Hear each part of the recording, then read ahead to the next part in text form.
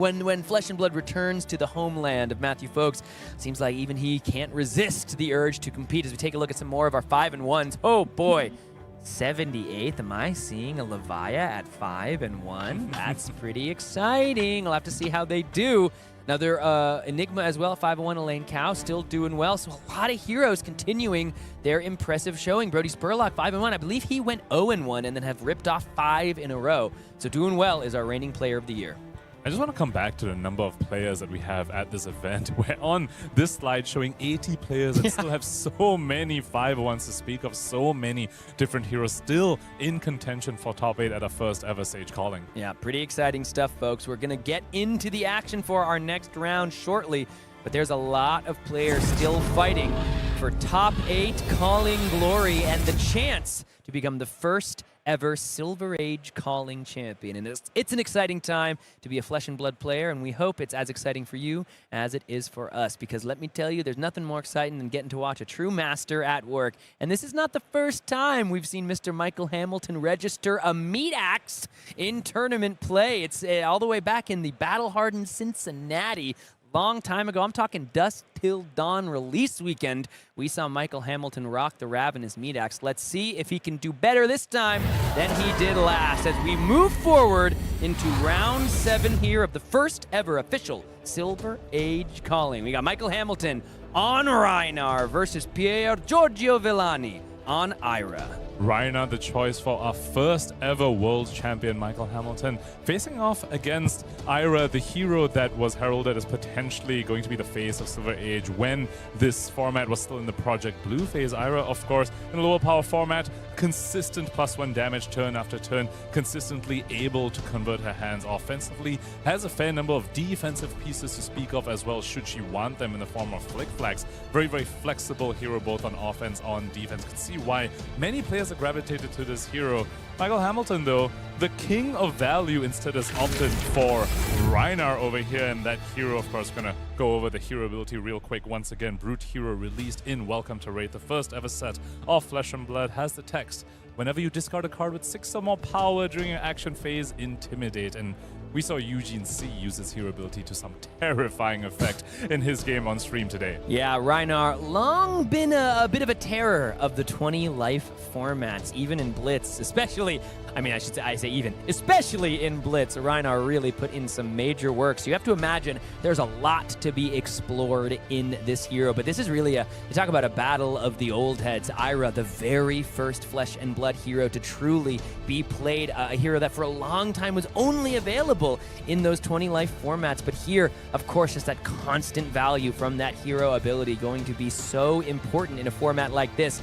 But at the end of all things, only one can move on to the next round with that W. So let's get down to the arena and see if it'll be Michael Hamilton or Pier Giorgio Villani in this round from the Calling in London. I'm really excited for this one, mostly because I just don't know what the pace of the game is going to be. You could have a very explosive Rhinar start, a really explosive Ira start, maybe the game ends in 2 or 3 turns, or it could be an extremely mid-rangey grind and the game goes to maybe 5, 6, 7 turns long as both players just try and eke out value against each other. There's no way my dog is just unsleeved Rhinar and Meat Axe, right? Are they in the penny sleeves? Perhaps taking inspiration from James White yesterday, who played on stream with a fully unsleeved deck and equipment suite. Michael Hamilton wants to follow in those footsteps a little bit. Just unsleeved on equipment in hero, not quite the deck. Gonna be 1, go again. Harmonized Kodachi turn 0. Michael Hamilton happy to take this one. Wanting to get some more defensive value out of those cards. This one will be coming in for 2, thanks to that Ira hero ability. That'll be taken care of. We can see a wild ride in the hand for Michael Hamilton, so you have to imagine he is hoping he can go ahead and get some use out of the other cards in his hand that do block. As the Clash of Agility going to create an agility token. We see the Siren's a safe harbor. That's going to do better than the Silver Talons. So Michael Hamilton's first turn is nice and charged up. Is that just going to be a turn pass? Closed chain. And turn pass. So Pier Giorgio, all he did on that turn was leak 1, allow for a little bit of filtering, and allow for an agility to be created for Michael Hamilton's first true turn. Clash of Agility, big punish from Michael Hamilton over there. Often Ira is always able to leak at least 1 going first, because you can't block the first Kodachi. You have to let that through. But you can block following that, and the Clash of Agility over there fully punishing Pier Giorgio. for attacking on that turn 0, as Michael Hamilton now gets to start his turn with a meat axe. And I'm back. And does have go again thanks to the agility that he created on that turn 0. Discard Bop. is going to be the red wild ride that everyone. we knew that he had. So Intimidate going to happen over here, and Meat Axe will be coming in for 5 with go again. Promise of more attacks to come. And now here is where Apologies again, I have not in a little buy new bit chair of this a tough weekend. This is, position. like, You might want to use your cards dangerous. early on blocking, Literally, because like, you don't know if balancing there's on gonna a- be further Intimidates coming down the on an line. edge. But at the same time, you don't know if there's going to be an on-hit coming down the line in the form of something like Strongest Survive. So you sort of need to gamble whether you can afford to use your blocks here while you still have your cards in hand to block, or do you need to save them for something like an on-hit? Quite a Go again. For what a Michael Hamilton fun over here. calling we've had so Holding far. on Not gonna to a lie. Pulping, a pack call, and the signs of I safe expected harbor to see as Reinar well. up at the top. I expected to see Ira at the top. Equipment pieces being used already from Pierre Giorgio. Yeah, exactly. Over here. Perhaps heralding Dude. that he wants to use the Tiger It's- on I'm his like- turn off the Pouncing Paws and buff it up with the turn. I'm gonna have to Super as like well. slide a whole bunch of cards underneath here as like a way to balance it. It's just like so. Oh my I want god. to point out the legacy of Ikaru that's being blocked. Chair is by Pierre busted. Giorgio over here. It's the That's pesky okay. little We're one damage live. attack react available to We're the ninja happy class. we even get to do it. So if Won't I have the additional I, text because he has chosen not to bring Edge if I of Autumn. fall live on stream, y'all get to see it. So Unfortunate Intimidate for Pierre Giorgio there. Banished his block card in the I'm form also of going to that go On back the and look at all Horizon, the other rounds, which see how they play out. is one of the advantages once of the playing stream's Reiner in a over, format where the so I block can fours are mostly block cards and not kinda defense reactions. See what we got. Fortunately, But hopefully might be everybody's able doing to good. Hit them while they are in the hand of the opponent. Michael Hamilton was I'm gonna be a little doing fortunate some over there. deck Got that building from on the one side here. Intimidate on his turn. While we watch, because I have a lot to catch up on. Could have pitched that for Kadachi for just one. Opted instead to just hold on to his block 4. Michael Hamilton, a little bit of an unfortunate draw for him with the full 5-card hand. Did not draw a resource card. Could have opted to activate the Monstrous Veil to maybe dig for a different card and hopefully draw a resource card, but hasn't blocked with a card yet. Would be a little bit an aggressive usage of that armor piece when you're against a ninja.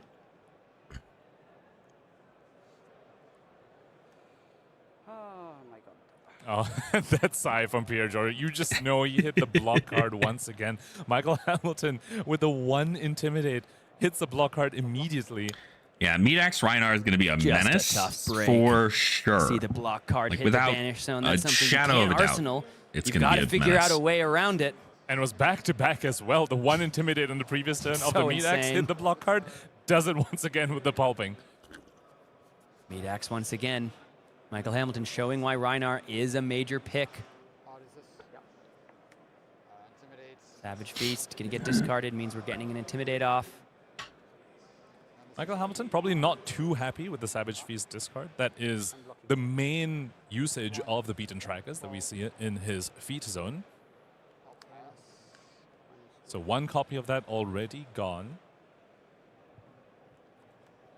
Gets his whole hand. It's got to be a life. Well, he's not playing Life of the Party right now, so. Look at the armor suite from Pierre Yeah. Giorgio's side. Already all used up. The 13 points of life that he's working with is all he's going to have as he faces down Michael Hamilton's 20 with the pristine equipment zone still available.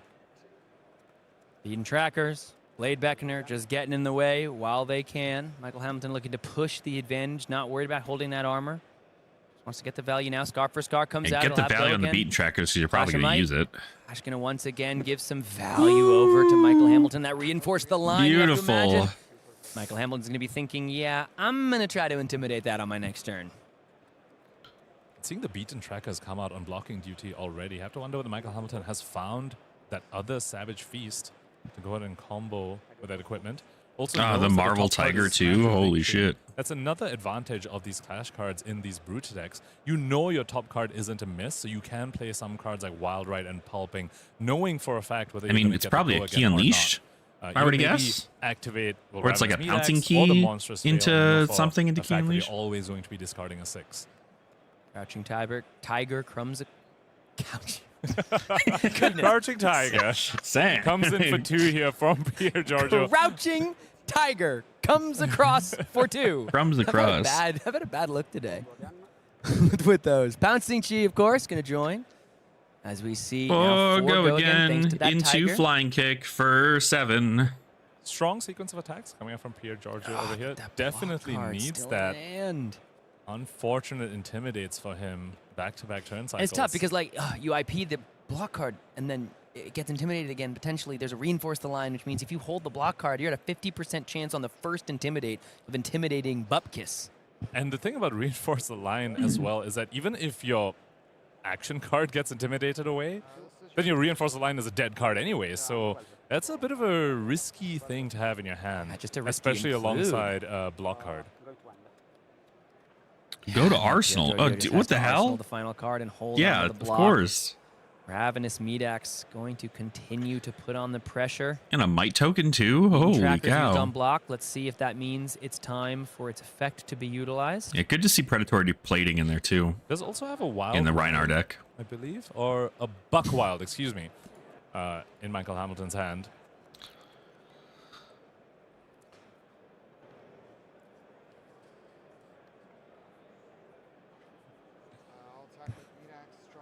Medax comes across, draw, discard. And once again, we know the top of the card is top of the deck is a smash with big trees, as Medax will always be discarding a card with 6 power. So you can fully expect the beaten trackers to come in here to get the additional action point, because currently Ravenous Medax does not have go again. No agility token this time for Michael Hamilton. Resolve the Rhinar trigger before deciding on the beaten trackers. 1, 2, 3, 4. Sacrifice the boots, get the action point back, and the train just keeps rolling. 6 damage coming in Ravenous Medax. Yeah, it's good to know because like that way you can get your Left in action hand point back for from Hamilton, beaten as tracker well or from as beaten a trackers Sirens with of Safe Harbor, I believe. Medax.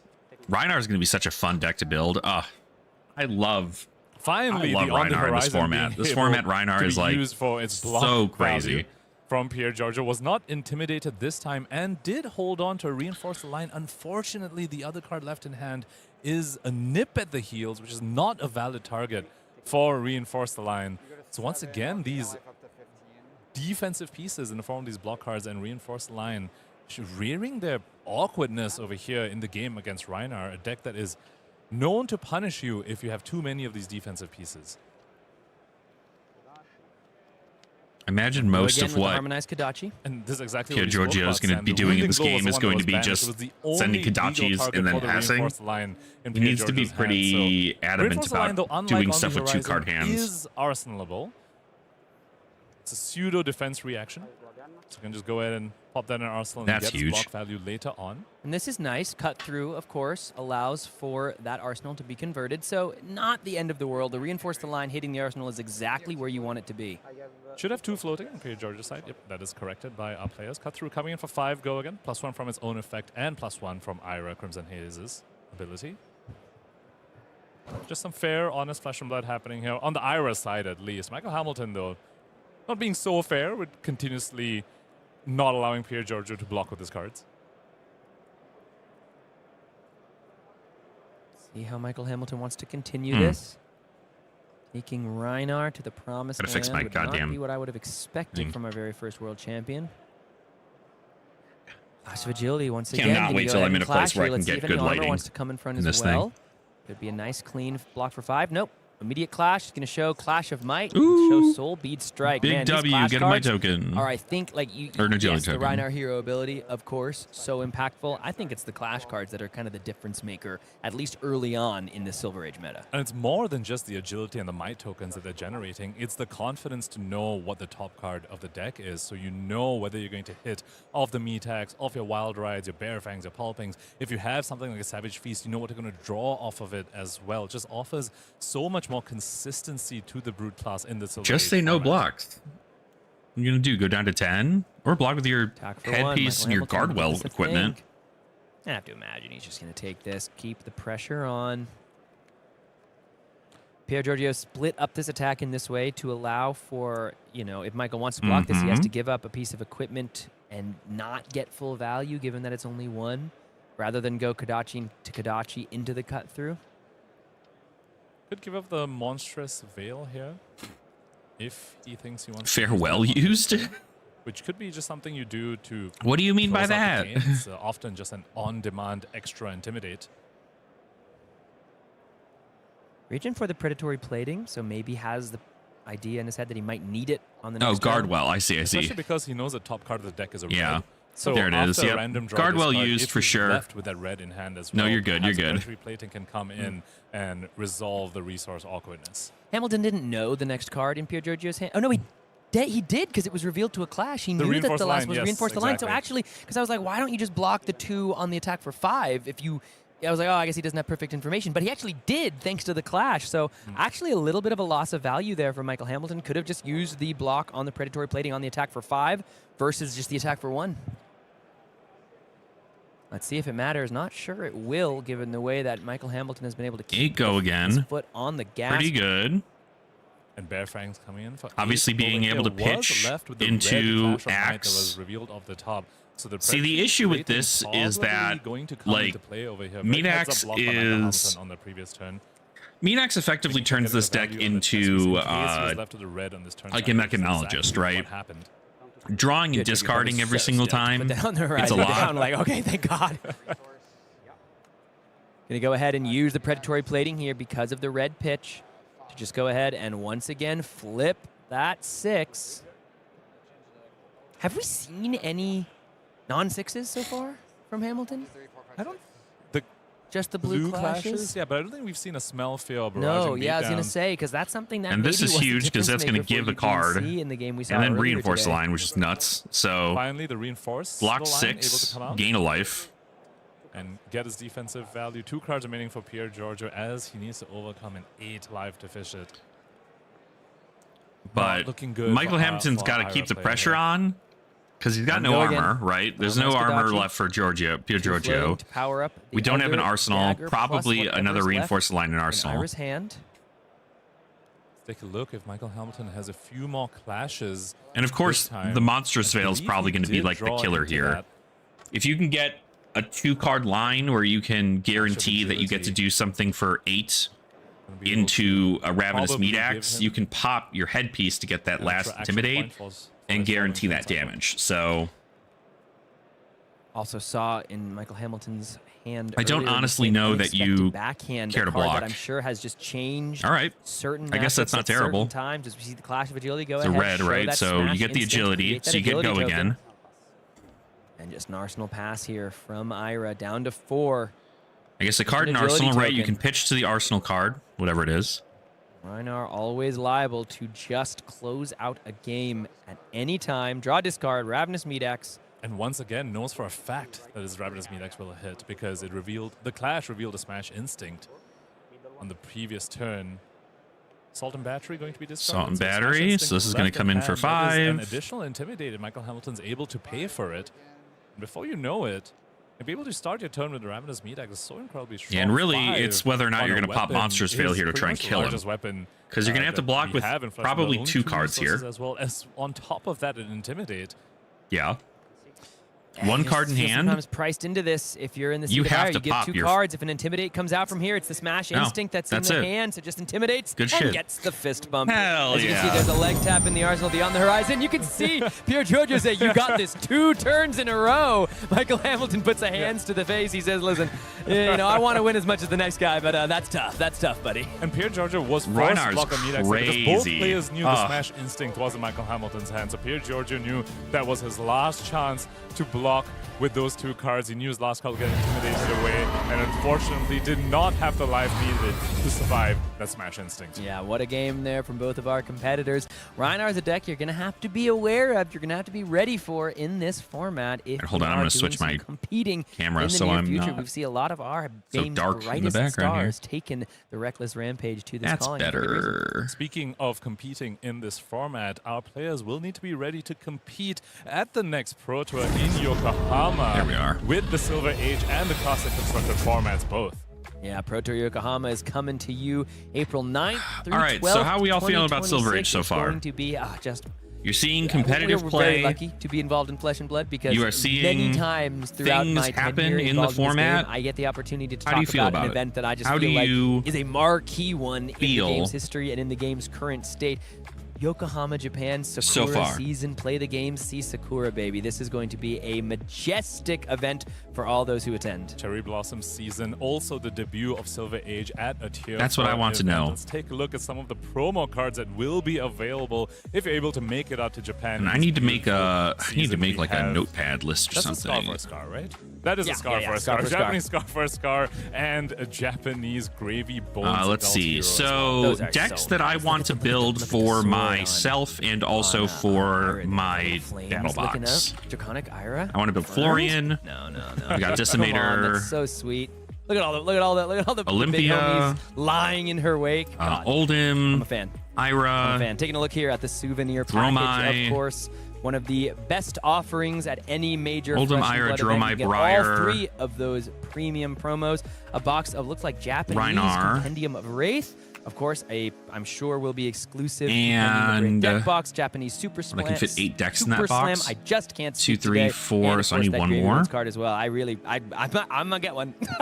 I Tell you now, I'll be getting one of love these. that playmat as well, Yeah. featuring the new anime Scar for a Scar art, and of course you're gonna I guess- playset of the Scar. Maybe for a not Scar, Bravo. not just one copy, people. Yeah, Although get to hunt them Bravo's not down. If you terrible want to to play play in some either. side events throughout the weekend, can bling out multiple decks. God, I want If that you are Scar able for Scar to mat so bad, it's participate insane. In the Pro Tour, you I want get that a nice so pick bad. of both of those promos, plus that Master Cog playmat. We continue to just move through the fables for Pro Tour competitors. Yet another gem playmat available for participants of Pro Tour Yokohama, alongside the promo cards as well. We hope you join us at the Pro Tour in Yokohama, either at the event or on your screens for the coverage that will be happening, of course, all weekend long. We'll both be there. It'll be fun to be bringing you those games, as we'll have, some pretty exciting formats. I'm so excited. I think I get my case this week. This week, It's gonna be hype. format, not only You'll because drive all the way we'll have down had and Compendium of Wraith for so long, but because get some my heroes, case, heroes just open keep that up leaving later. Classic constructed. It's pretty Over the weekend. exciting for me as a longtime Flesh and Blood fan. We've had periods in the game where like But I was going to be- hero LLs. I have a feeling people would just play the dominant decks since they're so cheap and stifle the local creativity. Oh, yeah. Well, I mean, time, heroes continue to accumulate points. it's probably due to happen, To keep changing. especially if you're And we have going to quite like a few armories and heroes at the stuff, precipice right? of potentially But I think the allowing fun over part the is next that the progress. dominant Like, decks, Undead there's Prism, like Exactly. for example, 10 of them. Verdance, even Like, Prism, all these quite a heroes bit. that will Sorry, I'm like cause a shift fidgeting and when they 'cause I leave, and that's have to just CC for make sure I don't Silver fall Age. in my We chair. are just starting the discovery of this format in this weekend. How is it going to look 2 But, months from now in yeah, Yokohama? it is, I have no idea, but I it's cannot been a wait lot of fun. to explore this Like- format even further. Well, I know you all saw that I think Leviah that on the standings, folks. X and 1. we're And expected yeah, to see still a lot X of and 1, new so we gotta go change. ahead and check in with that Silver Age Leviah right after this break. So don't you go Ooh, anywhere. Silver Age Leviah Leviah. coming up after this. Oh, okay, cool. But yeah, I think definitely people are going to warrant probably towards either their favorites to play at an armory, right?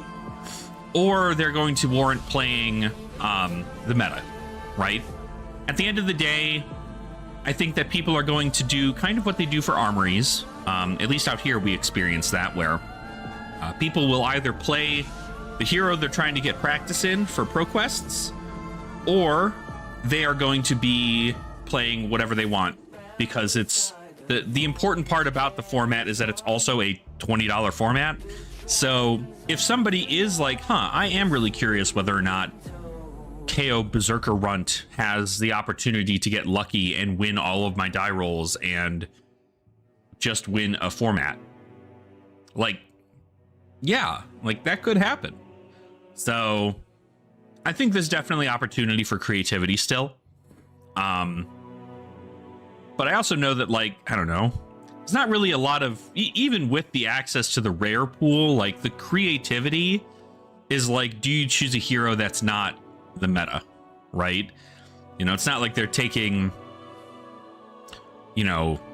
Betsy and putting Talishar on Betsy and then not playing any wager cards, and they're playing just like slogism, so.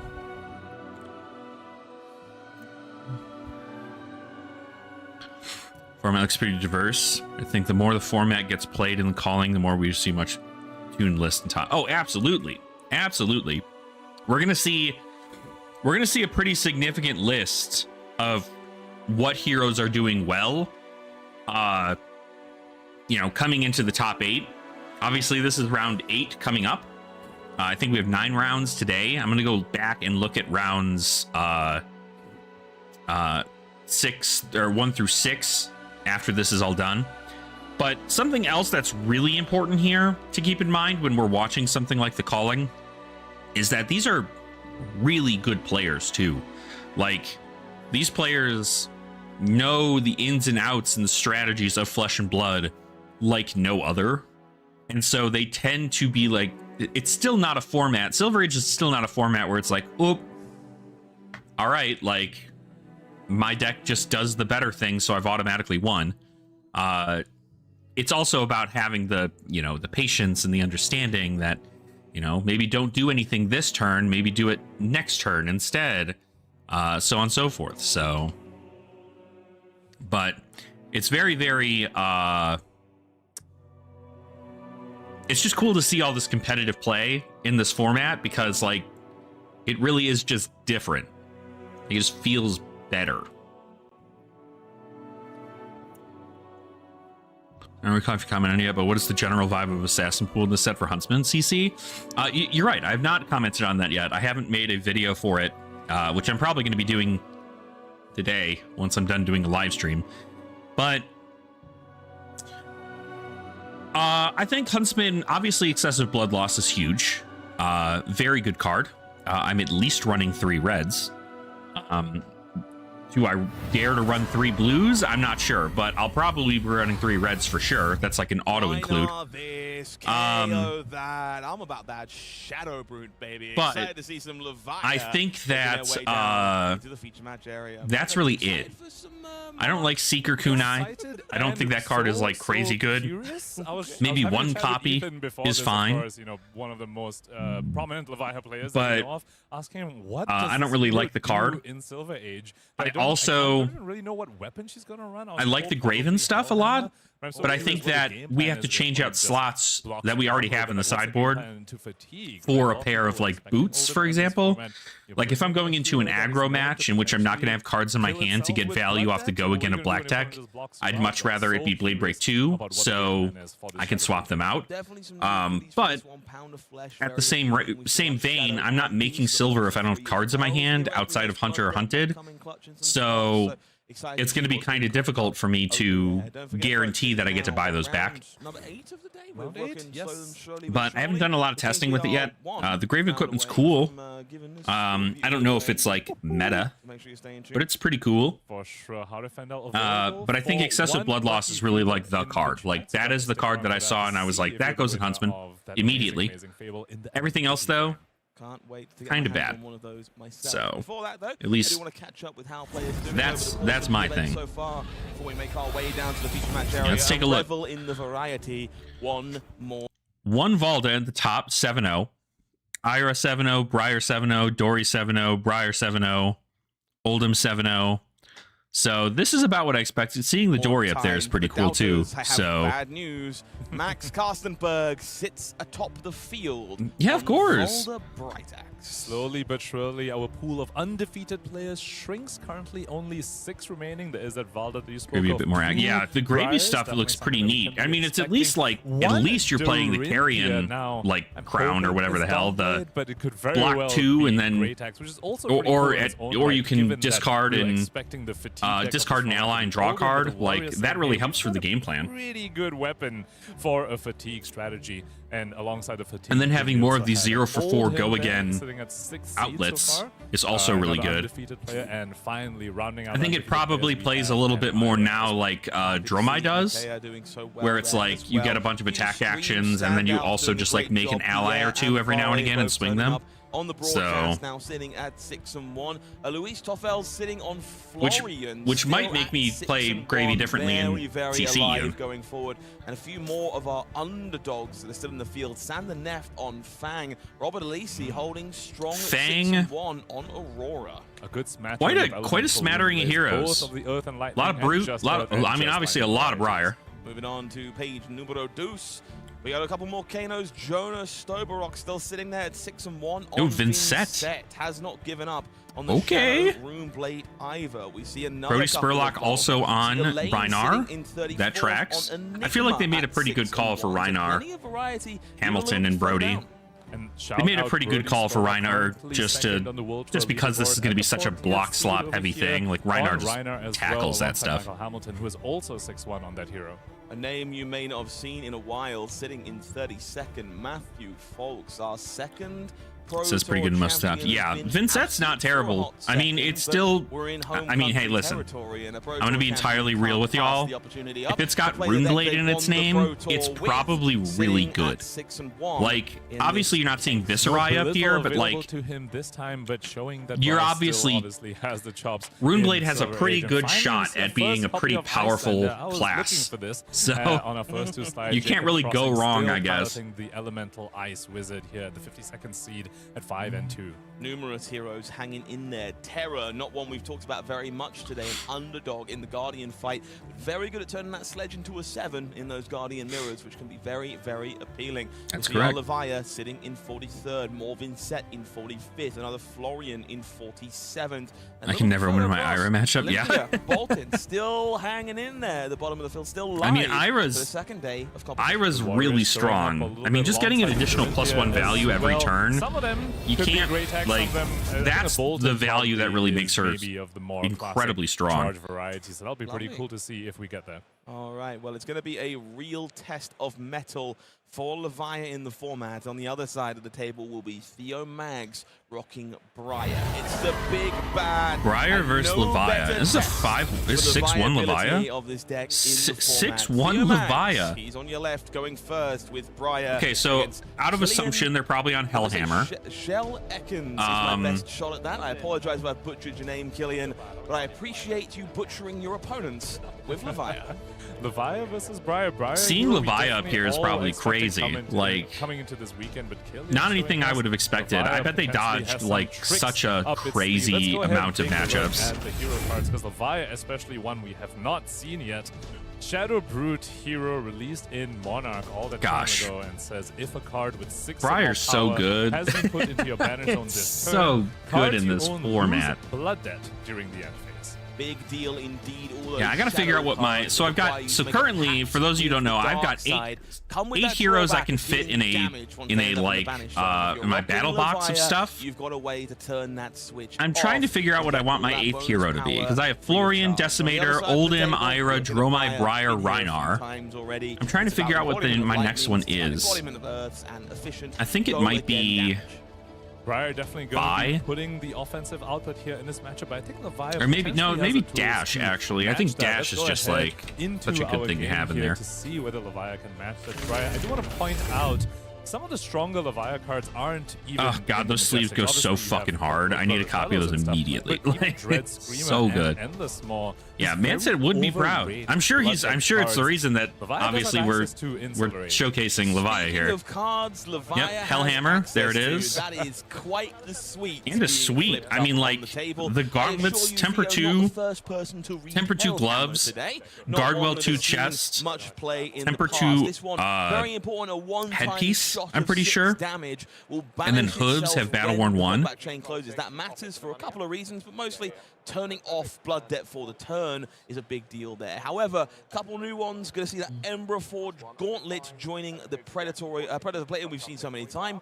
Buzzard Helm, not one we've seen too much from, but another potential block 3 available for this. Fills the graveyard for you as Levia to fuel those big Temper blood debt 2, attacks. Temper And 1 when it Hooves defends, of draw a the card, then Shadows discard a still random with card. If it is 6 or more, it's good +1. So it's effectively like this plays almost like a Reinar deck. Which is a little bit action point starved, but has powerful cards to go along with them. For But example, you have an Endless out Maul with into, I don't Hellhammer. know, Graveling Growl or something, or even maybe starting a turn with I'm curious Hellhammer if we see into popping exactly Hooves of what the Shadow I Beast expect could with be a really Levia, strong which turn is cycle for your our opponent Shadow puts on Beast so hero. much And pressure, you can't get Hellhammer, a 6 in the given the banish, fact and you that just it's a like die one-time till use you're in on the blood entire debt. game, I imagine Because the moment that downfall comes out, of the blade back Levia into in the this format is you cycle don't get immediately snap Plasma and Fat, put you the don't get to combat flip chain into your for demi hero. defending GG. So it is kind of rough. Mags can't help but notice a rather dangerous hand for our Runebay player. We see Arcanic Shockwave in a pair of lightning press lurking in the hand for the first turn of the game, and That's kind of rough. This might not end well if you underestimate the reach of your opponent. At the same time, though, attacking a Levia on turn 0 is something that they are quite happy with because they do want to fill the yard. Almost Earth Hero-esque over here, where a lot of the cards require them to pay an additional cost of banishing cards from their graveyard. So allowing them to fill the yard can actually be quite profitable for them. I almost wouldn't be surprised if Killian just slams 3, maybe even 4 I mean, cards why would you not play to both just of these block with lightning the press? shockwave, If your insulate opponent just themselves blocks from 6, any number of you lightning just presses as slam well 2 and lightning fill press up down and then that yard. pass. Worth noting here, of Like- course, as elaborate a suite of equipment as Killian has here. I guess there that is no does arcane make sense, barrier, so though, we did see that one that player Levia leaping would across, just and the send big down the payoff hand here. for our Levia player as 3 cards hit the yard to kick things off, and we see Dread Screamer, Graveling Growl, and Pummel. And this is exactly the punish that happens if you're an attack and a Levia turn 0. Something that not many players are familiar with because Levia just hasn't really been prominent in CC. You might forget that this is actually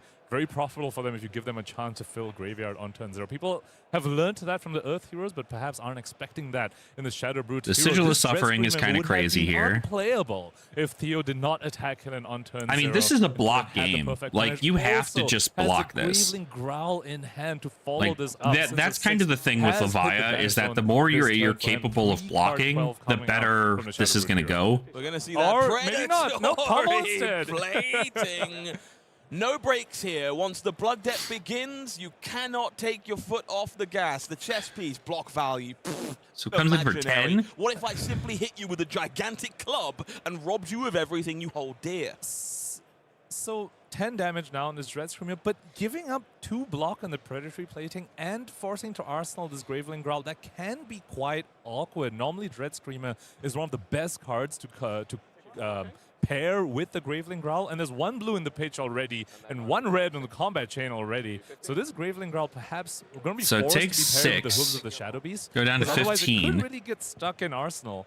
Okay, I'm going to trust Killian on this one. They're not 6-1 with this deck by accident, so not the line I think we expected, but one I certainly appreciate as Theomag's Skull takes a pretty significant Oh, they're determining shot. on... What are they determining on? Oh, Pummel on discard. trigger That's here right. happening as well. Theo looking at a hand of Sizzle, Second Strike, and that aforementioned Lightning Press that was stuck there on the first turn I of mean, the game, debating like- which of those Lightning 3s is more valuable to keep around. To point out as well, no arcane barrier to speak of on Killian's side. So his defense reactions like Sigils of Suffering and all the various arcane damage coming up from Theo's side will be fully unpreventable, uninteractable damage. We're going to see Theo debating here. So I guess a pretty successful turn cycle here for Killian. He's going to park a Graveling Growl in the Then he arsenal gets, I for mean, the he gets 3 next more cards in assault of grave, right? damage. Make our So way back to Theo, who has to cut a smirk. Hard not to smile. now Theo's going to be Second at strike comes at through for 15 what looks here, like not 3 21. and might secretly be 9. And Theo should be at 15. Yeah. Just slight delay in updating the live totals over here. And Killian checking the graveyard fill. And perhaps that's why he popped the Predatory Plating as soon as he did, just to make sure he had 3 cards in graveyard now. Interesting. So that Great if spot. Theo doesn't maybe attack him, he still has enough cards there to play the cards that require him to banish 3 cards in graveyard. That is another aspect of So Levi. sending You have some 3, cards, you can especially pump your it to equipment, 9, which you right? can Because like at use that point you might as to well. fill your own yard if your opponent doesn't allow you to play the game. But that's the best part about this is it's like cool. You just block 6 anyway and send 6. Happy to block 6 on 3, and again we find ourselves in this bind of Lightning Press looking a little embarrassing because Killian wants to put cards in the graveyard anyway. Like that's crazy to Once again, another IP 1 coming out from Theo Mags. twice. Second turn 2 cycle times in a row he on hasn't Briar. drawn the full So 4 it's cards. very much so like you need to just get rid of that card. A very powerful card from Because you're not Levi drawing here. anything Plus, more. Card 9, a rate that is unheard of even in CC.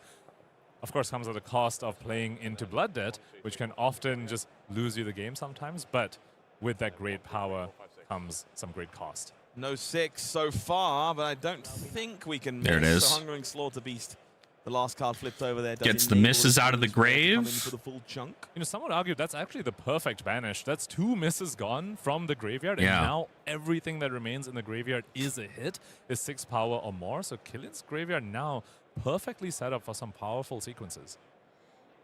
You're here again looking at Arcane Seeds, Sizzle, Flourish. Because that's the thing, is Levi can send a lot of power, like a lot of power. And unfortunately, Theo has kept another no block, like the same no block that's been in his hand twice now.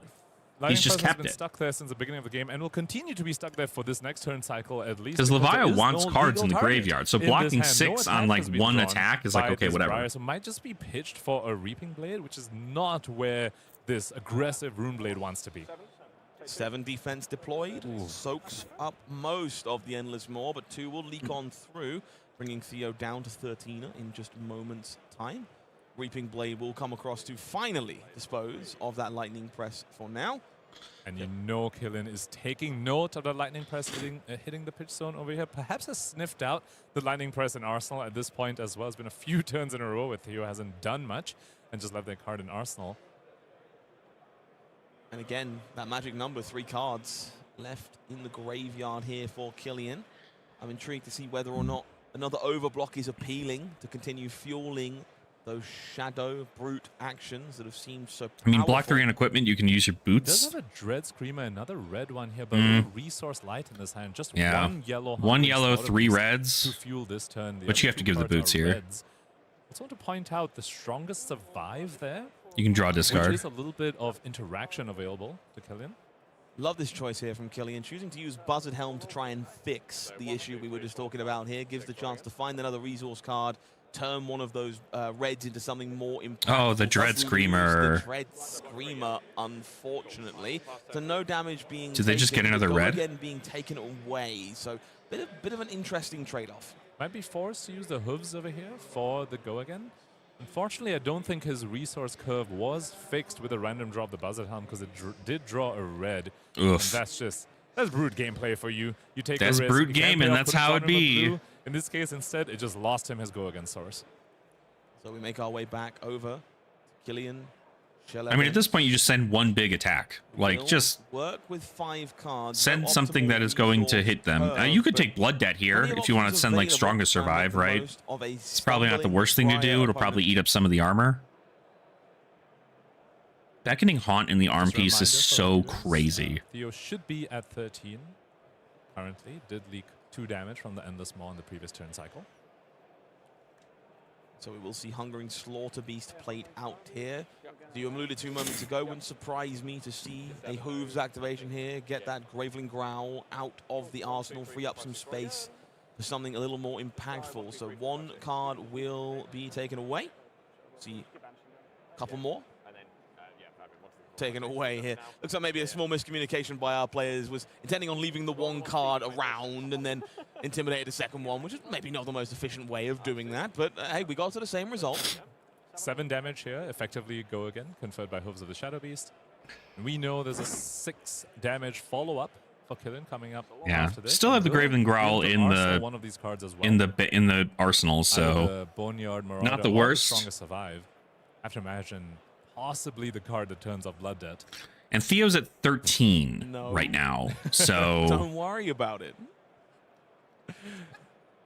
Briar here, looking at a hand that is more what you would expect from this deck. 4, 4. So it's 4 and what, another 6 4, into 7? Usually kind of ideal, except for when you're staring down some demonic presence from the other side of an Athriel. If that's correct. And of course, the damage over here is lethal to Theo. It's 7 plus 6, and he is at 13 currently.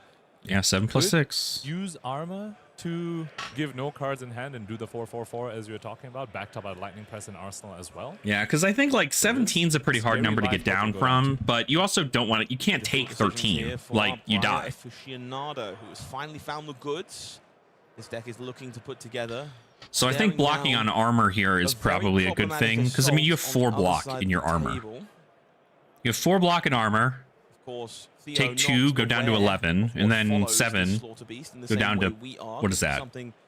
otherwise problematic. 4? A strongest survive, of course, a possibility. And then Might need take to be them down, but respected. I just don't know that you have Worried enough. about losing more Theo is cards from your hand. tanking. I guess when you're I also wonder 6-1. whether Theo is potentially considering Yeah. just not playing into Levia's game plan and just block out and tell them to continuously convert their hands, especially now that the hopes of Shadow I Beast do are gone genuinely already. think And that's 2 such red a correct Dread Screamers call. are also gone. It's Just like- Levia, can you actually consistently convert? It's Can a you shadow hero, consistently right? turn off Sure, one this is blood or brute you just levels of damage, explode but to your own cards. you cannot, No like... blocks is how this game is going to go. Theo Mags believes that a race is possible and that Graveling Growl will be the follow-up with Strongest Survive. Going to be parked in the arsenal. Yeah. Following Assault. Like, you just have to That's give lethal cards damage here. Like, you can't presented put on the against the pressure in here. elemental Like, your opponent will brick. Like, this is just like Of course, still has all his 6 armor in available. 6 in blood debt. Theo here reaching for Like, if your opponent just goes, okay, cool. But I guess the downfall here is that also again, if you don't block, or if you don't attack, your opponent doesn't have an opportunity to block. And if they can't block, they don't get cards in their graveyard. If they don't get cards in their grave, they can't play half the cards that they have in their deck. So A fair amount of offensive output. We saw a couple of turn cycles early, but it was just one attack trying to back it up with a lightning. there's strike, definitely more and then value in block blocking those. here than there is So Theo attacking. felt it was not relevant, and then there was the Because break then you where just do fill no your attacks opponent's with just a graveyard. Reaping Blade. But now we're going to see what Briar is meant to do in the Silver Age format, which is, as you so aptly said, Scott, 4 into 4 into 4. Just good numbers, But- folks. I mean, hey, We do see those if it flecking works, horns right? deployed If this is what it's going to come down to, combat chain then to soak up some heat. 5 life remains for Theo Mags, now working with a 4-card hand. First of which is Ravenous Rabble, hoping to find a red, does so. Another Lightning Surge found on top. Will be 4 points of damage with go again. I guess you have the press, right? So this comes in for 7. If they say no blocks, go down to 10. Filtering through the hand. And then it's another 4 into 4. The yard, the cards have been banished so far. Into There are Rune so Blade, many into zones Reaping to Blade manage for 3. as Leviathan. So, None of them matter in it's the face of this damage. 4. Damage being taken by our brute, Son of a falling to gun. 13. I have to remember the awkwardness of Levia in this game state. Once you have started playing into Blood Debt, you no longer have the option to block out. You need to always keep 1 or 2 cards to play a card that banishes a 6 so that My you dang can turn up headset Blood Debt and died. not die to your own hero ability. Of course, Hellhammer does offer him the option to just keep 1 pitch card to go ahead and swing the weapon, and that will be the 6 that enters a banish zone. that You need turn to turn play off your Blood Debt. press. What But are you that's just a doing? one-time use over the course of the game. Get out of jail free card, if you will. 9 life now remaining for Killian. We see that Lightning Surge as the finale. Did take a moment there to deliberate, just using Lightning Press on Entwined Lightning and saving this in the arsenal. There it Chose is. against it, will press the Surge here to force 4 damage through and bring this as 5 to 5. But it is going to be 4 cards. And I mean, the Shadow embodiment of Brutes. Earth here is They kind of look big, to close this but game out, starting things it's off got to be with hopeful that we're getting something Screamer here. Looking to go multiple attacks wide. Gotta wonder if that Hellhammer might be lurking in the future here very soon. I actually think the Arsenal card was the strongest survive from the previous turn cycle, so there's going to be disruption coming after this Dread Screamer. I have to point out, this is the last Dread Screamer. 2 reds have already been seen. 1 blue was pitched, so technically that is available later on in the game, but I don't think we're going to get there. So, at least for the next few turn cycles, this is the last Dread Screamer available to kill in. 3 cards gone, does find the 6, and thus Dread Screamer fulfills its role in the deck. Not lethal damage by itself, but 8 in enough blood to debt. cause some I mean, like, you headaches. literally block Of course, out an Theo attack, is and you still just let them staring fill at out their, the like, of Blade Beckoner, perhaps more I important. mean, they have, like, a embodiment of turn Earth left. available this If you turn, block out this potentially turn, stem some of the bleeding. if And you now block out this it's time turn, to they've join got us 3 in in the blood debt grave. count. That is a lot. That is a lot. They of have blood 1 debt. more turn, and then they Eight, have I to believe. Hellhammer, Killian or they very die, comfortably and with then the they dice just next to his literally dice, which flail represents how into much nothing. blood debt he has. Because, like, Wild Ride doesn't even really do a whole Theo's lot. side has drawn at least 1 non-attack to pair with the embodiment of Earth to increase his 1 go blocking down to capability 4. As the strongest survive comes out, threatening This to is for disrupt the 7. opponent, coming in for 7. That's pretty good. That's a good one. Been there once or twice, Theo. I feel that in my soul. You can just show them the This one Lightning causing Surge some in your headaches, hand. Will demand at least a piece of equipment alongside this burn-up shock to reveal an attack and keep things around. Alternatively, multiple cards deployed on defense can do the job. Block as 6, well. keep a card, put it in arsenal, Could pass. also- you could just block with the burn-up shock and the equipment and just reveal a 4-power attack and just send that. Of course, could also at this point just put your card sideways and tell your opponent to convert their hands, because as we spoke about, that's 4 copies of Dread Screamer gone. Now, the Killian could be running some of the yellows. Potentially. Potentially. Brave. But if you're only expecting the blues and the reds, then action point economy on Killian's side, probably on the lower end now at this point in the game, with the hooves gone as well. I mean, at this point, you might as well get value off of the headpiece, right? Keep your life total. Defense hit at the least, but seems Theo debating either covering this up entirely or just giving up that last card. And we've kind of alluded to this a few times. There is a thought process here of make Leviah convert, and we're going to see that not be the case here. Theo still believing that the right way to manage this is take cards from you and prevent you from turning off Blood Dead. Chooses to hold on to that Lightning Surge.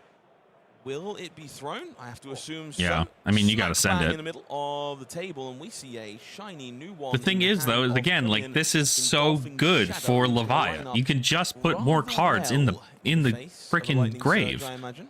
We've spoken about the lack of 4-block defense reactions in this format. Leviah showing us she actually did get a new one in Compendium of Wraith. Does have a way to block 4, which is something a lot of heroes would like in this format, especially when Briar is running around as much as she is.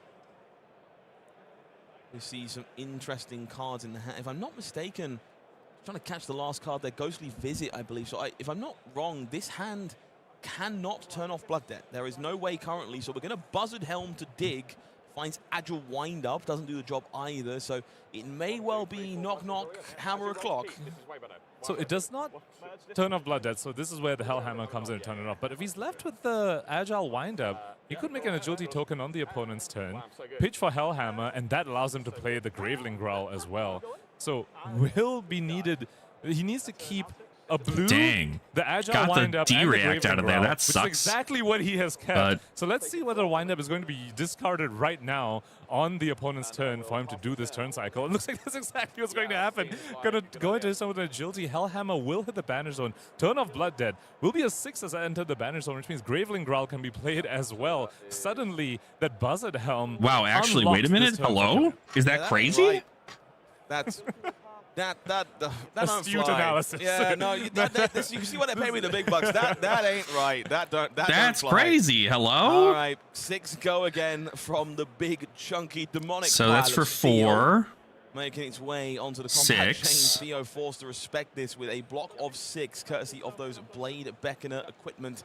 Of course, Embodiment of Earth is available, but the Graveling Growl skillfully kept in the hand from that buzzer discard. It's a big, beefy 7. But that's it. Like, Now your things get out is scary. gone now. If Like, Theo just blocks out, it's and so Killian does out. not draw away to turn off Blood Debt like he just did, he just dies to that 9 Blood Death Oh, that yeah. he's currently racked up in the banner zone. Oh, yeah. The only downside with that one is that none of these are non-attacks. And so if Theo wants to play defense, going to be 5 going to 1. Go to 1. Trying to send 4 points of damage back. So presenting lethal, trying We to got take cards full away, value on those trying to deny Killian the option of turning pieces. off No more Blood block Debt. value on the armor. Does have the ability to send 7 damage here. Yeah, I is guess you Theo. send He kept the Scar into for a Blade. instead of the Snatch. It might be confusing at first. You might think, wait, can send a Snatch plus in the card draw. But he wants to go again from a Scar for a Scar, activate Blossom of Spring after this, and send in the Reaping Blade Yeah. for an extra 3. So you're threatening we'll 7. force So you have to give at one least your piece of card armor from here, your Killian's side Temper over 2 there. Excuse me, at least armor. 2 cards. Or That's sick. Temper You have a Blood Dead. Or D-react. Reserve for D-react. Never mind, scratch everything. Block with your arm Shadows piece here. Soaks up the Scar. 'Cause with why the would you Reaping not? Blade off that Blossom of Spring. Killian deciding how It's got best Temper to 2. navigate this one. Will fan through the graveyard to see what is left remaining. If I'm not mistaken, Killian here is in a bind.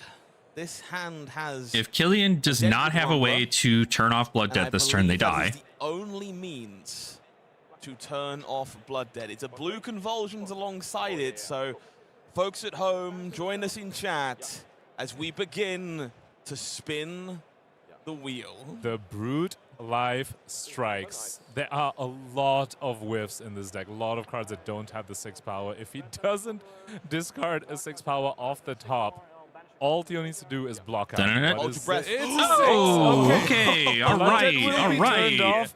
He will We're be able to choose a 6 huge. power in his yard to banish. For Choose 8 a damage? Like, non-blood that's a debt lot. card. That's your whole hand. Super going to matter whether you're 10 or 11 blood debt. But regardless, That's your whole hand, dog, for sure. Coming in for 7 against an opponent at 1. I believe this is an 8-ball in the red.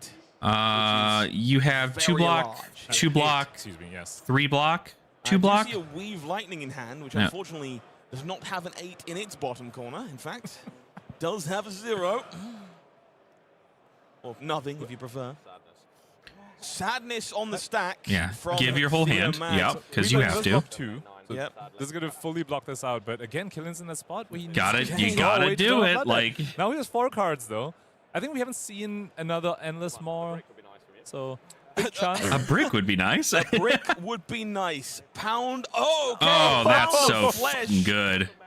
I will banish a 6 from my hand, Theo. And then they If you ca- oh, cannot this banish literally a kills 6 them. from yours, you are going to lose. And That's crazy. It's Malefic Incantations, Sigil of Suffering, and Scar for a Scar. Got some bad news, Brian Oh, fans. Ain't no, six to be dude. seen. I thought That's Runeblaze was supposed to be crazy. sending the uninteractable damage on the other side of the table. Instead, it's the Shadow Dude, Brute with a new card that's from what we Compendium needed of to Wraith, see. Pound of Flesh. If you don't have a 6, you Holy are taking cow. 1, and there's nothing you can do about it. And we see Holy why Killian cow. Shellekens is finding success in the Silver Age format. Oh they my took the God. Dreadwood Rumblers, they took the risks, and they took a pound of flesh back home with them. Briar falls victim to Monarch's favorite lady. That's That was a roller crazy. coaster, the likes of which you can only experience when you are watching. hold on, the it's probably gonna Shadow pump up something Brute here. Game so many points in the matchup. I was like, Killian can't turn off Blood Debt unless he hit something exactly on the top. Needed the exact Buzzard Helm discard to do the strong Hellhammer play as well. All those things coming up the Shadow Brute's way, and then to Wow. close it out. 7-1 with a pound Levia of is flesh. nuts. Iconic. Truly nuts. Ask for a whole lot more if you're a Shadow Brute enjoyer. That one's going to be living on in my memory for a while. No need to turn off Blood Debt if your opponent has died.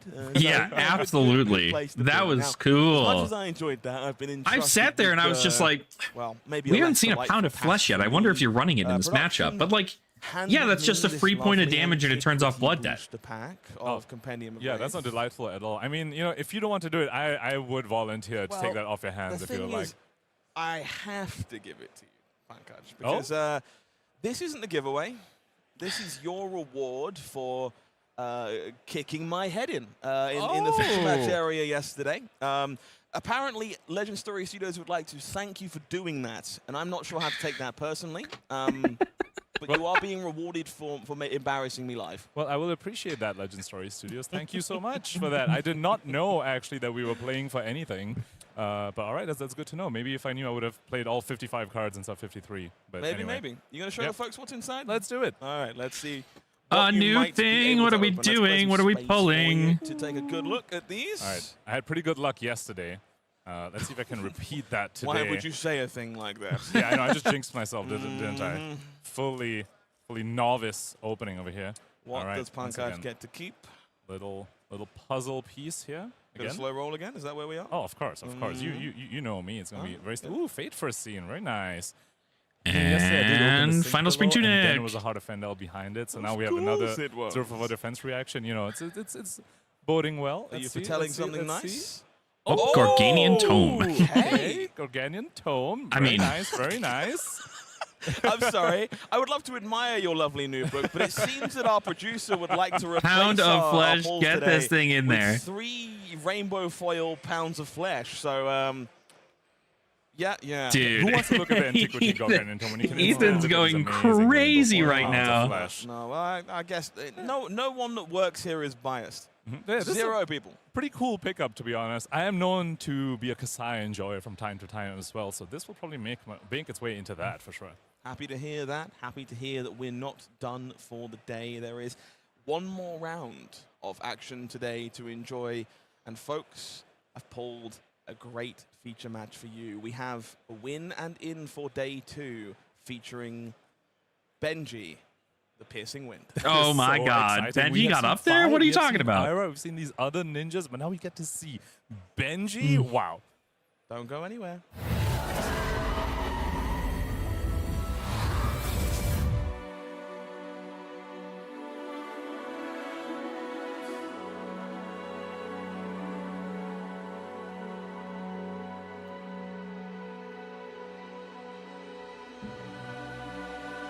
I'm doing like some tech stuff. One of our locals is reaching out, talking about trying to play Huntsman for Montreal. And I was like, well, sure, I can take a look at stuff, but God, I can't believe Pound of Flesh winning that game was not on my bingo card. I didn't even see they had it. I was like, surely this is just going to be, okay, cool. You have to give your whole hand and do it. And then it's like, oh, cool. Your opponent's at 1 Pound of Flesh. What are you going to do? Discard a 6? No? Okay, you die. Like, that's a great way to close out the game. That was a great way to close out the game. My God. My God.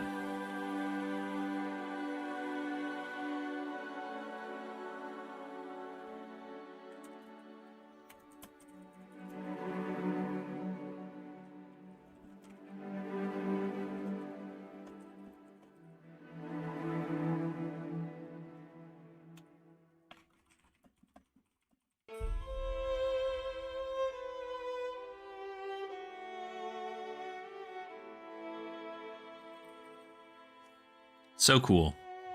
So cool. Yeah, I definitely think table 1, it looks like according to this graphic down here, we've got an Ira, and so Dory's 8-0 right now. I do wonder if this is the Fatigue Dawnblade Dory that we've seen. Jean-Luigi at table 2 on Oldham against Pierre on Lexi. So Lexi in top tables. Table 3 is Valda and Briar. Table 4 is Briar and Bravo. So that's your top 8 right now, which is pretty diverse, mind you. Table 5, Briar, Bravo. Table 6, Kano, Florian. That Florian's going up there. I'm telling you, Florian is something else in this format for sure. And Kano also, I think Kano would just be like a fun deck to have in this too. Maybe I do just Kano in here too, just because I like the concept of Kano in this meta. I think that's all the heroes I'd keep in here though. Florian, Decimator, Ira, Oldham, Briar, Dromai, Briar, Reinar, Dash, and Kano. That's probably who I'd play in here.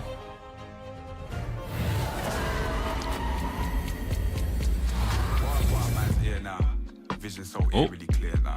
Strong contacts and I just spit facts, so they all want more of me here now. They love core when it's real loud. I love that they get all this footage live and then they just like. Boys got plans and I don't need features. What did you get in your tournament pack? I got a yellow shred. What did you get? Yellow Shred? There's Marvel Yellow Shred? Are you actually shitting me? You haven't opened it yet? I haven't. Oh my God! Yes, if you're down. Yeah, I would love to. Okay, let's do it.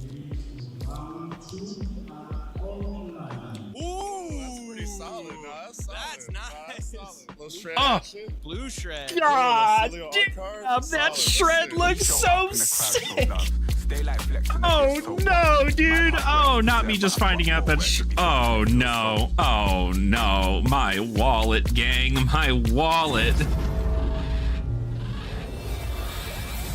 Shred is Got in more the... work to be done indeed. It's a Tournament gigantic packs. calling, and therefore we have one more round of action. Now, I'm just going to I don't see any Sam.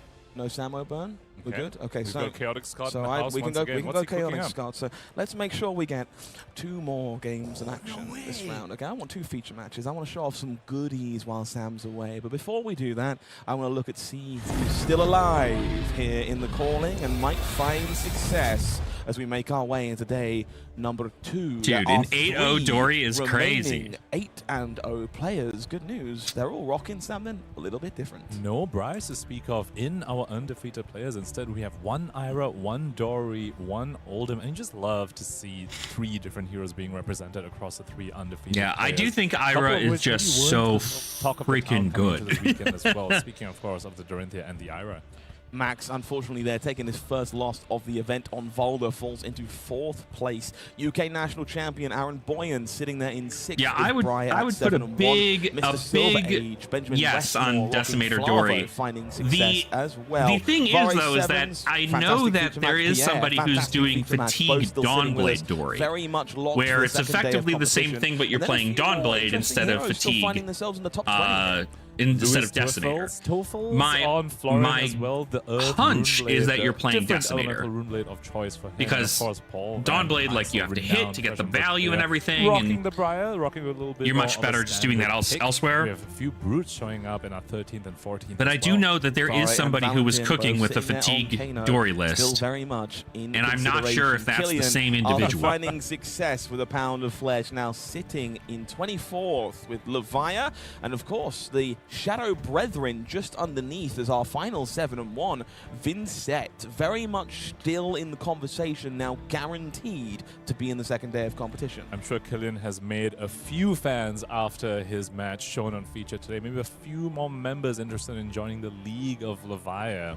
And aside from that, we also have a Phi at 36. I believe the first 5 we have seen so far, rocking it up at 6 and 2. Going to be playing the win and in to make sure they can play in day 2 of the first ever Silver Age calling. Sander Neft on Fang. We see Robert Elise remaining on Aurora, and Elvin Set here as well in the top 40, as these players that we're highlighting now are fighting for the chance to come back tomorrow. We see Tim McCarthy and Lewis Folks, the I believe brother of Pro Tour champion Matthew Folks, sitting here at 6 and 2.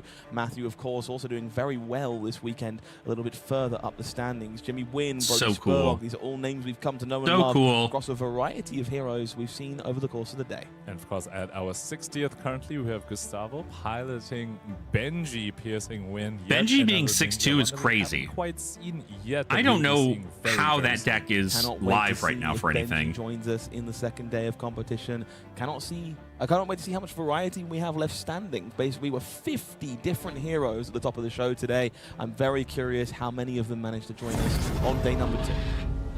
For sure. It's been a wide spread of heroes for our day 1, looking to continue its way into day 2 as well, with a number of heroes we have represented across just the top 60. There is one player in particular I would really like to hype up that we saw on stream earlier on. Florian Christian Logan took the challenge, opened up a Silver Age Phi pre-constructed deck and said, I can win a calling with this. It can be done. We saw them on stream, finding success. Shall we see how Florian is surviving? Yeah, I didn't see his Ah, value. that's Yeah, so I good. didn't see his value out there either. Especially after that stream game that You're telling me Florence playing the base precon? against Eugene C's Reiner, and 6'2". he is at X and 2 here on the pre-constructed Phi deck, people. If you are a fan, if you are a believer, That's pretty sick. Get your hopes in chat for the Dream Maker. There is a chance that That's Florian pretty can join us sick. and continue the run. I do like towards that. a top 8 of the calling with a pre-constructed Silver Age deck. Some big names. I mean, here I don't to know that watch it'll make are top playing their 8, but- win-ins as well. Michael Hamilton on Reinar, Michael Yaska Everton, on what are you Olden, doing? Pablo, What are you doing, Pinto, buddy? Tommaso Vecino. We've seen these names. We know these players. They've got one more You get game some- to win. did you get if some they wanna water? Continue in calling London. Pablo, of course, Yeah, you got some two-time water? Pro Tour champion, and the last Pro Tour he won was right here in London, so no stranger to winning in this region. Of course, 2 world champions. in Hey, form of hey, Michael Kato, Hamilton, how are you Michael doing, Yaska, man? Playing it out to Yeah, enter I day mean, 2 of the first ever Silver Age I calling. think and of course, Azalea's man pretty after my own good, heart, but I don't know that Tommaso Vecino Azalea's powers like... that Azalea really just Icelander. hyper Good luck dies to him to... for his winning in. I have never wanted someone to win a to, game I'm not in. Hyper dies to Badly Briar. as I want Florence Oldham just, like, their next round. Crushes them And as much as effectively that's where because I'm invested. I know staunch that the plus folks at home D-react. are more invested, perhaps. it's in some huge. Free Fabled. Do you like Free Fabled? I like Free Fabled. Yeah, This did you is, see that? this That is was the game crazy. that you need That to be was paying so attention fun. to in chat. That was such a I fun need thing to you see. to leave some comments. In fact, let's have some more fun with it. Yeah, I want you to Pablo leave and the Bravo. funniest comment That's good you shit. can think of, because statistically, that improves your odds. So get typing, make me laugh. If you hear production giggling, you've succeeded. So increase your odds. A win and a half. How's that sound? Chaotic Scott continues in this house. I am loving it for sure, all the way until the end of today's stream. That just means you've got more time to enter, get involved, and be active in the chat. I want to see you go nuts. There's some incredible games to watch, including a winning in for Benji, which is not A win and not in for something I Benji is expected crazy. to say at the top of the show. Do you have much insight on Benji the Piercing Wind? He Michael is and Reinar. evasive, Well, and that's the what thing, is know. I think know that he's is a gotten pretty good a little tech bit pick of Crouching Tiger of playing support Reinar in into this defending meta, as well. So interesting to because see how much he leans you got to imagine into that the Tiger if you aspect are of his playing hero- into of a his hero, and I hero do also that wonder, either probably doesn't is gonna like be to block, Kodachis for the weapons, I you imagine. send Just the 1-for-1, just 11 to lean in 13 more points of the damage a turn. unblockable damage. If so you to are speak. playing into a Wouldn't surprise hero me. I that had the likes pleasure to of block, casting one of Gustavo's games, you're I sending believe, 11 to at the 13 calling points of in damage per turn, Hamburg earlier and this they year. block poorly. It might be a different European calling, forgive me if So, I'm mistaken, but known for playing I think it's some not off-meta, a terrible decks, some thing, curveball choices. all things Took considered. Riptide to that event quickly in the 5-0 bracket there on that deck, so But, known to be a bit of a specialist on these you know, unexpected brews. I think it's, and finding success on Benji here today as a result. It's all And I have about to like remind what people, you Benji plan to play does into, start at a right? lower life I think total than normal. Starts at it was the smart to go 17 in and life total to say, make up for the fact that so much of hey, his damage this is deck gets around unblockable, hyper literally block unblockable. fatigue The slop. hero text literally Like if your says opponent's playing that the block opponent slop, can't block cards with your like, attacks you just get to unless say, no, there's a stop power that. too. So that is a little bit of fragility that this ninja hero has. A ninja not really known to have a lot of armor Yeah, as well to for shore sure, up Dark Horse. I mean, it's a the deck I'm planning on defensive building weakness for in my this hero. So we're curious my, to see how he fares off against the what do you call it? My premier aggro deck of the format. Okay. On the other side of the table will be the story of My- Falling what do you London. call it? If Benji wants to join us in one day of number my- two, my it decks will from be my battle Briar box. They need to get through. So let's make our way down to the feature match area and see if Gustavo can do it. It will be Gustavo Cerulio joining us on Benji. That's the Piercing crazy. Wind. On the other side of the table, Dan Moldovan. I'm curious how this Benji rocking build works, Briar because once more. if this is all I'll be 2 curious and to see lower whether cost Gustavo cards, even chooses and to it's bring not in like the a Arcane mix of Barrier into this things. matchup. We have seen time and time again throughout today that in these aggro mirrors, one side just opts not to bring any Arcane Barrier at all, recognizing that it's a race that ends in 2 to 3 turns. But before that, let's go ahead and take a look at our hero text over here. Briar, a hero we've seen time and time again today.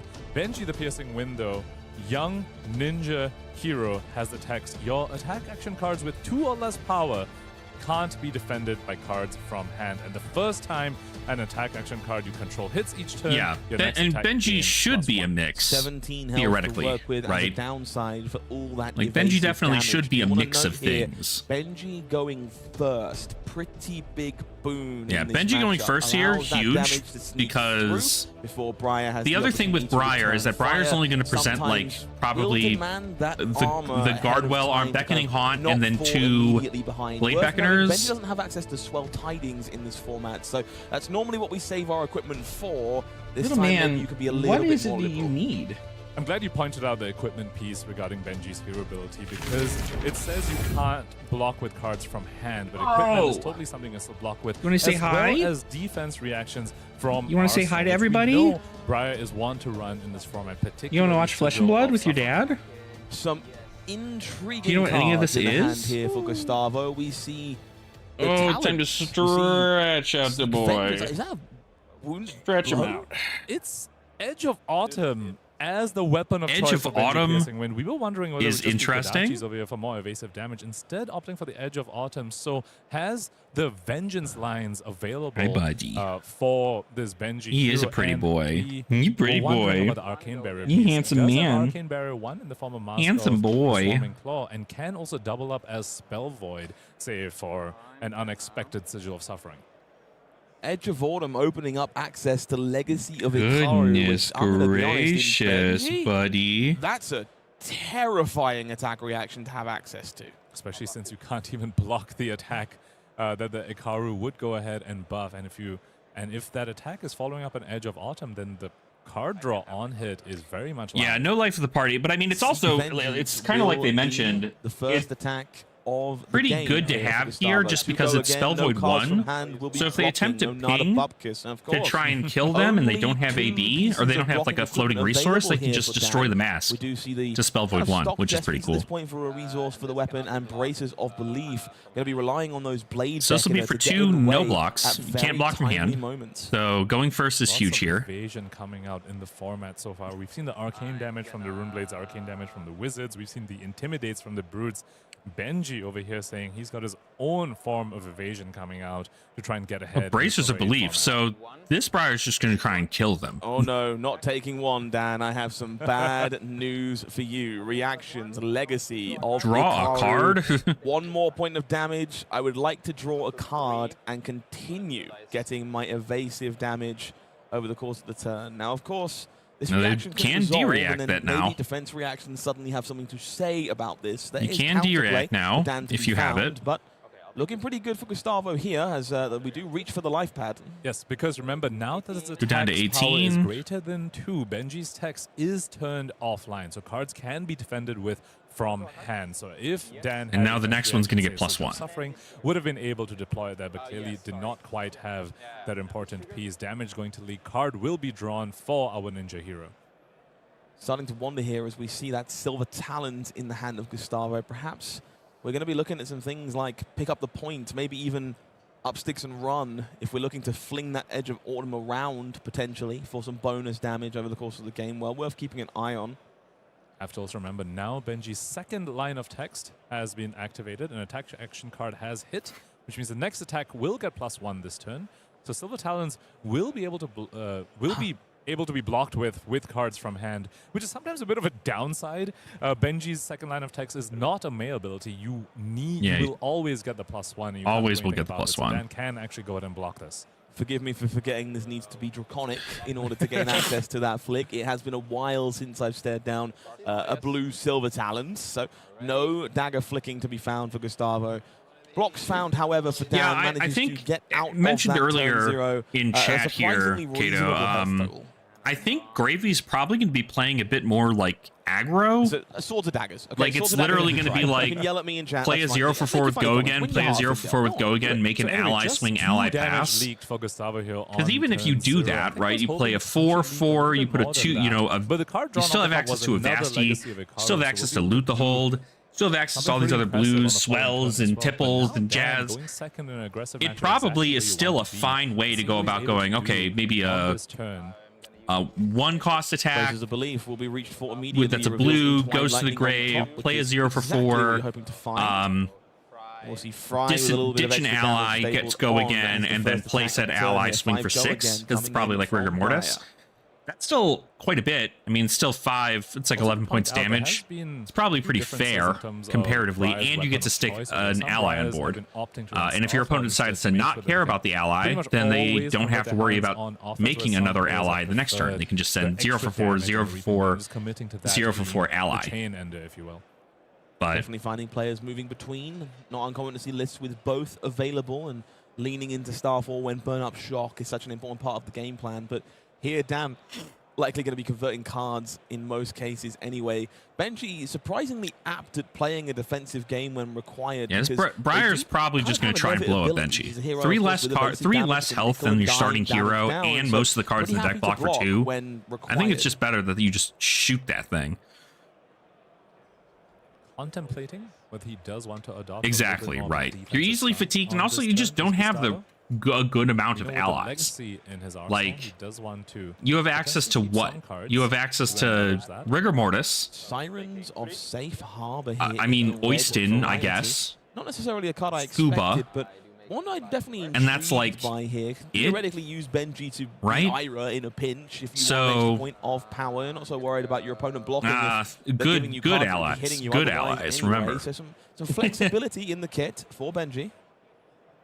Lightning Surge coming out of Allies Dan. that you'd at No least go even against play it in was not CC. played from Arsenal.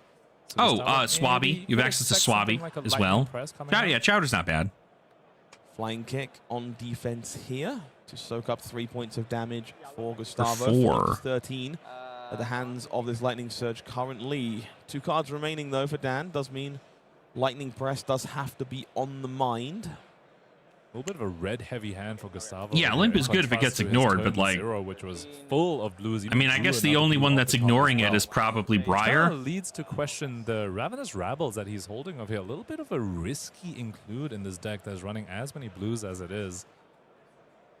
What do you mean? There's no risk. If you reveal a blue, they can't block. It's a combo. Oh, Fair. That is. wait a true. minute. I Yes, didn't you even get think plus about one, that. in exchange for the -3 that you got Combo. on the Ravenous. Good, clean deck Rabble effect. building. Yep. So 2 unblockable, of course. Will trigger Benji as it hits, but given that the second attack is another Ravenous Rabble, Gustavo cannot be happy about revealing a blue off the top of that.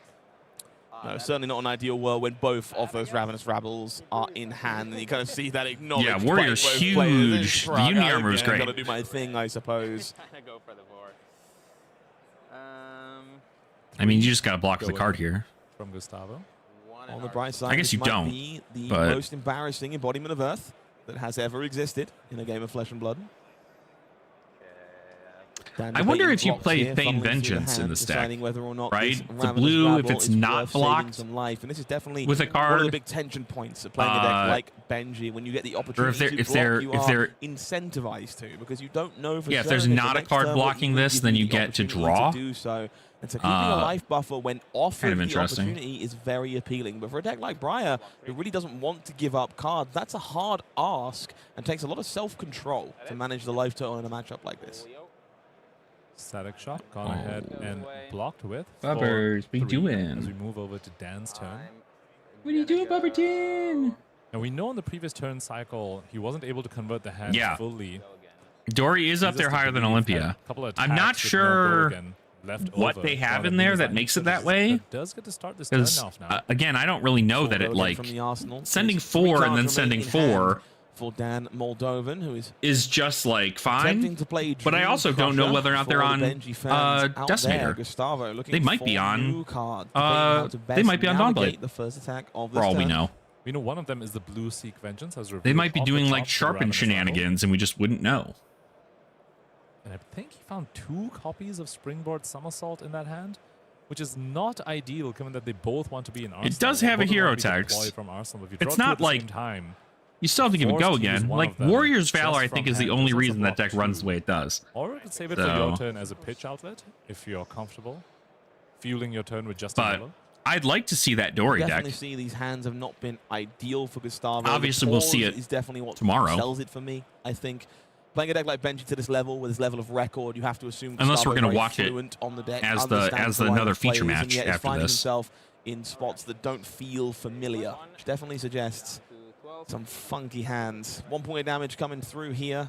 Pouncing key on defense. Just both players acknowledging the life being gained by the Sirens of Safe Harbor and correcting life totals as a result. So 16-13 is where we find ourselves. Embodiment of Earth will be made by our Briar player. I'm gonna go. Now, Dan did block the only attack he could block on the previous turn cycle. Watching my cat. So you have to wonder, did he draw another little bit of an awkward hand where he can't fully convert? And here, once again, I want to point out the difference between running Starfall versus Reaping Blade. The previous turn cycle as well, we saw him start the turn with a Fry and then follow up with a Lightning Surge and IP 1 card. If he had a Starfall, he could have been able to convert that card for an additional 2 damage. And same thing on this turn right here with the Snatch. He did start his turn with a Lightning card off the Lightning Surge. You just if he ate had something, Starfall, not that- could have converted one of those 2 remaining cards for an additional 2 damage. Instead, here, kind of a little Hatchet's bit constant break damage to the block heavy meta is not a bad our call. elemental rune I mean, play. it could be Hatchet, sure. If it's Dan Hatchets, for not I mean, having a that's sideboard neat. plan prepared for meta mainstay Benji. But Reaping Blade. I genuinely definitely don't know how looking a Benji little wins this, lackluster, but given the gum in the hands so far. Yellow biting breeze. yeah, Biting Breeze Excuse me, for I thought it was a 2. Springboard Somersault. Unfortunately, it's actually a Biting Breeze, which is unblockable. Thanks to For Benji's 2, hero makes a effect. Will Tiger. create a Tiger crouching comes in for tiger, 1. which will get a Unblockable. +1 off of Benji's effect as well, because an attack action card would have hit. Then Now, that one Key is a combo. Unleashed for 7. It's a build your own head jab, if you will. 3 damage across 2 links Build your own head jab is crazy. with So just Dan- 1 card.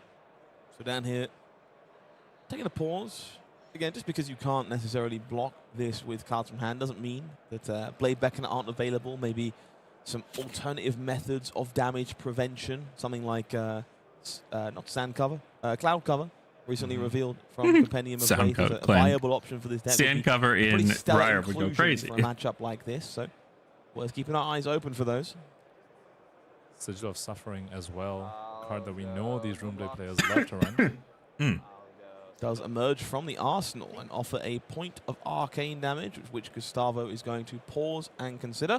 Of course, the brand new shiny mask, our dancing claw friend on the headpiece here for Gustavo, does offer both arcane you get barrier AB and here. spell void in some amount as the turn continues. And he does have one Chain Link right now, so that does have Spell Void 1 right now. Opts not to use it, opts not to pitch to Arcane Barrier either. Now another copy of Biting Breeze coming in. Yeah, because it didn't hit. So because it didn't hit, Threatening once again the Crouching Tiger. That will get +1 off of Benji's hero text. So Legacy of Icarus still gonna just be sitting pretty got in you. Gustavo's arsenal. I got It's a you. little bit awkward to try and resolve that I got in this you. turn cycle. I feel like we both kind of bricked. I feel like we both Got kind you. of bricked. What do you would be want, right. little boy? Some awkward hands for both of our players over the course of this game. Let's see what Dan can do with what remains in this hand. 13 Yeah, plays I think, 12 I mean, here, definitely Olympia still Helmet I very think is much still within better, reach for but both of our if it players. is the effect Equipment still of the available for ability Gustavo, that well makes worth it noting. powerful, like that's Dan good. pointing out both of them are brick Because all really I'm saying is that goes like to my Olympia deck can illuminate go a 4 little bit of into variance to 7 be if I really want potentially to. present. Instead in of this 4 one. into It really just 4. felt a The little only bit like a difference wet is that noodle I fight, don't if you have will, to between like these two players. Both the only players difference is that I send sending more little damage dinky with attacks, that, not fully converting their but I hands, also being forced to lose block 2 cards from my hand, inefficiently as well. a hit and run, Two rune chants and made by Arcane the 7 Seeds power attack. Life to start things off here for Dan. Whereas in And for Dory, those of you can do who hit and confused run, why no life attack was with gained, it, it's because of the hit, text on Reaping and then Blade, pitch because another Dan to hit did again. have higher life to begin with, and therefore is So I not could see there allowed being to value gain in any playing life. Dory, So Arcane Seeds Life just being because converted to 2 rune chants. you get to swing 8 without giving up a Strength card. offering a embodiment of Which does lightning help with to the partner fatigue up plan, with an but- entwined lightning. Electrostatic discharge doing the same thing. So Dan converting this turn into 2 arcane damage and go a 10, if you will. Go a 10. That is lethal against the opponent who is at 12. Of course, still has some armor to try and conserve cards in hand should he wish to do so. But as you pointed out at the beginning, Benji not too reluctant to block, since does enjoy the game going a little bit longer to leverage the evasiveness of the hero text and get that inevitability. And so Gustavo taking the rune chance, falling down to 10 as things stand for now.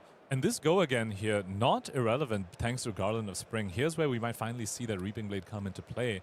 Dan has the option to pop Garland and attack for 3 after his Entwined Lightning as well. so cute. 5 block currently He's just the deployed cutest onto boy. the combat chain. Gustavo still thinking love on him. those blocks. Confirmed it is okay. So 5 points of damage.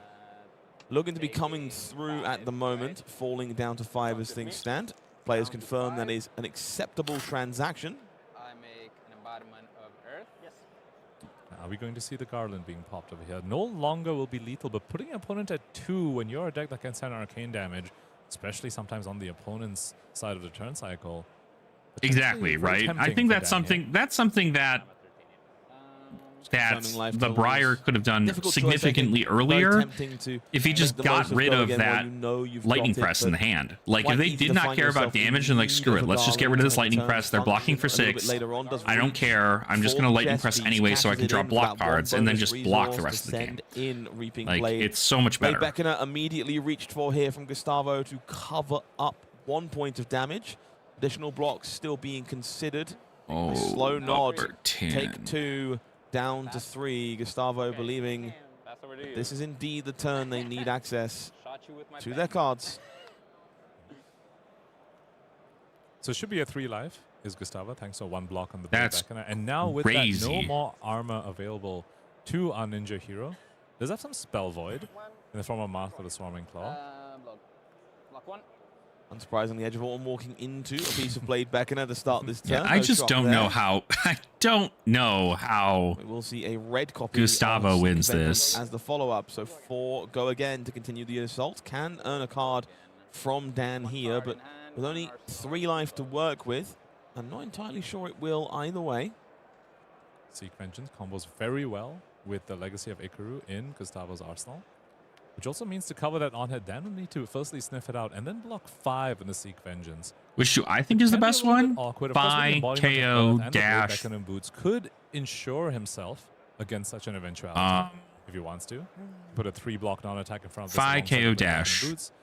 Or if he's found his other copy of And Sigil of Suffering, probably that's Enigma. not guaranteed to block 4, never mind. Definitely not. 2 floating there for Gustavo. Definitely opens up the freedom. If I were to Be guess. safe in the face of the powerful Runeblade defense reaction. I'm trying to think of the other ones. For Dan to navigate here is staring Yeah, into that's Sizzle, probably correct. Electrostatic Discharge, Weave, Lightning. Because Viscerai is not that Second great. Strike, so not a ton of defensive Icelander's capabilities, fine. but only the one attack alongside a pile of buffs. And Oh, well, almost no, very Arachne similar Web of to Deceit's not good. Rhinar, where you Not are that good. sometimes tempted to block early in the chain, or just block the attacks that you know. What are you the other can ones still that come in block that 'cause you thing? don't know whether your cards are going to get intimidated away. I feel like Benji poses a very similar question on that front. Trying to think When of the your other opponent sends classes. An attack that you can actually block because its power is greater than 2. You are. You maybe just need to take that opportunity. to God, block. I don't You might not get remember. another later on down the combat. Azalea Gustavo Azalea's Seek fine. Vengeance, managed to find I think it Azalea's with probably okay. Legacy of Dory's Ikaru. bad. Don't play Bonus card Dory. being drawn. We put it on the table for luck. That is a look. Chest Tough. puff? Chest It's not puff. chest The puff. other one. Okay. All of the Oh, okay. big haymaker attack. Definitely playable in a pinch by Gustavo with those floating resources. Not going to be lethal damage, though. Does also have the option, of course, to pop the Pouncing Pose and Tearing Shuko. We saw that be very effective when a Phi used it. Yeah, the Tried to Phi's get pretty to good. the 4 Azalea's damage not rupture. terrible. In this case, however, it would be KO's an extra good, 2 Dash unblockable is damage good. that Benji just has access to on the field. And remember, Benji's hero ability That's is also probably triggered it. right now. So next attack does get +1. Very Ira-esque, as you pointed out earlier. So And so Humble here coming in should be for 7 from that Benji hero ability, but not guaranteed to be noticed by our players. That's 6 currently representing a painful on hit. So Dan taking a moment here to mull over the impact of losing their text box to this Humble. I mean, Making its way the across text box combat doesn't chain. really matter a whole lot, right? no blocks. Does not Okay. need the embodiment of lightning Yeah. for his turn. Like, your stuff's going to have to go again anyway. Dan falling down to 6. Briar becomes a teal sleeve for the rest of this turn. I think, are they catching now that the Humble should have been for 7? Oh, nope, this is catching that Gustavo should have been in 3, but didn't quite catch. That's a bit of a missed trigger from Benji. Long day of difficult games. Yeah, for Humble these should have players been for and things 7. do slip through the cracks as the fatigue begins to set in. Right? No, did he Now full it's block 6. it? No. On the Briar side, you have to be a little bit concerned. Yeah, he about just did. dying That to should have been evasive for damage, 7. Especially since the Benji does have 2 available That's evasive weird. damage on board mean, in the form of Tearing Shuko. I don't know if the and 1 point of Pouncing damage is Paws. going to matter. Of course, Dan does Yeah. have some offensive output. Electro, right now, 9 damage this, coming in from 9 second strike. damage. This Like, one most of your stuff blocks for going to 2. earn at least 3 cards from Gustavo in order to stay alive here. The equipment value has been cashed in at various points during the game, so relying on the defense value in the bottom right corner at this point. I wonder whether Benji is running Wax on, especially since you're expecting to face a whole bunch of Briar. Would come in very handy in spots like this for sure. Yeah, Wax on would go crazy here. Great Even if you have, call, like, Wax on reinforced the card line or we saw, something, it's putting probably in not good work terrible, but- for Phi earlier in the day. In the pre-con, no less. That was Mhm. Florian Christian Logan playing that card. Gustavo now deliberating how to navigate this scenario. That probably makes everything. So thanks. As a watcher, Love to see this Dan just thanking the table spotter for acknowledging what was going on there. Love to see people being polite despite the pressure of this win and in, lose and hopefully sneak in. blocking 9. Block 9 is the call from Gustavo over here. So just has 2 cards remaining for offense. I think one of them was the chest puff. I think made its way to the arsenal. So Dan becoming Briar once again. Now that Humble has worn off. The target is 6 for Gustavo. Yeah, I don't here. know what you're supposed to do here. In a weird way, it's going to be 4, courtesy of the known Tiger. We know the big hefty attack still Millie the girl. arsenal here. I believe 1 card in hand for Gustavo. My little lady. The Pouncing Paws Tearing Shuko combo is so interesting in Benji because it's 2 guaranteed damage, but it also triggers your Benji, which means it gives you a +1 later on as well. So in some ways, it's actually 3 offensive output in the combination of those 2 equipment pieces. Tiger burning bright on the combat chain for Gustavo to go again for now. He's got a blue in hand to pitch to cannot the block look with tough. It'll Gustavo's come in man. for Yes, 8. that is He pays for it, right? correct. No. Shockingly, no blocks declared in the immediate wake of that. Going down to 4 will trigger that Benji hero ability to line up with this chest puff. Will have it be 7 at this moment in time. I believe this again Should be 8. could be 8 from Benji, if I'm not mistaken. Should be 8 from Benji's hero ability, I think. Should have triggered off of the crouching It should be tiger. 8. Please, Gustavo, this is your winning in. You Damage proving can't to be forget vital points of in value. Gustavo's chances. Your of opponent making should the be at second 3 right day now. of competition. Unfortunately, not noticing. It's tough sometimes. I mean, new format, new That's a hero, shame. basically. That's a Benji, not big hero that shame. People have played very long and playing on stream as well. That needs to be called out as well. It's not easy to be playing on stream, especially after such a long day. This is round 9 of the first ever Silver Age calling. It's a grind. Sigil of Suffering Ugh. joining Static Shock. You could have snuck on one the extra combat point of chain damage here. We over. see Your Gustavo opponent would have been a 2. deliberating using that Spell Void here. I guess it wouldn't have Would mattered, deny really, a point but of damage and force through a point of damage from the chest puff. And you know this is a second Sigil of Suffering as well, so you know there won't be another one coming out later, but it does take away your Arcane Barrier for the rest of the game. So Rune Chance off of Arcane Seed's life, which Gustavo did pause on looking through the graveyard. Stuff like Shock from Burn Up Shock as well. Would oh, end you up just take being 1 here. It's just fully fine. unpreventable if you give up your Arcane Barrier piece over here. So You're blocking Gustavo, 6 on 7. agonizing a little You're bit gonna of give it. decision, does go ahead and pop the Spell Void for effectively 2 value. Down to 3. Mask is gone. Arcane Barrier. You would have gone to 2. disappears Should have been for 8. for No, Gustavo. Gustavo. You're going to look back at this and you're going to be so mad, Now dude. Dan You're going to be so Moldovan mad. will have There's a the wax on. They ability do have the wax on in the deck. challenge Gustavo Silurulio one more time. Try and take this Actually, game away. It is a huge flittering here. charge. Just wax on that thing. Just for 4 were the words from Dan's mouth. What a It's shame. always Ah, just for 4, right? Nothing to see here. I mean, don't get me wrong, right? This is Gustavo, of like course, did just pretty fan through taxing the after a while, graveyard, but understands that Lightning Press, a very real part of the kit here, does have access to wax on in the hand, does in fact want to make some crouching tigers by blocking here with the reflex, saving that D-react to remain safe in the face of an attack reaction, or in this case, an instant. And with that, the question we had earlier is answered. Gustavo is running copies of Wax on. So pretty important in his matchup, not only because it lets you effectively block Briar's cards, it also lets you engage in the reaction step, which is something I mean, that we've like talked if about this again hand and is again in this literally format. send cards that Not block. something that's very, very common Like across the you heroes. don't have a way to block. Embodiment of Earth Made falls to 2. Like if you can send Card goes damage in that is Arsenal. incredibly hard to do, you can Crouching send a Tiger in the 2. banish zone If it for hits, Gustavo. you then send the Any Crouching way Tiger can and be you found win. to make use of it. Now looking to sneak through these Like for what final it's few worth, points this of is a evasive game-winning damage thing here. to get the job done. Does have The issue red here is what do you- Sense of Vengeance here to combo with the Edge of Autumn, and I just keep coming back to those 2 points of damage missed by Gustavo. Yep. If the opponent was like 1, this Edge of Autumn starts looking way more threatening. Like you send 1, it Now hits. Gustavo needs to navigate his And way then you out. have He's to figure out, considering- okay, I just like, wonder what he's considering. If they take the wax 1 on for the Edge of there, Autumn. you can send 2. But you should send 1, send 4. The facial And expression then for send Sai, 1. The blender, as it's known. Gustavo deliberating and fanning through that graveyard one more time. Like, trying to find the 2 points of value to is lock up the such a Daisy huge Burst. loss here. I believe would be Such the a huge first loss. person to do so on Benji ever.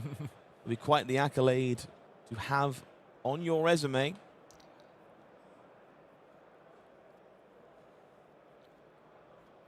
would be a big gamble to put the wax on over here, but it is a line that offers potential lethal. Because if you go Edge of Autumn into Seek Vengeance, if the Seek Vengeance hits, as long as it leaks even 1, your Crouching Tiger gets +1, comes in for 1, unpreventable, and then you can play Pouncing Sending the Chi wax as on, well, okay. which will come in for 2 thanks to the combo and Crouching Tiger.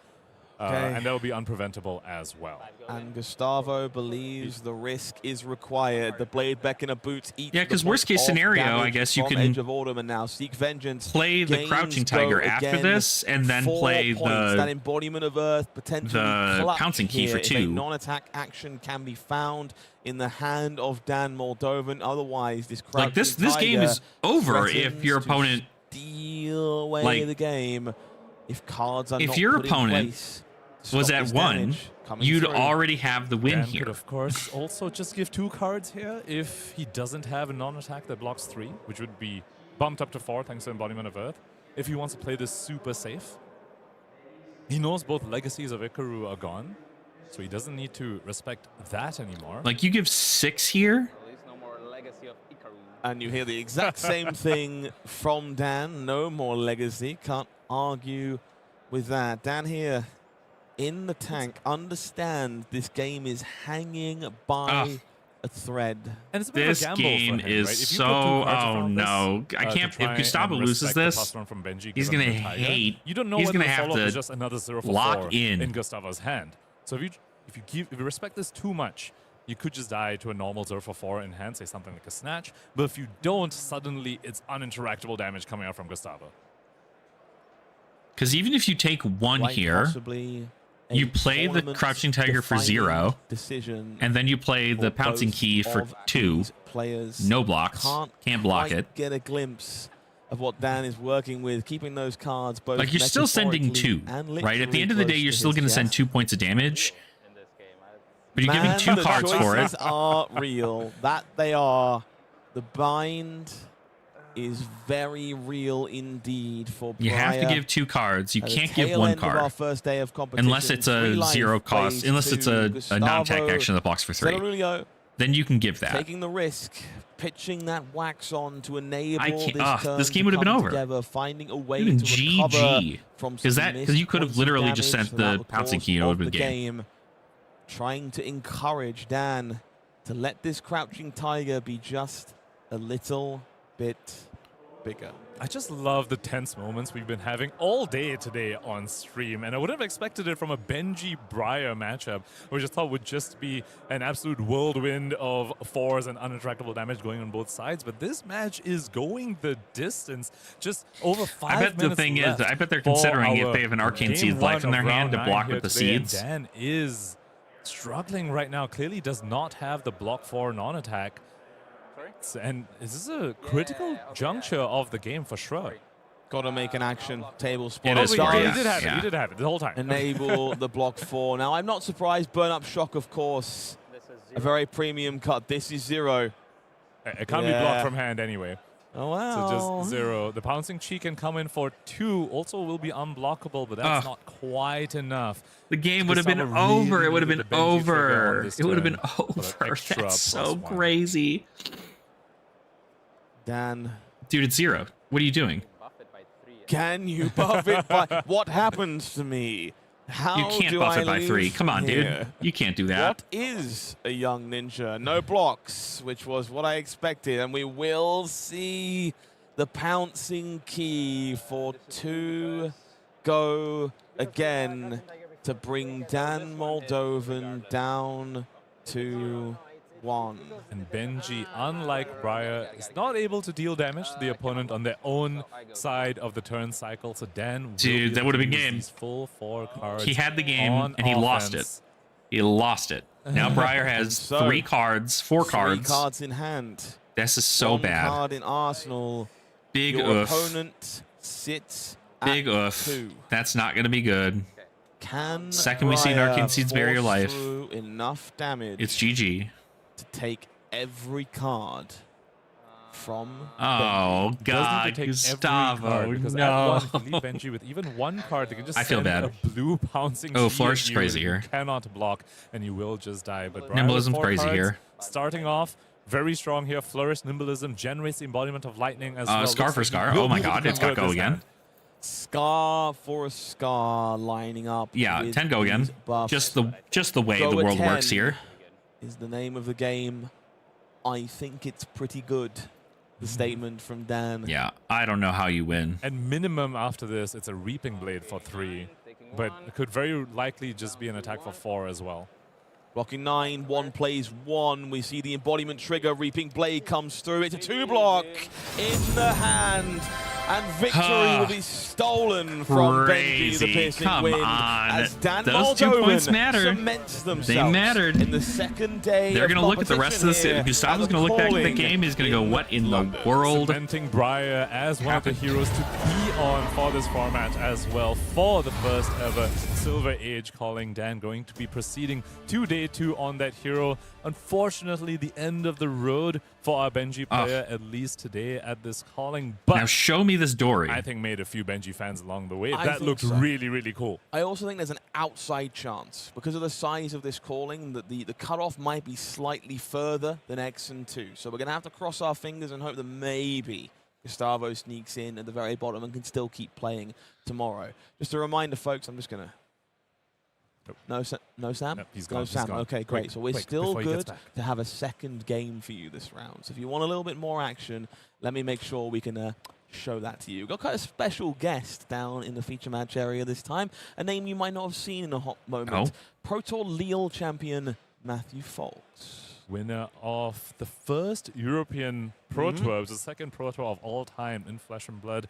Back here again on Briar, on the hero that he took down the entire event in Lille back in the day as well. Here to show us that he still got it. On the other side of the table, a hero Matthew Folks may very well never have seen. Max Karstenberg has been putting on a show, a clinic, if you will. Yeah, that was rough. With Volda Bright Axe. Also Ooh, sitting the at Volda is gonna 7-1 be crazy. and stands in the way of our former Pro Tour champion. I have to say, at first, when you said a hero that he might never have seen and you said Max, I thought you said it was going to be No, Max. never the Max. Hype No, Nitro. But no. Player's name is Max, piloting Valda. Absolutely. Max Karstenberg destroying the dreams of many, I'm sure, by bringing a Guardian instead of their namesake, but I'm sure we'll survive one way or the other. You fancy another game, Pankers? What's so crazy that there's no I can't get enough of Sage, mechanologists, to be honest. Today has been in this. such a blast, and the fact that we have one more game for our round 9 and way more tomorrow as well. I cannot wait. All right, as a treat. Yeah, let's make our Valda's way down crazy. into the game in I just think a moment we're going to see and 10 show dominate, you 10 what dominate, 10 Matthew dominate Folks win. can do against Volda Bright Axe. Let's take a look at our players for the round. No big surprises. If you know Matt Folks, it is Briar all the way. The only difference, you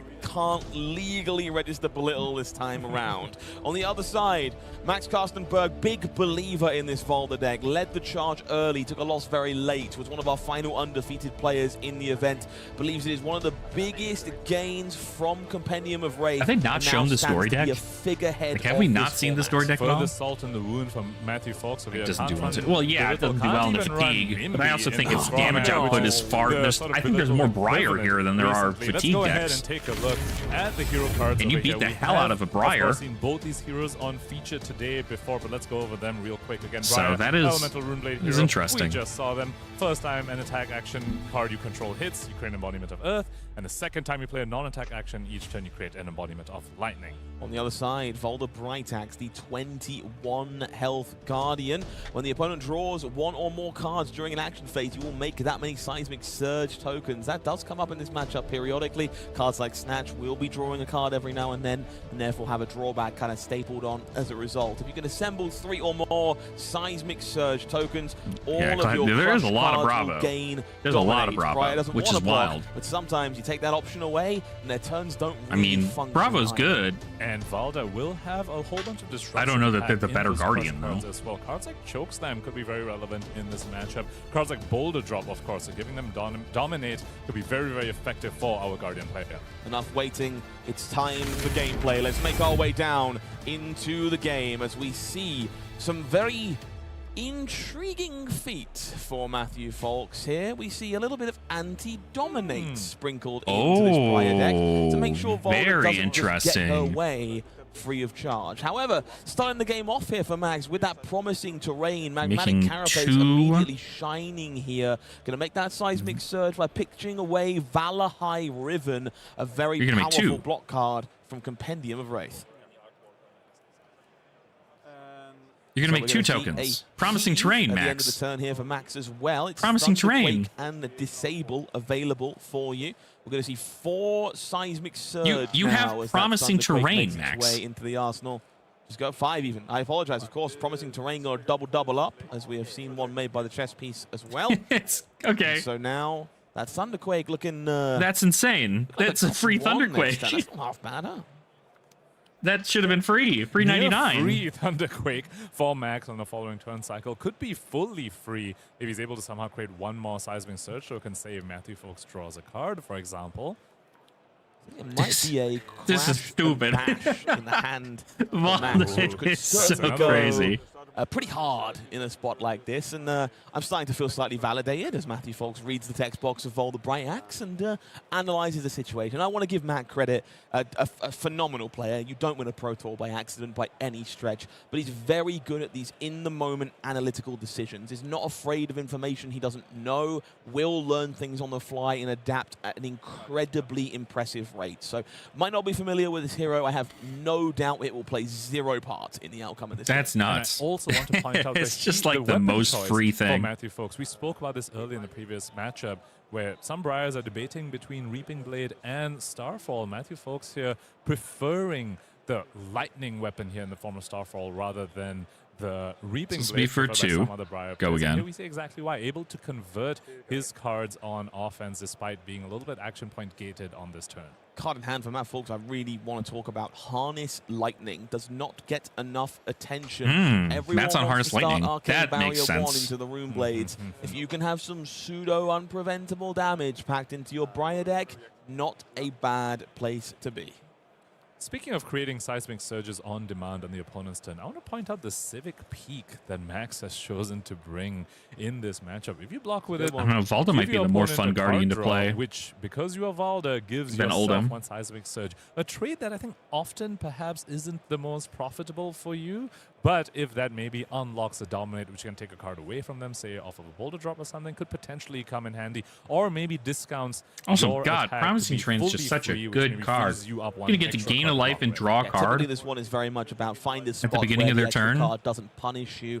But the fact You just Volda block gets with the whatever you ability want to this have, turn. some extra fruit in there. There's ways to navigate Why- those cards. Not a bad Why are you option doing available. that? And that's Harness Lightning coming down from the hand from Matthew Folks. Again, a card I think there's a lot of people did not consider in this deck. Lightning Flow. If you have played a Lightning card this deck, this one fresh What are you- from the first strike deck. It's 3 points of arcane Why are you playing damage, that? well above Do you not have the another normal arcane anything for barrier. Weave Lightning? Yeah, this card is looking so impressive here right now. Max really wanted to block with his block card to get the extra seismic surge token, but of course, arcane damage you can't go ahead and block with. So Clash and Bash headed to the pit zone, just blocking one, not creating the additional seismic surge. Interesting. And it creates the embodiment of lightning for Matthew Folks as well. So he's set up on the following turn cycle as well. That card looks amazing here.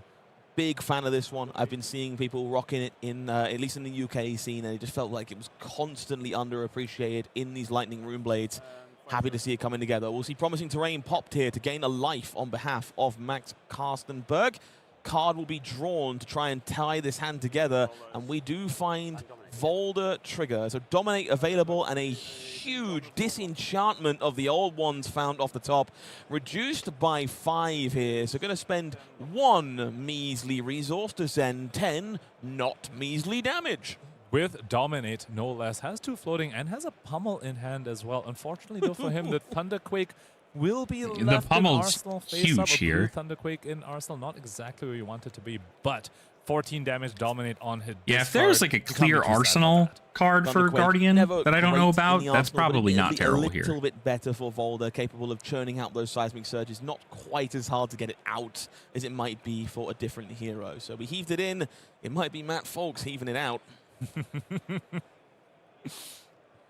Yeah, 10 Dominate's So we see huge. They deliberation only have, from I mean, they have the ability to remove Dominate with the opponent is not a Guardian hero, their but the pummel their will thing. confer an on-hit for sure. And so, Static Shock shrinking in the face 14 of damage. 14 Like, what the hell is that? Coming It's for the life crazy. total of 11 Matthew points of Fox. damage if you don't have the Do remember, D-React. folks, this is our last game of today. And you lose That the card in your means hand. Heart of Fiendel being given away at the resolution of this one. Get those funny comments in the chat for me. Max. 11 damage leaking in. Players marked it on the wrong side of the table, unfortunately. But now they've corrected. 11 damage leaking with an on-hit of the pommel as well. That turn is a whole lot worse if you're pummeling yourself. This is a worse place to be. But impressive. Matt Fawkes falling to 9 this early in the hands of a huge haymaker from Max Karstenberg, forced to discard another card to that pummel. Try and make the most of the 3 cards remaining.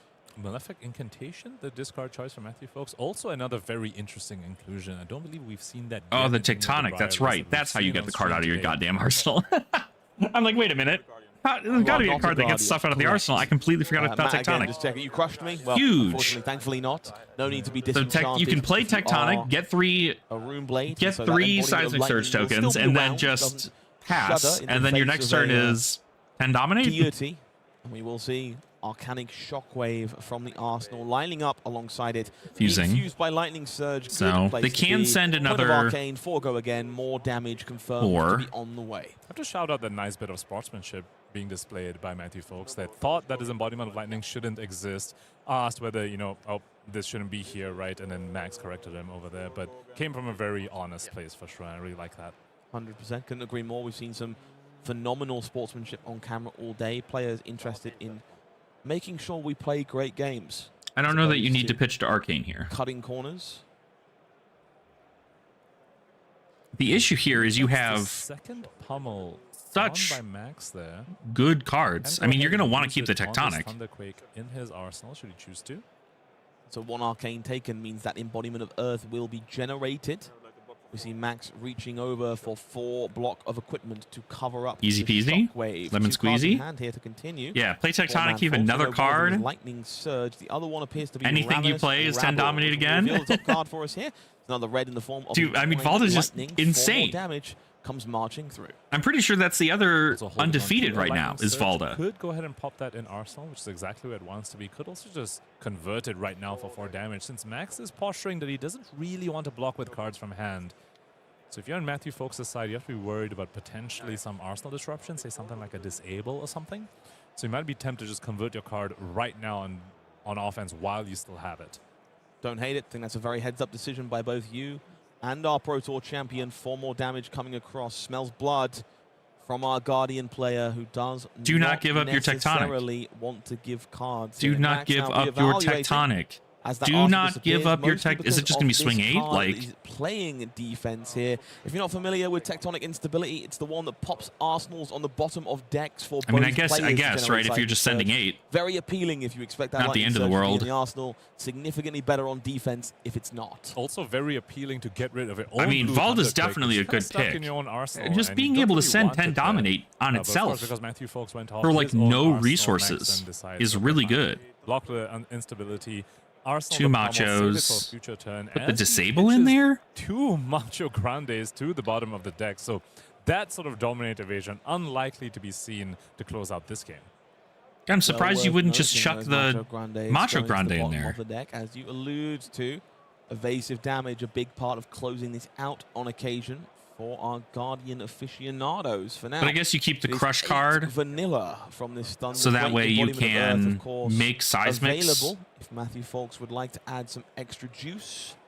We do see Sigil of Suffering at the front of the hand here. Scar for a scar, Entwine Lightning, and I believe a Snatch in the middle there.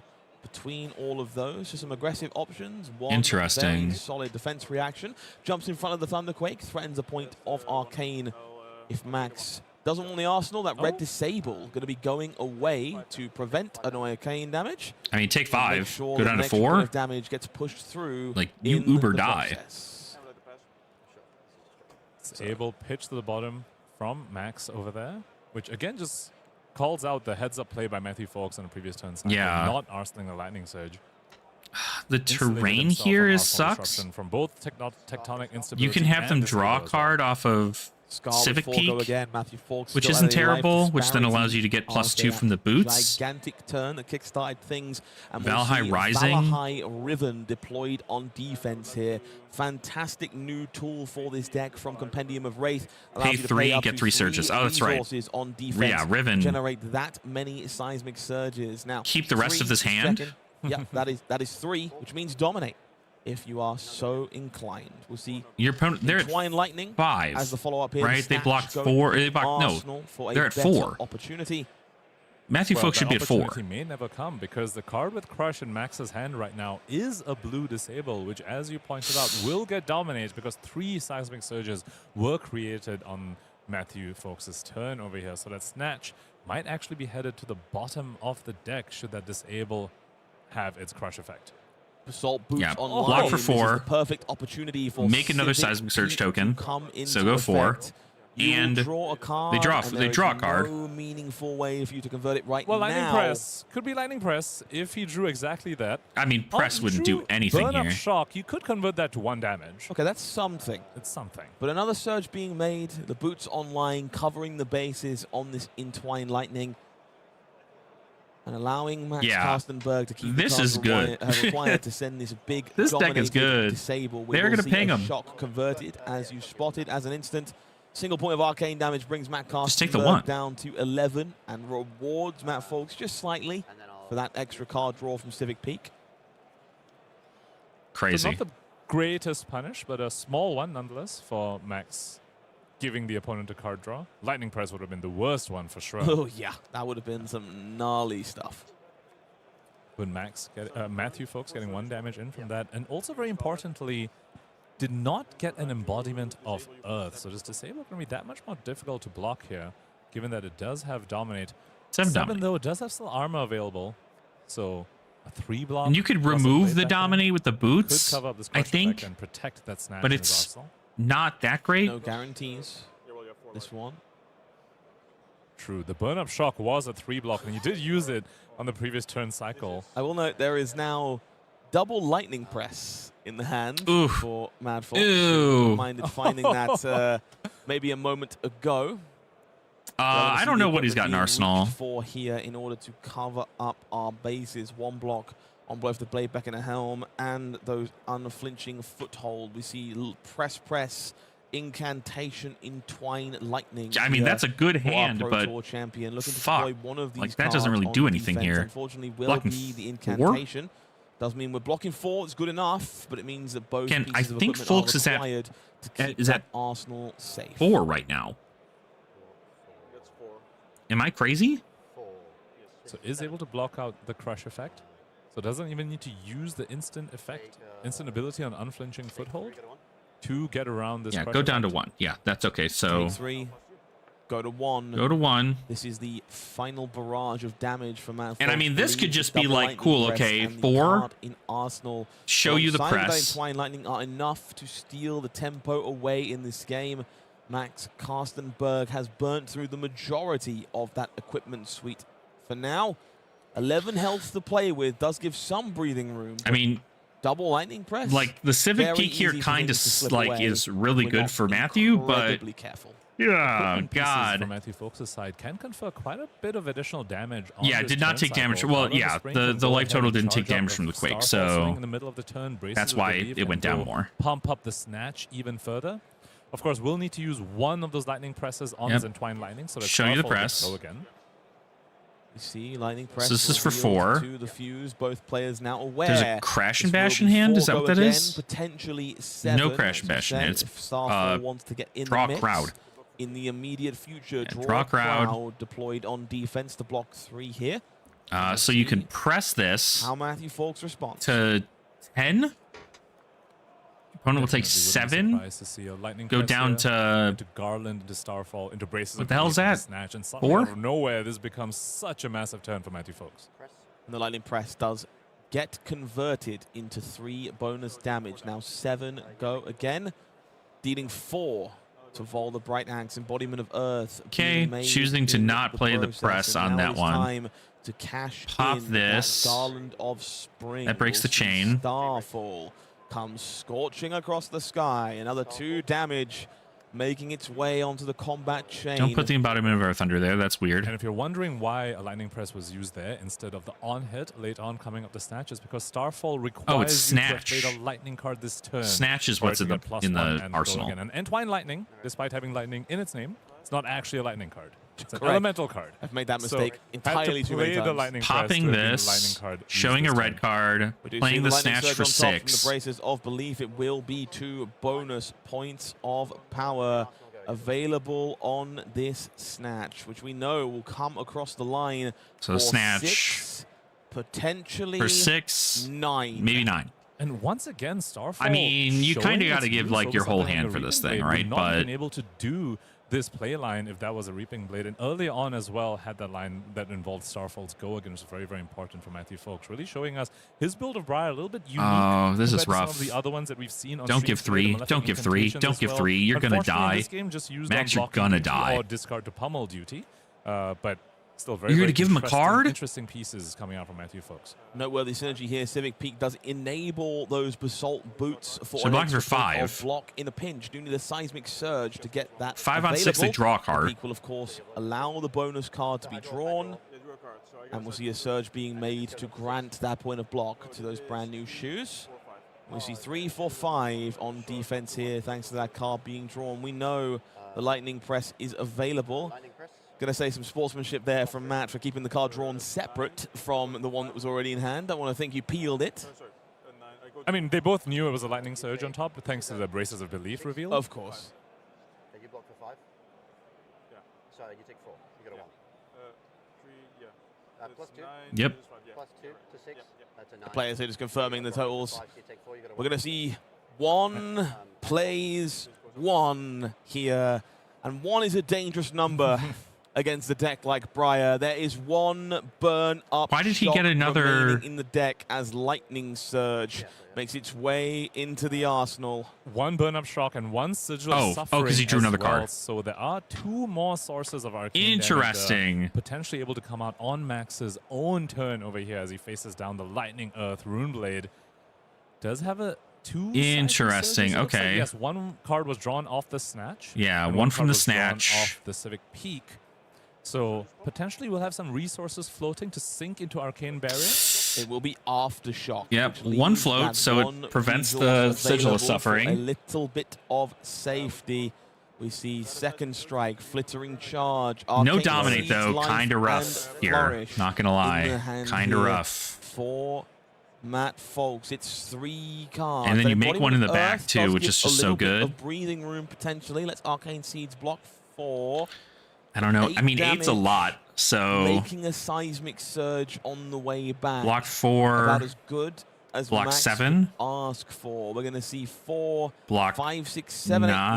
9 deployed on defense here. 1 card. 2 Like, I mean, they still have to give cards 1 available. card Embodiment of for Earth doing some heavy lifting. 3 Starfall, cards taken away right? from Matthew Folks, but he still can go 4 That's right, and into the Lightning 4, and Surge. that is the What a strength of this Briar good deck deck. in Silver Age. 4 into 4 opponents at 1. Crash Don't and Dash in believe hand? He's drawn Is that a pummel? any 4 block cards. No, so this will take no, the full not 4 like cards this. away from Max. Not like this. The pendulum swings back and Yep. forth as our 2 7-1 players focus on the 1. There is just a single point of life on either side of this game as 5 block is declared on Lightning Surge. Flittering Charge will continue. Gotta give 2 cards. And earn That's both rough. cards from Max Karstenberg. if there was And a- now it is time to see if a shock can be found in the hand of Oh my Matthew God, that's right, there's Folks. still Seal shock. the game away immediately. It is 1, 2,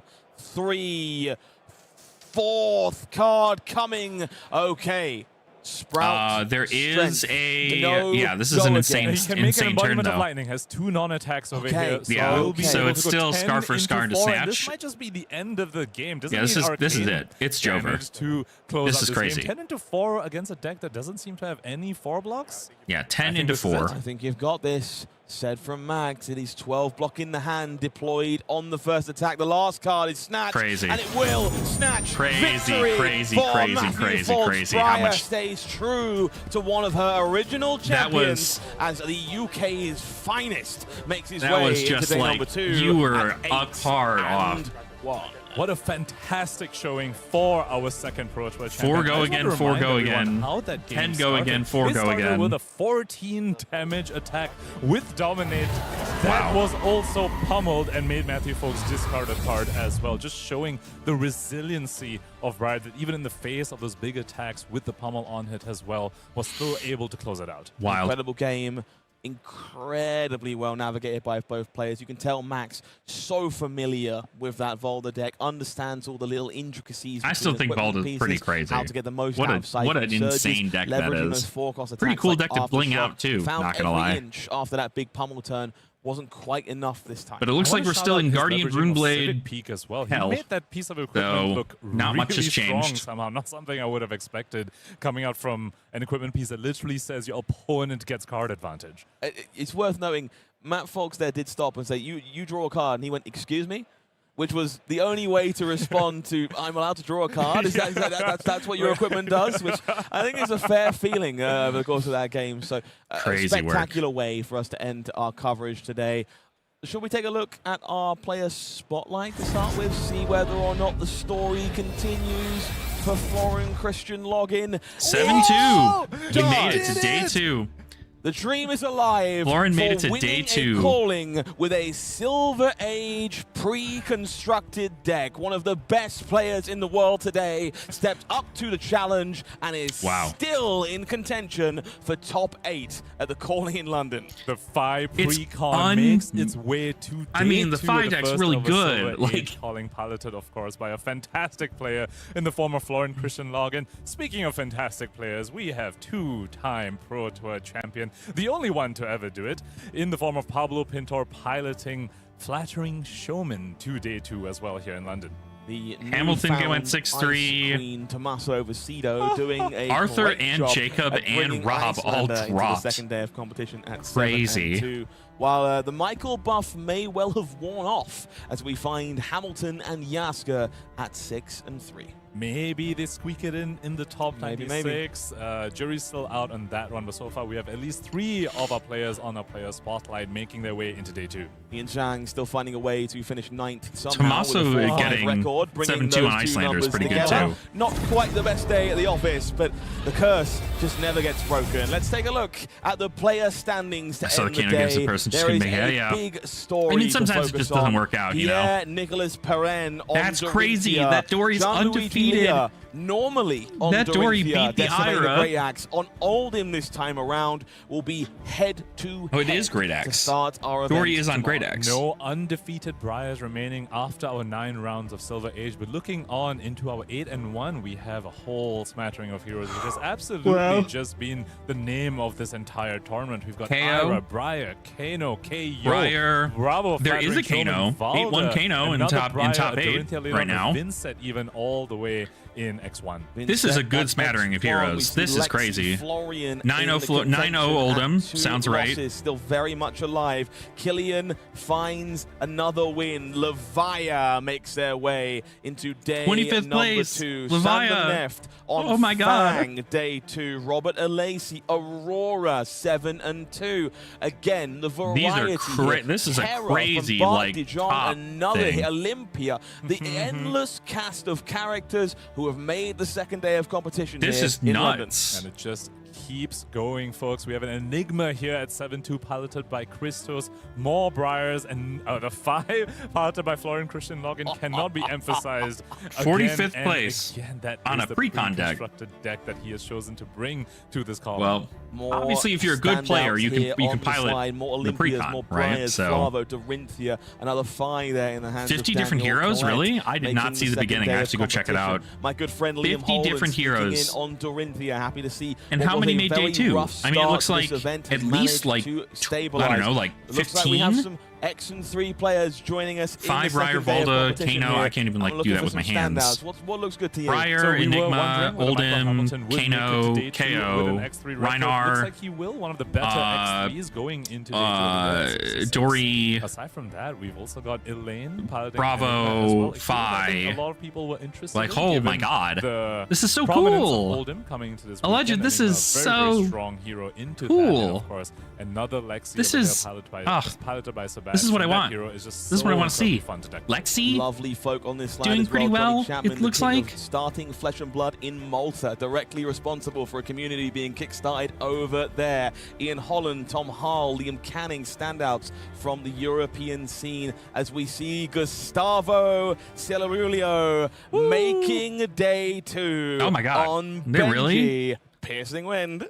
Michael Yasker as well, our current reigning world Oh, hi. champion. How you does doing, make it bud? into day 2 with an X&3 record on Oldham, and we have one Goliath How piloted are here you? by Yap, How who was had your the day X&3 today? record, also squeaking their way into day 2. Simone on Kasai making it into the second day of Yeah? competition in 83rd place. Did you get blown I up? can't Is that what confirm I'm it. hearing? I don't have the numbers, but there is no way. This is not the most diverse day 2 we have ever seen in 7 years That's of Flesh and Blood. crazy. Diverse both in hero choices and player nationality. Players from all over the world coming out here. We have players from North America, players from Asia, of course, a whole bunch of players in Europe showing up in this. God, I wish I was in London so 755 bad. player calling to kick off Silver A's as one of the premier competitive ways to play Flesh and Blood. Yeah, you talk about a dawn of a new era, but I don't love this game any less. It's remarkable. Some fantastic games on camera today. Some spectacular stories waiting to be told in the Book of Wraith as we make our way into the second day of competition. Now, I believe we have Oh, did one you? I did not see outstanding thing to take care of. I'm sure you all have been very excited Might have missed for it. this. The Heart of Fjendal in the Antiquity frame. There it going to be is. given away to one lucky viewer here today. Heart of Fiendel, very happy to see this one pulled by my co-caster Drop from the calling due to yesterday. timing out around one of my alarm. Oh, rip, The dude. first Fabled in Flesh and Blood history, this non-foil That treatment from the Antiquity sucks. pack. We were getting you plenty of life, I'm sure.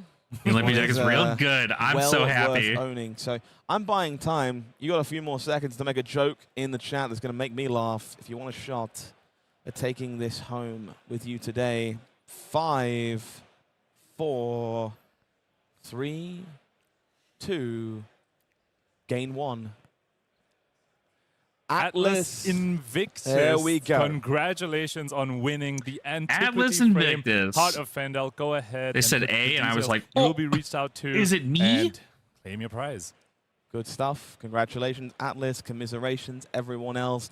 I'll do my best to pull some more goodies to give away over the course of the broadcast tomorrow. But we Yeah, will at did least you- have did that you do box well on of your Compendium sides, of though? Wraith as well available tomorrow during the finals. What are your- so make sure what you are stick your- away, stick your around, I rounds should say, look for that like? giveaway, not give a round. Words are hard. And the Max Nitro Mechanoid as well will be given away at some point throughout the stream as well. So, oh, sorry, it was already given away yesterday. Excuse me, Correct. correction on that. Correct. So it'll be the box at least, the minimum. Okay, Brian. Well, Atlas, how you doing? Good to see you in chat. Enjoy your newfound gem. Great joke, by the way. Yes, It was, all of you I were laughed. hilarious. Yeah. Yeah, you know, it was really hard to keep a straight face during that. It's such a tense game, 1-1, and some of the stuff you've Lost to been saying. Oldham? Oh, Yeah. Jesus. It's- disaster piece. It's doable into I Oldham, have but been you do. It is a honored patience game for to sure. be part of the cast for this first Silver Age calling. I think we have so much to learn about this format, some of which we will learn tomorrow. But one thing you'll be missing if you're otherwise busy. I'm going to need to make you need to make some time. You need to come and join us tomorrow. Make sure you join the show. Do not miss out. I on might the like storybook go to ending sleep of early the tonight so I can first get ever up Silver Age early. calling. I've been howling Or mines. I just That's been don't sleep. Pankaj Bajwani. You've been amazing. What if we did that? See you tomorrow. What's up, Flesh and Blood fans? We might not be in London here at the LSS HQ, but we are still slinging Silver Age. Let's go find out yeah. what the team is bringing to the table. Here's the stash. Bam! Oh. Flattering showman. That sledge goes pretty hard. Yo, what are you playing in Silver Age? I'm playing 5. I'm playing Icelander, the Ice Queen of the Frozen North. Yo, Elena, what are you playing in Silver Age? I'm playing KO. Pre-cons, I'll probably go Dash. I learnt with Dash. My wife learnt with Dash. Learn people up with Dash. Oh, what? What? That's crazy. I'm playing Dash. Hey, Fran, what are you playing in Oh, Silver Age? I gotta get me an LSS Secret Labs. There. How do I do that? How do I do that? How do I win one of I'm those? playing Enigma for the first time ever, so this is gonna go maybe not so well. I'm about to crush him with this freshly minted Viscerai Silver Age deck. Michelle, what are you doing? I'm going to make a fort. Nice. Thanks. What are you playing in Silver Age? I'm going to play Dash because she's fun. I'm gonna let you guys in on something that I probably should do less of, but this is one of my favorite things to do, and that's pester the devs for the spice. So I think we're alright. Hey guys. Hello. Welcome. You know what I'm here for. You guys know what I'm here for. This is content. You can't say no. The next words out of your mouth better not be, I want the spice. You know what it is. What is the Silver Age spice, guys? I'll start off with like a medium to mild spice, you know. Play KO. Play KO. KO's sick in this format. The answer is always Enigma. Florian, I think there's something to be found in Florian. Absolutely. But 2 Pleiades. You know, I'm just saying confidence is pretty good. Yeah. There might be a hit piece that just gives you one on tap. Just saying. Just saying. Okay, so my spice is play Riptide. Okay, so is your local community terrorized by aggro decks? Play Riptide and you will absolutely obliterate all of them. It's so good. Because actually they're all wrong, because I know the spice myself, and it's KO Berserker Runs. That's the That one. custom dice I've been working on, it's over. It's over. The custom dice is crazy. Oh my god. So cool.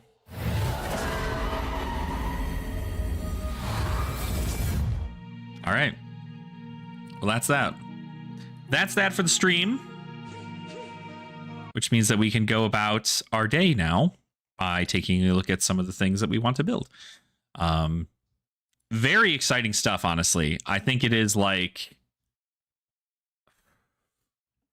It looks like such a fun time. I did not. That's what I wanted to do. Hold on. Well, okay.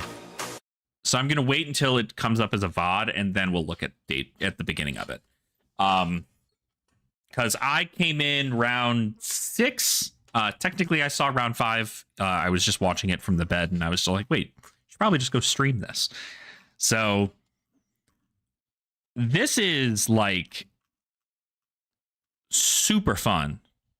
I think it's crazy seeing so many of these heroes that you normally would just not see at a regular basis hit the tables and do pretty well into the field. I would like to see the breakdown though, because oh yeah, dude, did you see the Levia game?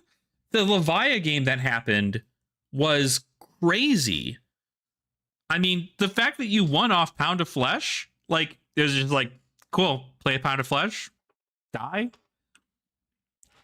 Like, there's so many new cards that people they don't like keep in their brain. They're not like, oh, that's right, I forgot this hero can play Pound of Flesh. Who would have thought? And that to be the card to be like, yeah, I've not seen any copies of Pound of Flesh yet. So maybe we're good. And then it's like, Pound of Flesh? You're at 1? Die? Like, what?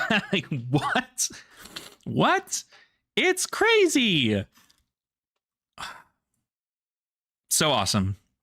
I wonder if they have a live blog. Do they have a live blog of this going on right now? Yeah, exactly. Right? Have to run poppers for Levia is stupid. Or just play Guardian. But you probably don't play that into Guardian, although maybe you do.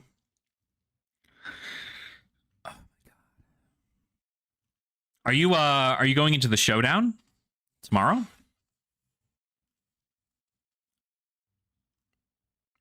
Because the showdown looks like it's going to be pretty cool too. That's probably going to be a decent amount of people.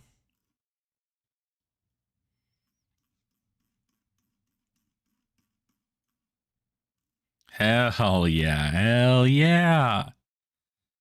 So sick.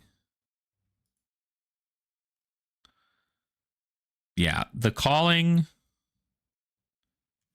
I mean, I'm so hyped for this format, dude. You got a cold foil Unity equips? Hell yes, dude. That's what I'm saying. Yeah, I'm glad Olympia's been doing work for you. Like, I mean, what was your record at the end of your side events today? What was your overall, like, wins, losses? Let me go to, it's probably up now, right? Flesh and Blood live. Okay, perfect. It is up. Wow, only 7 hours. Now that's the craziest thing. We had a day 1 of a calling. These things are usually like 10 hours long. And it's 7 hours of this, which is sick. Okay, let me get to...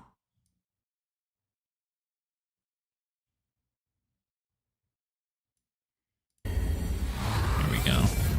I'm going to need you to reach for your nearest mobile device, find your favorite music pre-show. service app, and look up iconic. All right, I love you, Scott. I only want the info on this. Nice and simple stuff here. We're kicking things off on the Saturday. 9 rounds, 5 rounds, top 8. Round. 4 into the chat. Hard cash. That's so crazy. What I wanted to share with the you. Tournament packs also, what the hell? Did you get your tournament pack from the calling? At least? Tell me what you got in your tournament pack. Decided to hot packs today. Marvel gold. You didn't? Foil, quick dodge flexes. That What do you mean? It's a participation prize. I guess if you dropped, right? Like, we less coolly them from the room circuit soon. If you want to come and Trio firing up as welcoming these upcoming broadcasts in San Diego, Bryce. Hell yeah, hell yeah. ProQuest. I guess, right? Like, I guess if you took a round 1 loss, if you took a round 1 loss and then decided to go, but I guess you were 2 hours late, right? So, or a few hours late. I don't know how late it was. On top of help for that. Show me the breakdown. You want to see in 2 slides of hero. 142 Briars. What in the... Hold on. I got to remove my camera. 142 Briar, 68 Flattering Showman, 63 Phi, 46 Ira, 46 Oldham, 35 Enigma, 30 KO, 28 Reinar, 9 Olympia. Dude, what?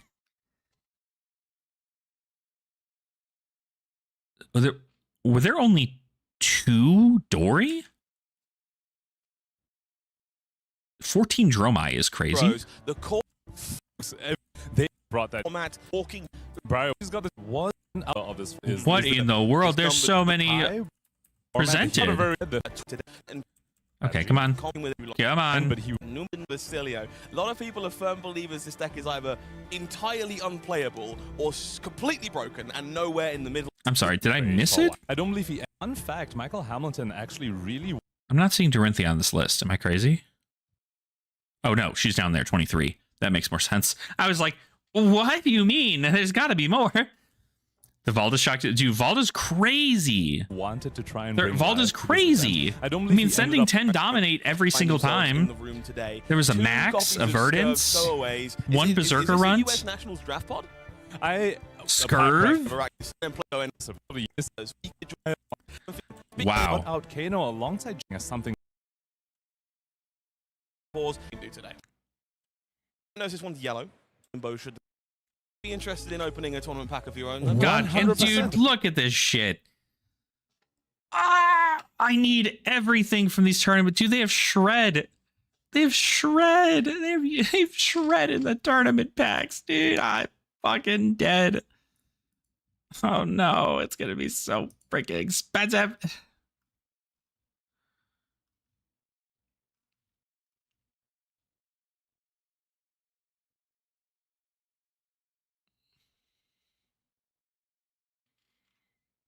Like, yeah, 1 Betsy. Somebody brought a Betsy. But that's the thing, is like 3 Kasai, 4 Fang, 4 Benji, 5 Lyeth, 6 Viserai, 6 Aurora, 7 Dash, 8 Arachne Web Deceit, 9 Olympia, 9 KO Strong Arm. I mean, like, I think the 23 Kano is also just crazy to me. Oh my god, yeah. Oh, do we have more information on the Battleground stuff? Is that anywhere to be said? I don't know that they mentioned it yet. So, but like, yeah, 18 Azalea, none of them made it into day 2, I don't think. But like, even this, right? Like 142 Briar is crazy. The fact there aren't that many Oldham either is nuts to me. The fact there are more Fi than Oldhim is insane.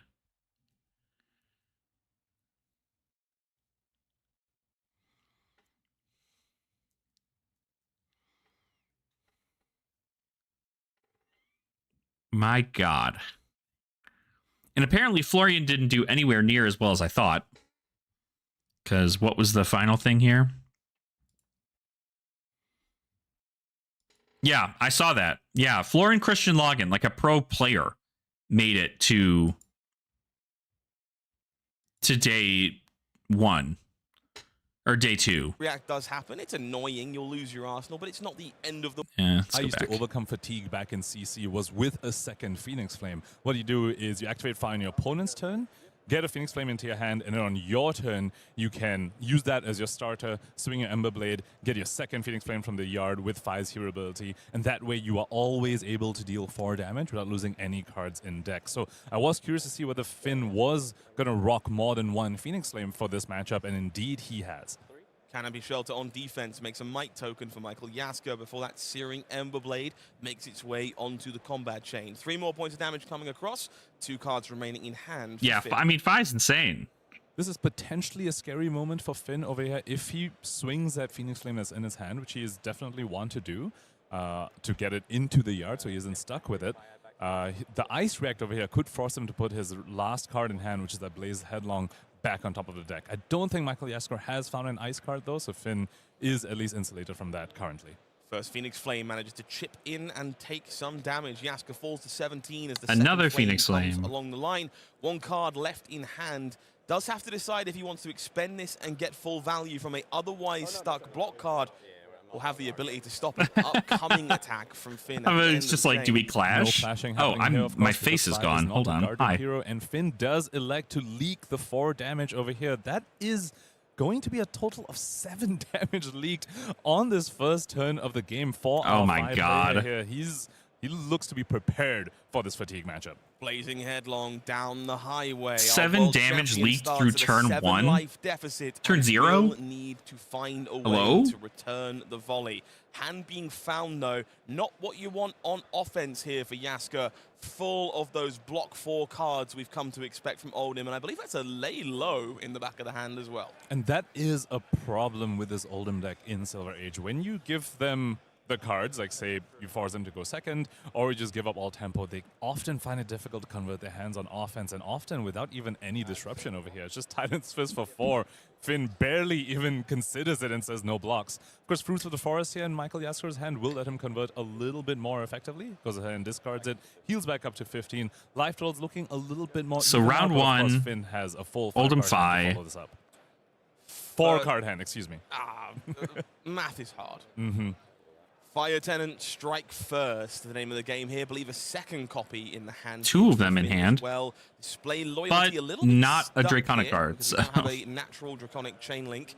But Snatch at the end could pose a very real threat. That lay low will come out of the arsenal here to blunt the first 3 damage. It will be the second of these Fire Tenants to continue. Not the best turn here for Finn. Should play Draconic, no start, for as you pointed out, Scott. So this display for loyalty 5, can come in and still then get the Arsenal +1 Snatch from both these Fire Tenants, and can come in for 5. But of course, it won't have go again because it would be the first Draconic Chain Link that Finn Baird controlled. So Snatch maybe perhaps just headed for the Arsenal on this turn cycle to set up a 5-card hand on the following turn.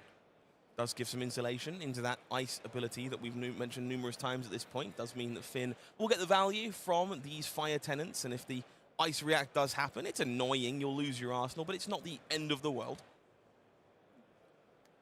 You see Michael Yasker here reaching for block 4 plus. I don't know that you needed to block there, but in order to cover up the additional damage from display loyalty there. I don't know that you needed a Blade Beckoner in that one, but unscathed, and we'll see yet another swing of that Titan's Fist as he continues to chip away at Fi. Okay. For 4. I think we're going to I kind of just want to know what the outcome is for this. Draconic Ninja, these cards.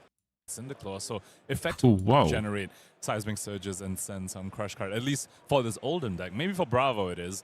For this Oldhim deck, it's just the number on the bottom right-hand corner, which is a nice, healthy 4. 2 resources spent for a Searing Ember Blade swing, as you alluded to earlier, Pankaj. This one Very important. 3 damage. Getting the value from that. 6 and 2. As 4 is blocked on a Searing Emberblade. Well worth knowing, of course, that Finn could have activated Fight in response to an Oldhim activation here, grabbed back a Flame and tucked it away to circumvent that hero ability. So Michael may be incentivized to wait until the Flame to try and get maximum value if that hero ability is going to be used. But this time, no dice. 1 more damage leaks across. Fealty token popped, and it is Dragon Power to finish off this combat chain. A whopping 5 damage on the blue here. Finally earns the Magmatic Carapace. And the extra point of block here from You missed out on the chess piece? Oh, no. Sorry, that does only cost 1. The fuck? Michael Yasker cashing in the armor over here. 5. So that he can send a Titan's Fist on his own turn.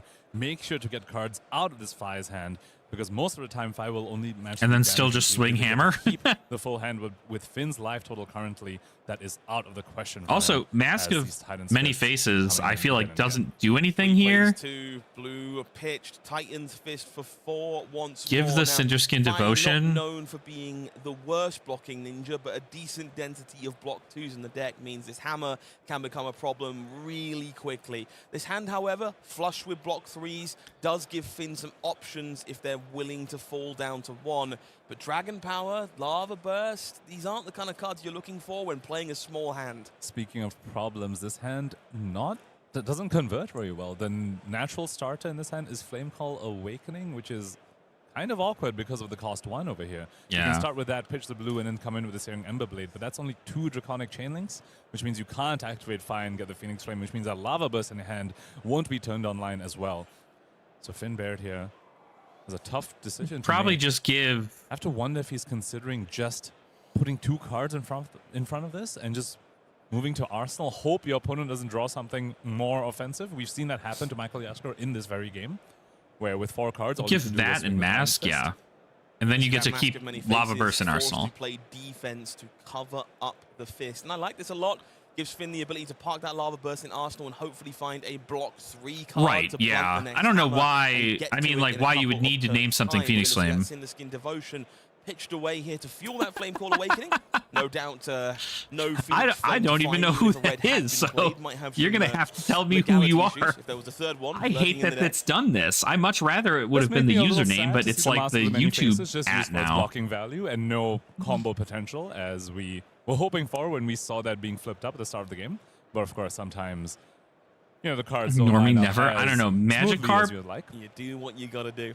Pokemon. Blade is the name of the game here. 3 points of damage coming across. Will need respect from Michael Yasker in order to keep playing the game. I mean, I guess I could just look. Hand, of course, is a Lava Burst. At this point, we've kind of reached the stage of the game where both players are occasionally, periodically checking those graveyards to account for what has been spent. Tell me who you are. Dragon Powers are gone. How many block 4s remain? Yet another one finds itself in the face of this Ember Blade. And the card will be parked in Arsenal. That Lava Burst going to be part of Finn Baird's big final volley to try and get the job done. It will be Titan's Fist once more here. And Finn does find cards that block 3. Perhaps more importantly, it's more than 1 blue as well, I believe. And so resources are available. This is the last stand. Falls down to 1. Has 4 cards to work with. Lava Burst in Arsenal, where it is safe from that Oldhim hero ability.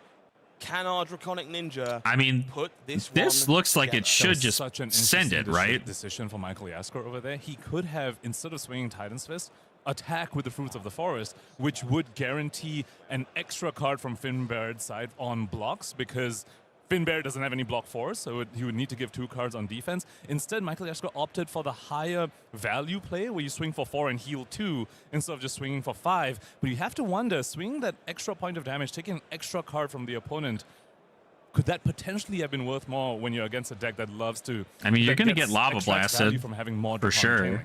Tough decision. We'll have to see if it comes back to pay dues to our Oldhim player. It's Crash and Bash on defense here for the Searing Ember Blade. 1 remaining resource will be spent to activate that Fi hero ability. The flame emerges one more time, I think this is good. Across. Yaska, I mean, forced you to still take quite this block one a to lot keep here. Cards around for the follow-up. It's going to be another Firebrand for haymaker. Inflame the Firebrand. Another block 4. Once more from Compendium, joined 5. by Lava Burst on the end, and we see the shrug of dissatisfaction from So Yaska. now this is Only very one much so card in hand the here, in will be the forced to defend onus and will of not be able to return fire. Dang. To Titan's Fist this turn. Which means Finn will be able to Oldhim ability. convert his full 4 cards offensively. Michael down to Jasko, 1. instead of blocking 3 with an Autumn's Touch, opted instead to keep that card in deck and use the Oldhim Earth React. The first time we've seen Oldhim's ability use this game. Yaska with the quick count. Oh, that's a hand of all time. Acknowledges this is a surprisingly close fatigue race. It is 1-1. 2 cards remain in library for both of these players. Jeez Blue Louise. ran with Cinderclaw to start, and an Earth reaction from Oldhim to cover it up. And here's where the Earth React comes in very, very handy over here to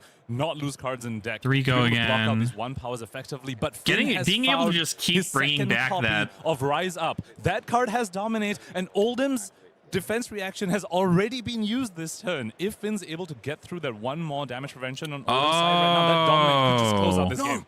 The flame eats the damage. It's Rise Up with Dominate to close the door.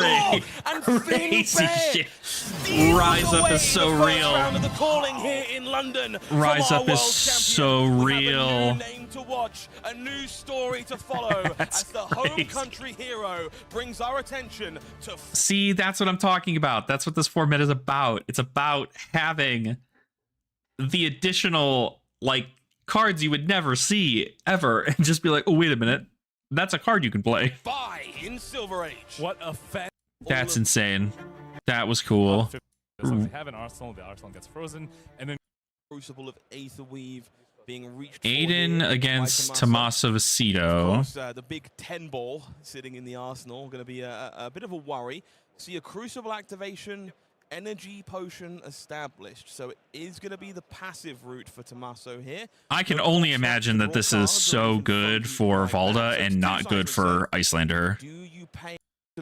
Yeah. That's fine. I'll send red. It's about what I'm looking at here. Arsenal. 2 epots though is crazy. If I'm in Tommaso, see this. What are you playing epot I'm for? about to get literally clubbed. this has to be the most telegraphed pummel in the history of pummels, I'm pretty sure. And one interesting thing over here is that Aiden Bates is actually holding a red in his hand. Which means he has exactly 2 resources to play that pummel. Which means if Tommaso chooses to give him a Frostbite, it would actually stop the pummel. But on Tommaso's side, you are expecting your Guardian opponent to hold at least a yellow, not a red over here. So mind games happening on both sides of the table here. What a bind. Tommaso's hand here also contains Test of Strength, so it does have some defensive options. We see Absorbing Aether in the hand as well. So numerous defensive tools that I love it. want to be I love everything about the format. I'm so happy it's doing well. Proposition. It's still a lot of Briar in the top, but it is not all Briar, notably, which is pretty cool. Because then you get the +2 damage on the Absorb. Although 140 some Briar is a lot out of 755 people for a calling. So astutely spotted. Could be a surprisingly large barrage of Arcane going Aiden's way to enable that pummel. All right, come on now. Of course, that Ice Bolt lines up at a slightly problematic time. Maybe there won't be a pummel at all. This is a pretty difficult decision tree for both of our players. It will be the Absorbent Aether. Yep. Send damage. Yep. Down to 1. I think the name of the game here really is Say cold. Tommaso off an Arsenal. I think if you can continue Or gold, to take all not 4 cold. cards every turn, and I like this a lot. Taking the risk here to try and No Arsenal for Icelander. This is $3.99. And frosting in the hand here. Oh, never mind. They get their turn. Potion reached for to enable a blue Voltic Bolt. It's 3 Arcane, is covered by Arcane Barrier if Aiden Bates wants to do so. Will, of course, limit the potential and perhaps encourage a Titan's Fist swing into that Blade Beckoner as a result. Interesting. 5 damage they have to send through, so they need to send Snapback and blue Voltic Bolt. Thanks to the fault line that connected earlier in the game. So he does have evasive arcane damage coming up at some point. Only 1 float. So you have to do it here. Let alone a big one of this energy potion. Just convert them to strip cards. This has to kill your opponent. At 1 life total, very important to note, cards like Macho Grande, we spoke about dominate at the beginning of this match over here. Cards like Macho Grande can just suddenly end the game out of nowhere. You have to make sure you are continuously stripping cards from your opponent as the Icelander to not just have the game end off of a dominate. Tommaso doing his best dessert impression with the frosting here. 1 point of Arcane coming across. Chooses not to Test of use strength. Arcane Barrier for the one floating here. Has the Winter's Grasp on top of the deck. Gold token generated. Test of strength is Falls of wild. Fury if Aiden chooses to leave that resource floating there in the face of the frosting. Does leave Arctic Incarceration for 3 Frostbites to be available here. Yeah, what in the world is that?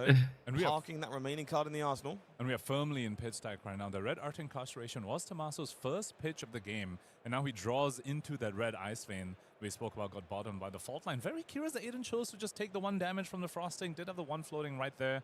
Perhaps, maybe just missed it. Because Icelander without, Storm Striders in this format, obviously. Yeah, no can't really kidding. do any more arcane damage on your turn. I'm trying to figure out who you are still. Please tell me who you are. So I can address you. Do I know you personally? Old habits die hard, brain slip, we've all been there. Lights of feature match. Oh, it's Chang. Okay. Oh, okay. I'm literally sitting here trying to figure out what the K is in your YouTube thing, and I'm like, who the hell do I know that starts with the K? Forced to stare down. That makes sense. Hi, Chang. How are you? Get some kind of turn going, and that's a dangerous place to be.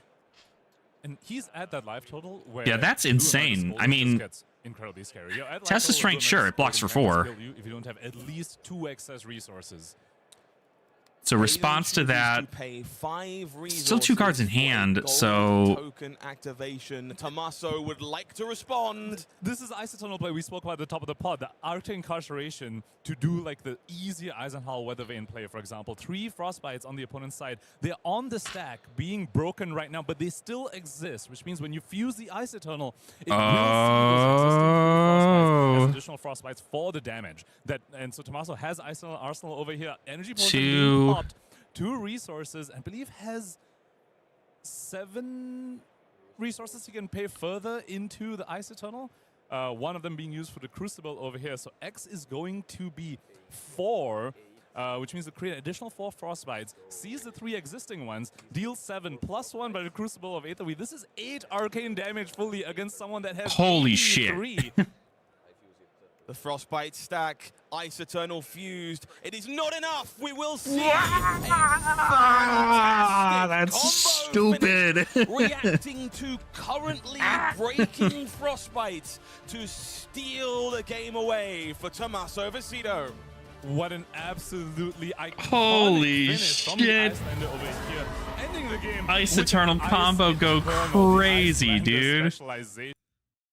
Oh my god. Another beatdown. Oh, here's Florin playing the Sage deck against Eugene. The only time I'm being That means he's going to win this.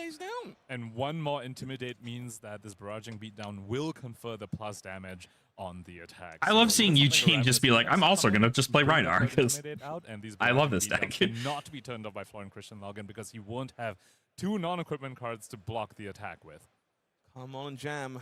Welcome to the slam. Eugene here, considering whether or not they would like to volley damage here. My god. The strongest survive, or follow up with that meat axe and have that intimidation. Yeah, that Icelander turn was...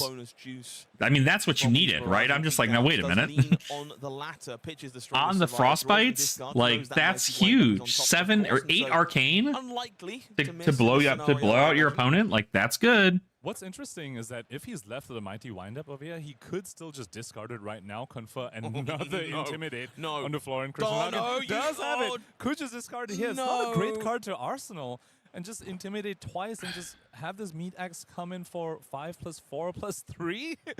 Unblockable. That's huge.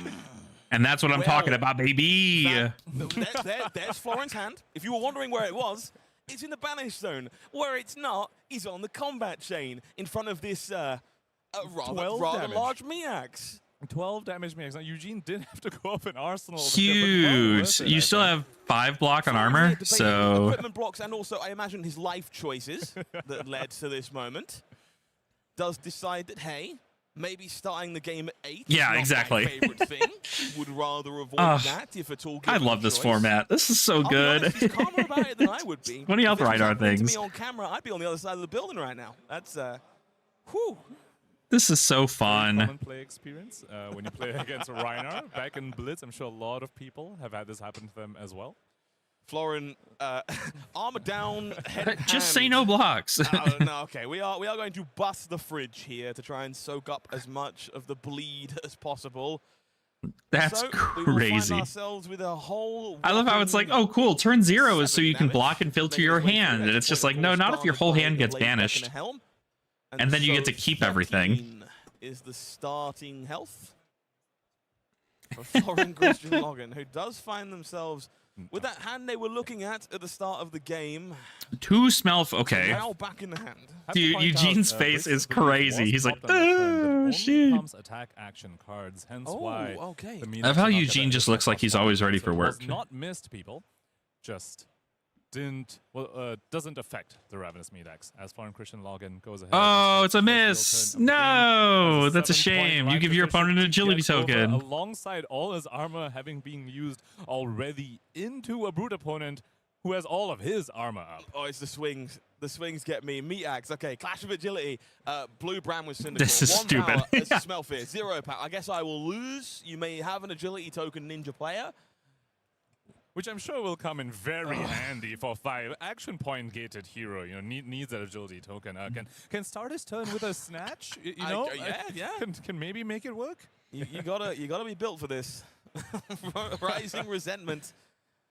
Somewhat apt, I think, for how Florin might be feeling right now. 3 go again. Once more, the name of the game. It's good to know that Eugene's playing the blue agilities in his deck. Forced to find himself looking at a hand that is defensive. Because that's what I did with mine, except I played club and not axe. And we also know that the top of the deck is a whiff in the form of another Smell Fear, which means his Meat Axe, even if it's swung, will not come in for 5. So Eugene with a very explosive start at the beginning, not a great follow-up it's looking like.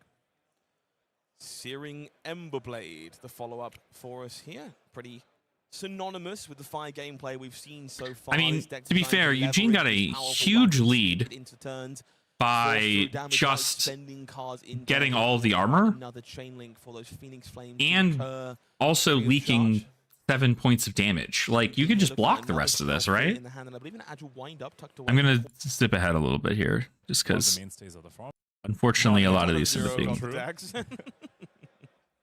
Okay. So, doesn't look like it got better for Eugene. Eugene doesn't seem to be the... I do know Florin went 7 and 2 today, so I wonder if this is one of his losses. How to put this turn together. Seems to have been caught slightly off guard by the situation they find themselves. And of course, random draw, of course, from that Savage Feast does mean new information entered the fray. Does require a fresh analysis, no doubt. And Florin Christian Logan with a tough choice over here. There is a potential for another Intimidate coming out later on this turn, especially with the face-up Ravenous Meat Axe. So do you want to use a Rise from the Ashes in your hand right now as a block 2 while you know you still can? Or are you going to take the risk and just hold on to it and hope that if lethal is sent, that is not the card that gets intimidated? Florin here doing that patented table tap. The math is now what matters, as a small life lead has been gained, and tools do need to be cards in hand here. Has the potential for some serious pressure here against Eugene. Might very well strip away enough cards to take away momentum. And Rise from the Ashes here can put the Phoenix Flame in hand immediately, which means the Mounting Anger follow-up will come. I saw the E-Pod and I was just like, what the hell is Florin doing? I'm like, wait a minute, he's playing the precon. That'll be in there. So still quite a bit of damage coming in. Also want to point out the equipment suite ready on Florian Christian Login side. All the block value being used on them yet, but remember that is +2 damage available on those cards between Pouncing Paws and Tearing Shuko. 7 go again. 7 possibly go again. on hit. Anger, courtesy Banish of your that Phoenix rise Flames. from Send the Phoenix Flame ashes. for One 2. heck of a break point here. Eugene now aware the resources are available. Damn, for it's a good thing you have swing and guard well blade too. Swing, knows that final card in hand is the Phoenix Flame. Does represent a bonus point of damage if it is banished by this Mounting Anger. So even if this Mounting Anger doesn't hit, Florian Christian Login is representing another 6 damage for the rest of the turn. 2 from the Ember Blade, 1 from the Phoenix. Yeah, and then you have the 2 two from the crouching, right? So and the Mounting Hanger hits, then it becomes an additional 7, so an impressive 13 or 14 point damage turn coming off Florian Christian Login off of just 3 cards and the equipment suite. Really? Can't write out the Draconic Ninja, who started off with a 7-point life deficient and all the armor used already. Florian Christian Login telling us that this hero, oh, there's my little girl. Pre-constructed deck has Here's my little girl. So My sweet little lady. Is the one who finds himself in the blender, forced to play defense. It's Are you watching Flesh and Blood with your dad? The Mounting Anger. 1 point will Do you have anything to say to the fans? What will happen? The Phoenix Flame makes its way into the banish zone, meaning it will come in for a bonus point of juice here. It's 2 with go again. Good. Do you hate 3 this? From the sword, oh, you hate 2 this. from the tiger. Okay. We're going to see that predatory plating Okay. jumping It's in front okay. of this You to soak can- up the you can damage hang before out. the sword swing You continues. can the hang turn. out. So I believe Eugene C should be Does at not 4, care. thanks to the 1 point of damage leaked from the Mounting Anger. Life total has just been updated, so I'm coming for 3. And the equipment suite on Florian Christian Login side is face up, so you can see as to be potentially expecting that if he declares no blocks on this, you know Florian Christian Login is just going to pop that tiger and send it to make Eugene C block. It is strongest survive. Jumping in on defense. Well, now you just don't need to pop your thing. Just don't pop your stuff. With the choice is now Tiger time. Well, now you don't have to. Now you know your opponent's not going to give you an extra card since they don't have to. So you can leave the Tiger as a potential extra chain link to turn on a Rupture later on. We saw this happen already in game 1 of our calling today where the Tiger was used to turn on a Lava Burst. So Florian Christian Login saying, I'll just keep that. And a Lava Burst is drawn if the Tiger is necessary. Oh my god. To get to a false chain link. That would have been a very heads Buy is so up, good. not using Buy the is so equipment suite from Florian good. Christian Login. Got a note. Bram with Cinderclaw, Art of the Dragon Fire. Also in the hand here. Represents another 2 unpreventable points of damage. But to get there, Florin will need to deal with the meat axe. We do find a pack hunt being discarded. And so a random card intimidated. 5 damage here is going to demand 2 cards to stay alive. One of those cards left in hand is that Lava Burst. Oh. Block for 3. Block for 6 coming up from Florian Christian Login here. Is forced to give up a blue, so you have to wonder whether the card intimidated was a blue as well to swing the Ember Blade. Looks No, like it's Art of not. Dragon Fire? Okay, so maybe with a bit of luck, maybe that Bram with Cinderclaw is a blue. Could be. Could facilitate some kind of leverage here to play a turn, but we're going to see those Tiger equipment, the Pouncing Paws, the Tearing Shuko reached for to start this turn. Means it will be 2 go again. I mean, you're getting your action point, Crouching Tiger. or you're getting a resource off of at this moment in time. that. So But also not aware. theoretically, you could Waiting in the wings. pitch the brand. Can't Well, quite catch it. I think that is a yellow brand, so... Okay. I mean, no Draconic Chainlinks to speak of anyway, so Searing Ember Blade... it's just going to be Art of Dragon Fire for 5. Just kidding. Okay, once Arsenal the brand. The Art of Dragon. Now this is very interesting. I mean, you could Eugene, of course, pitch. doesn't know You could pitch and play the your last card in hand. Blood Scent. Chooses to take Yeah. Ran with Cinderclaw. We see the blood scent. The blood scent is reached for. It pays for Art of the Dragon Fire. The tongue comes out. It's 2 points. That kills you. Unpreventable damage that comes steaming into that's the face huge. of Eugene, I was who like, I think that costs 2, right? And I was like, nope, that's a 1 for 5. Made brand connects and the damage comes through. It is draconic and it will steal Crazy. victory for Florin Christian Logan. The Phi Silver Age pre-constructed deck is now 2-0, vanquishing one of the biggest names in our game today. Fully missed the blood scent, being able to give one more reason before Christian. Crazy work. Crazy work. Oh, the 5 precon's good. I think it's one of the better ones to get. For sure. And what is this? Briar versus Vincent? How does this turn out? Probably as I expect. Oh, not as I expect. And Isaac Murray's turn.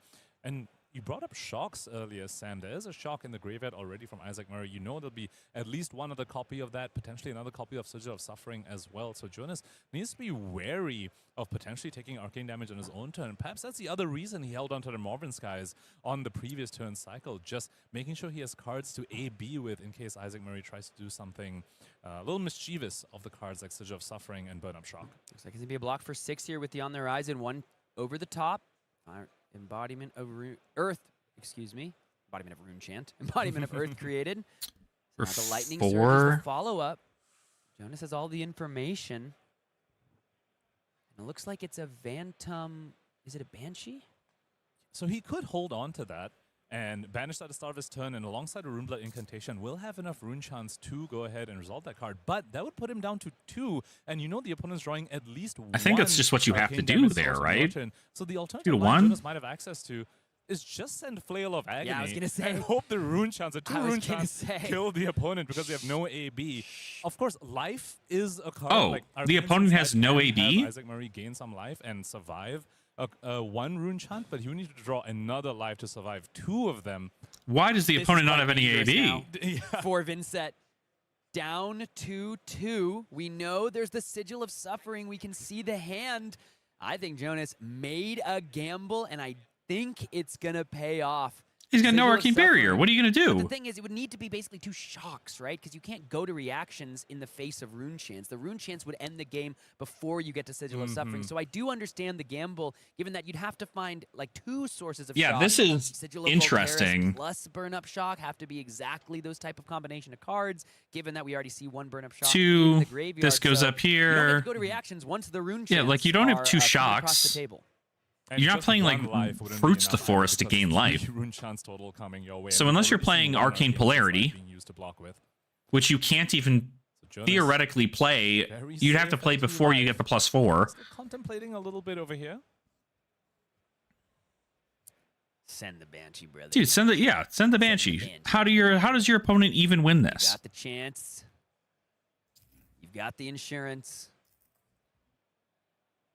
Is he reaching for the top of his deck like he's gonna pass the turn? There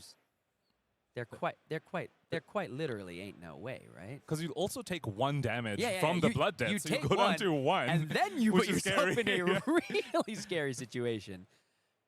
There's no reason for you to not has send that. Your just be opponent doesn't have exactly Arcane instant Barrier. speed shocks, not at reaction speed. As the Rune Chants come across, Isaac Murphy at 1, and that's going to be the game. Oh, yeah. Fist bump is extended. That's nuts. I mean, like, I understand not running the AB. There's I mean, to be fair, I don't, in some of my matches, run AB into Briar either. Because Briar is sending, like, a point of Arcane, maybe 2, but it really isn't anything, like, insane. You stuck? You stuck? Hold on, I'm watching my cats. They're stuck. She's stuck. Just unhook your foot, girl. There you go. She got it. She figured it out.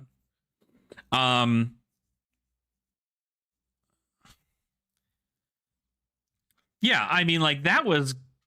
Why in the world would you pass? Like, you're sending 7 and 3. Like, your opponent has no Arcane Barrier.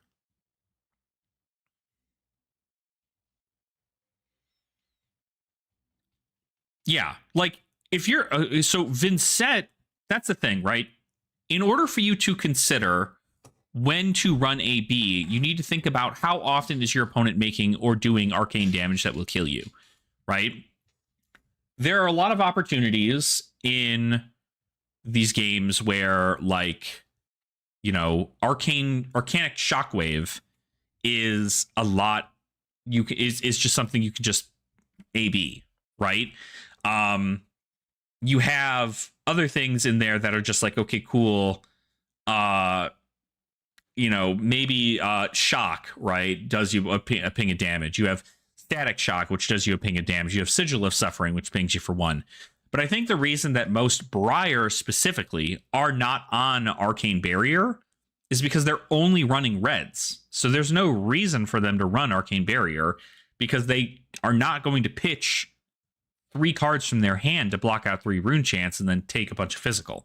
So I could see the reason to not run it, but I guess you just have to win, right? You just gotta be better. That one, but it is going to be a victory for Vin of those style of events. As the talk of the town coming in, but we've seen Fi do some amazing things. We're seeing Vincent do amazing things. We're seeing Icelander do amazing things. Definitely no copium on that front. So, what is this battleground stuff? Just lots of heroes to explore in this format, and I cannot wait. Well, folks, we had a little bit of an announcement yesterday. If you weren't joining us for the world premiere stream, how could you? We had a great time. Where were you? Why didn't you watch? But if you were watching, you might have caught a little bit of the word of a brand new offering from Flesh and Blood, LGS-focused OP. Let's talk a little bit about Battleground.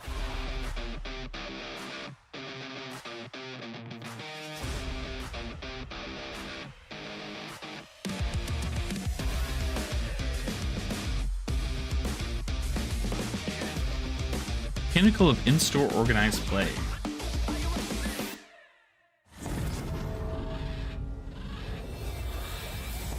Battlegrounds, folks, going to be coming to your LGS quite soon. It is a very exciting development in the store level OP circuit. We've seen a changing landscape of our OP circuit this year. You know, we've said goodbye, we've sunsetted not only Blitz, but Battle Hardens are no longer going to be a core or really a part of the rotation. And we have the Silver Age showdowns happening every weekend at these World Tour stops, at these callings, but at the local level, you want that one day of fierce competition. You want it to be a format potentially of your store's choosing. You got to ask your LGS to get in touch about Battlegrounds. These are exactly what players love about ProQuest's RTN season. You go to your LGS with your local community, which you know like the back of your hand. You make choices you might not bring to a calling because you know that David across the street loves to play Teklovas. Talk shit about David. You might have to beat David and beat Teklovas, and this is where you can get exactly the fun of those style of events all year round. Top-tier local game stores. I don't know what the hell that means. A different type of player that we here in the coverage booth sometimes maybe don't pay a lot of attention to, where we talk about tier 3 and tier 4 events a lot, but there are a whole bunch of players who love this game so much, who aren't able to travel for every tier 4 event, for example, in between the nationals and the next Pro Tour, or in between a Pro Tour and Worlds, for example. I mean, I just gotta say, anything to get more competitive play locally, period. They just don't have that many events that they feel. But I wish they did store championships instead of this. That'd be cool. I really love that we are introducing something new to service them. Yeah, it's gonna be gas. I'm really looking forward to it. There's a lot more info that will be coming shortly. This is just a little bit of a tease, but I believe I can do a little bit of spoiling. We're gonna have our first Battlegrounds coming up perhaps sooner than you think, and then a more complete rollout later this year. But it's really an exciting time in myriad ways to be a Flesh and Blood player. Keeping me in the dark as well is my co-caster, because I don't know too much about Battlegrounds, but I'm excited to hear more. Yeah, it's gonna be a great that's time. insane. We hope you want to God damn it, why do they just tell me nothing? Why tell me nothing? Martin Hollick on Kano against David.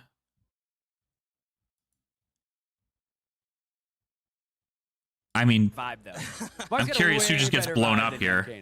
This has got to be like a let's talk about 3-turn a few of game, the equipment right? pieces we're seeing in play here. Unyielding grip is a huge pickup for Kano on the arm piece here. Gives a way to succinctly block damage that wasn't previously available to this wizard. Yeah, that's something I thought about too. That's actually kind of insane. Boots, which is a big part of Block stealing 3 damage against these more aggressive matchups. You need to chain a pair of Voltic bolts. You need to deal 10 arcane in the same turn in order to put things together.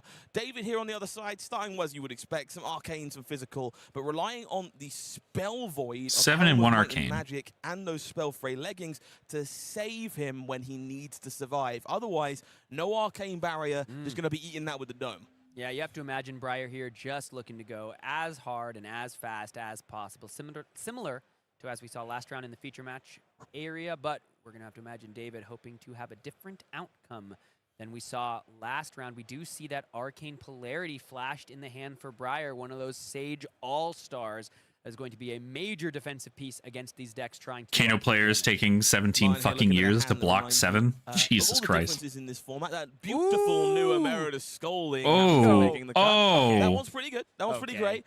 But they have Emeritus Scalding as another Marvel in the tournament packs? Are you kidding me? Dude, these tournament packs are so sick. And the best part is that they said that none of the cards are going to be like going away. It's not like a seasonal thing like with gem packs, which means that like they're just going to be adding new cards into these tournament packs.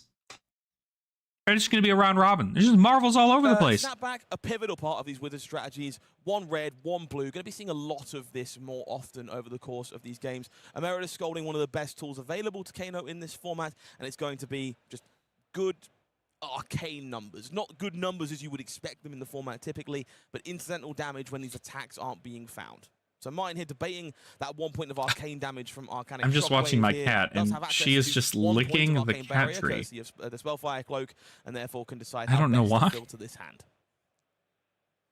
Dude, seeing the Emeritus in the hand there, I'm like, oh no, I'm going to need so many of these cards. You and me both, brother. We are, Just, yeah, exactly. Literally. Maybe I have to stop accepting your offer to hire me to cast these things. She's like learning. Yeah, I was like, I'm not playing any Gauntlets. I don't get to get you're back. What are you if doing? you never see me in the booth again, it's Sam's fault, folks. Yeah, as we see, anyway, folks, it's going to be... Yeah, no, well, so getting them early is... they're probably pretty...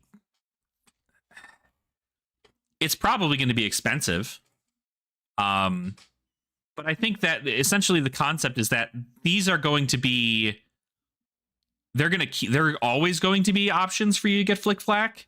So I think really at the end of the day, you could choose to get them now, or you could maybe wait and see if you get them later. Activation off the top, Cindering Foresight now able to be played. Because a lot of people are going to get, these are participation packs for these events. So Kano's opponent's turn. I'd imagine it's going to be a lot easier. There's going to be more of them on the market as time goes on. But in general, there's going to be a lot of, I'll take a look. I mean, hey, top card of my deck is before probably, I would imagine they're selling for a lot right now due to hype. You could probably wait, because there's going to be a lot of them. So now this is interesting because the non-attack has been played. That snapback in the hand is live. The Spellfire Spellfire sponsored Cloak could be utilized here to get a resource to allow for that snapback to come forth and get the +1 that the Cindering Foresight confers. Question is Martin ready to commit that equipment piece early? Would take a couple points. This is still turn 0? Arcane, 1 point of physical. Come on, Martin. You're not what are we doing here? You're not entirely sure whether this hand has some other trickery, a shock of some sort in the form of burn-up shock after this necessarily. Just got to fire your arcane where the going's good, as Arthur Trey may have alluded to. You kind of need to get life totals kind of equal at the start. Arcane polarity, get fucked up, dude. That's crazy. All right, cool. So is looking to just do some major spindle for 5. This is a difficult decision. For Took 5. Embodiment of Earth generated. Opponents at 10. That they gave me some. Oh, they're dead as hell. Tell though if it'll actually be able to take home the crown.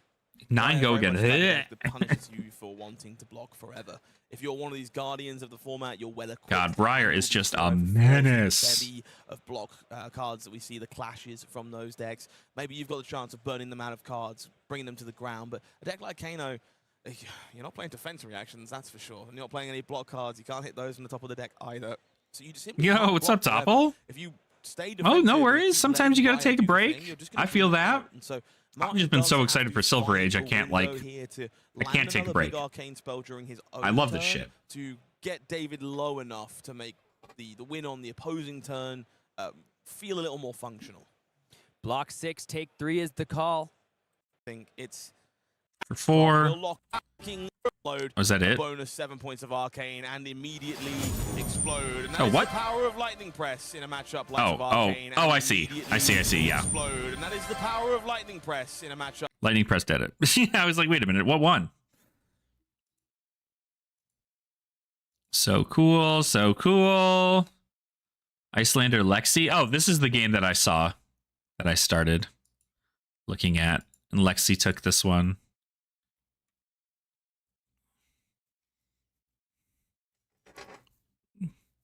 Blue Vincent is really tempting you? Blue Vincent? Like just like a bunch of blues in Vincent? I'm confused. Grasp Happy Vincent. Oh. That would be interesting. That would be very interesting, I will say. Yeah, so I've seen this game. This is the game I came into also. So we're caught up on these now. So again, let's taking a look here at our end game.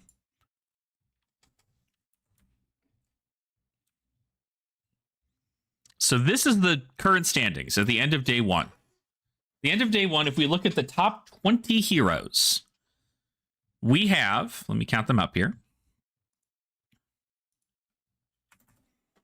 We have Dory, we have Oldhim, we have Ira, we have Briar, we have Kano, we have KO, we have Bravo,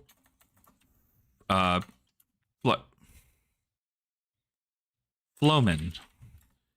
We've got Valda, we have Vincent, we have Lexi, and we have Florian. I am still live. Hardcasting. I don't know that Embalm is a good card, but I believe you. So this is what we got so far. Don't mind this. This is a different list. 1, 2, 3, 4, 5, 6, 7, 8, 9, 10, 11.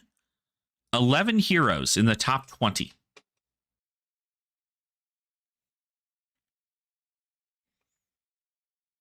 CC could never. CC could never do that. I think it is a Decimator build. I don't know. They never showed them on stream at all. This Dory never was on stream. So I'm assuming it's a Decimator build. It would be insane to me if it's a Dawnblade build. But, because that's the thing, right? You know what? Actually, I'm curious if I can find out. Let me see. No traction here. Who is this person? Who are you?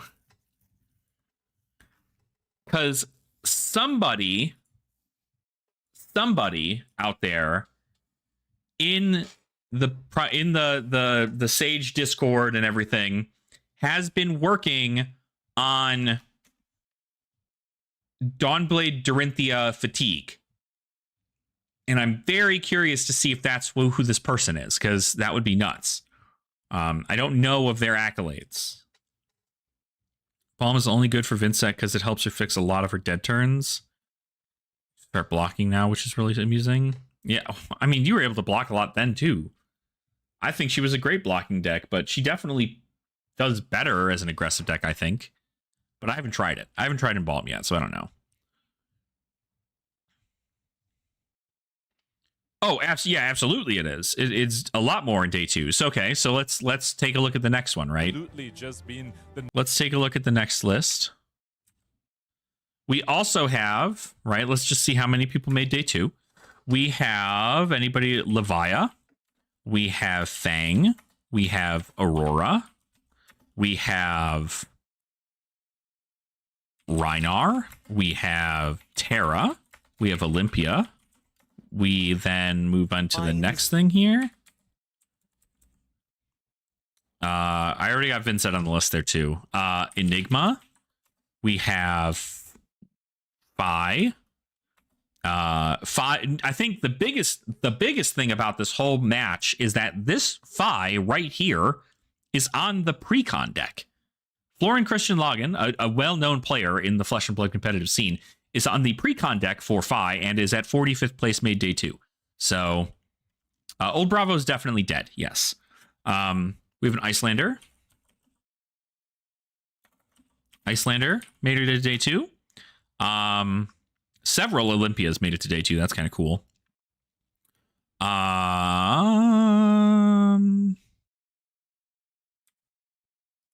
Again, that is Hold. All right. Anybody else? Do. All good there. Sneak community for making. Yeah, day 2 goes to 94. Maybe. Yeah, I think that's about right. So we got a Benji that made it to day 2. We have a Kasai that made it to day 2. We have a Lyeth that made it to day 2. That's it if we go up to 94. But if we choose the other, yeah, that's it. So out of these ones here that are shown, we have this. So this many heroes made it to day 2. 1, 2, 3, 4, 5, 6, 7, 8, 9, 10, 11, 12, 13, 14, 15, 16, 17, 18, 19, 20, 21, 22, 23 out of the 50 represented heroes made it to day 2 at the Sage calling. The very first, full pen Sage calling. 23. That's pretty good. That's pretty good, I gotta say. That's not too bad. But if we really want to take a look at like the big contenders, right? It is really these guys. Like Dory is obviously putting in work, as we can tell. Seeing the Vincent up there is really cool at 8-1. Pretty much anybody who's 7-2 is really like the ones I'd take a look at. Kano being 8-1 makes sense. Good stuff. Valda being 8-1 makes sense. Very good deck. God, excuse me. Kano's just like so cool. Like it is so funny. I had I have one of my locals, Sam, who's just like, oh, Wizard's like super dead in this format, right? And I'm just like, nah, Kano's insane. What are you talking about? And he's like, oh, well, I don't know. Like, I don't know if he's like that good. He just doesn't seem like he does the same thing. And I was like, no, Kano's really good. Like, I think Kano's very powerful. Especially when they get paired into like other people who are like, ooh, okay, AB3. And you're like, okay, cool, send 8. Like, Kano still gets a huge win. So, big stuff for that. Obviously, it looks like Oldham just doing like the best. This specific Oldham, Gianluigi. Sometimes just folds. Yeah. I mean, there were also like 146 Briar at the start of the day. Where is it? We're still in our pre-show. Nope, hold on. There it is. 142 Briar. This is the breakdown for today. There were 142 Briar, 68 Floman, 63 Phi, 46 Ira, 46 Oldham, 35 Enigma, 30 KO, 28 Reinar, 23 KO, Kano, 23 Dorinthia.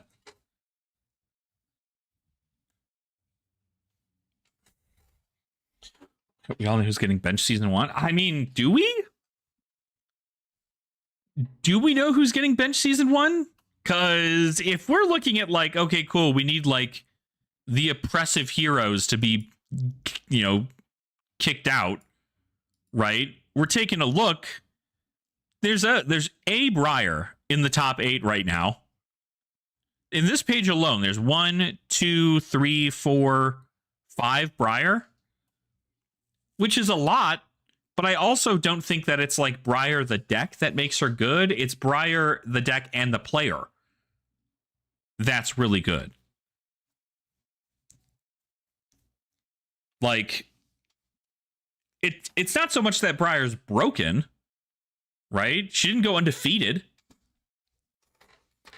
You know, Oldham went undefeated. So it's definitely a very powerful deck. I think the question is that are we getting rid of Briar because she's broken, or are we getting rid of Briar because people are just sick of playing against Briar?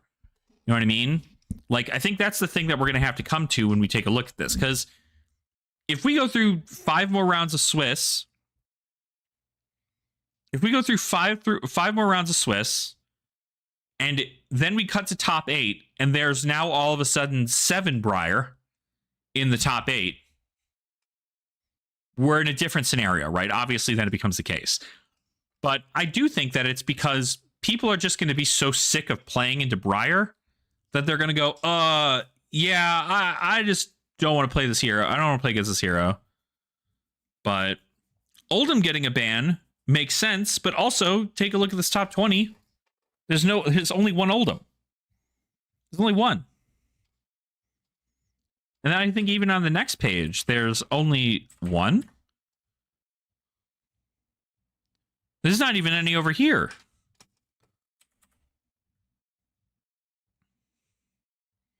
There's not another Oldham.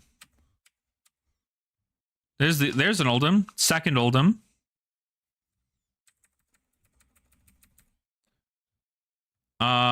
Third Oldham, fourth, fifth Oldham, 5 Oldhams. And I don't even think these two this one maybe made it. So 4 Oldham. 50th was Oldham? Did I not get there? Oh yeah, there we go. Okay, so 6 Oldhams. How many Terra? In the day 2, I think there was only, I swear I saw them over here. They're not over here. 1 Terra. Whoops.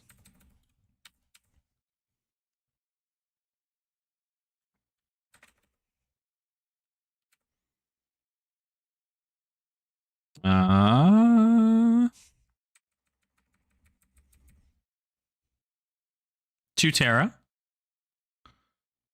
3 Terra. 3 in the top 100.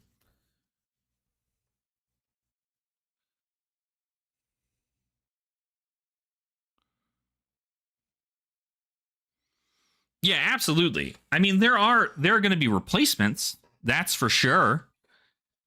But I think that the issue here is that, like, when you take a look at a meta like this, like a meta that's like, and obviously this is just the end of day 1, right? So we can foresee that there are some changes here, but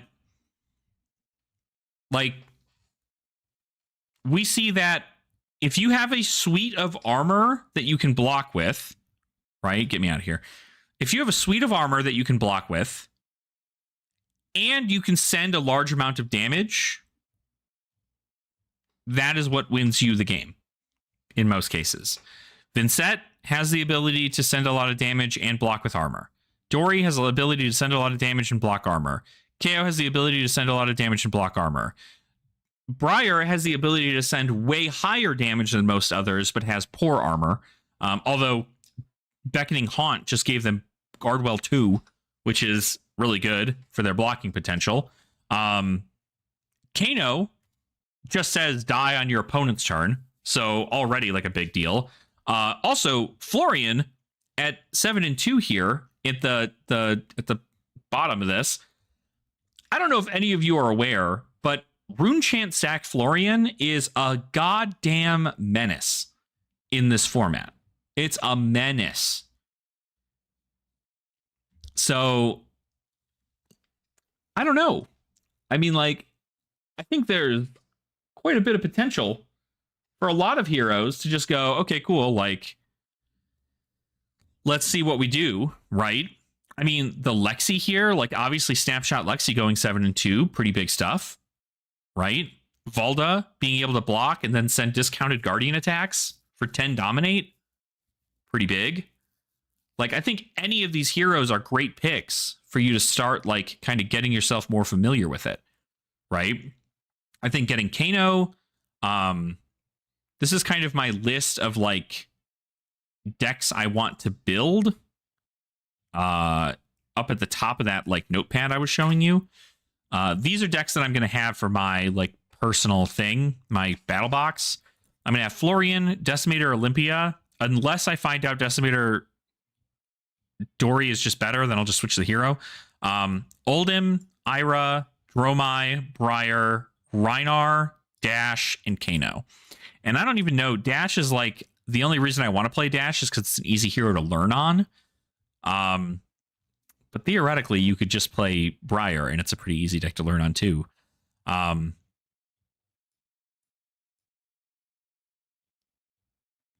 But even from like a class perspective, right? We have Warrior, Guardian, Ninja, Runeblade, Wizard, Brute. That's at least 6 classes up there. And then Ranger down here. So 6 classes right here. All different classes. Like, this is just kind of insane. Like, this is what I expect. You know, I think a lot of people, when they saw this whole thing, they were like, okay, this is all going to be like 5 Briars that are undefeated and then a bunch of the other things. But like, most of the Briars are defeated. Like, there is not an undefeated Briar in the day. And there's only, what, 1, 2, 3 Briar that took 1 loss. Top 10 decks made for Battle Box, so we can just grab them. Yeah, exactly. That's my plan too, is I think I'm just going to get, you know, I don't know that I want to build Bravo Flattering Showman, but I guess it's not a bad deck to run. So that would probably remove the dash here. But I also want to have a Rhinar, because I think Rhinar is going to be good. Get sick of fighting Briar. I mean, they'll get sick of fighting Briar, but if you can beat Briar, it doesn't matter if you're sick of playing into them. Like, that is the one thing. I do not think that we should be going, okay, let's ban Briar, right? Because if we're banning, to be fair, I still think she's in contention for being banned by the community, for sure. But the issue is that she's not unbeatable. She's just kind of a pain in the ass sometimes. But if your deck can beat Briar, you beat, what is that? Almost a fourth of the field on Briar? It's huge. And on top of it, and like barring everything that we even consider thinking about right now at this moment, I need everybody who is listening to this live stream to understand that Chain will be legal for next season. Chain will be a legal hero for you to play in Compendium of Wraith when set 19 drops. Or in Compendium of Wraith. In Sage. When this drops. Like, how do I write in Decimator as my band? You can't. Decimator Great Axe is not a hero.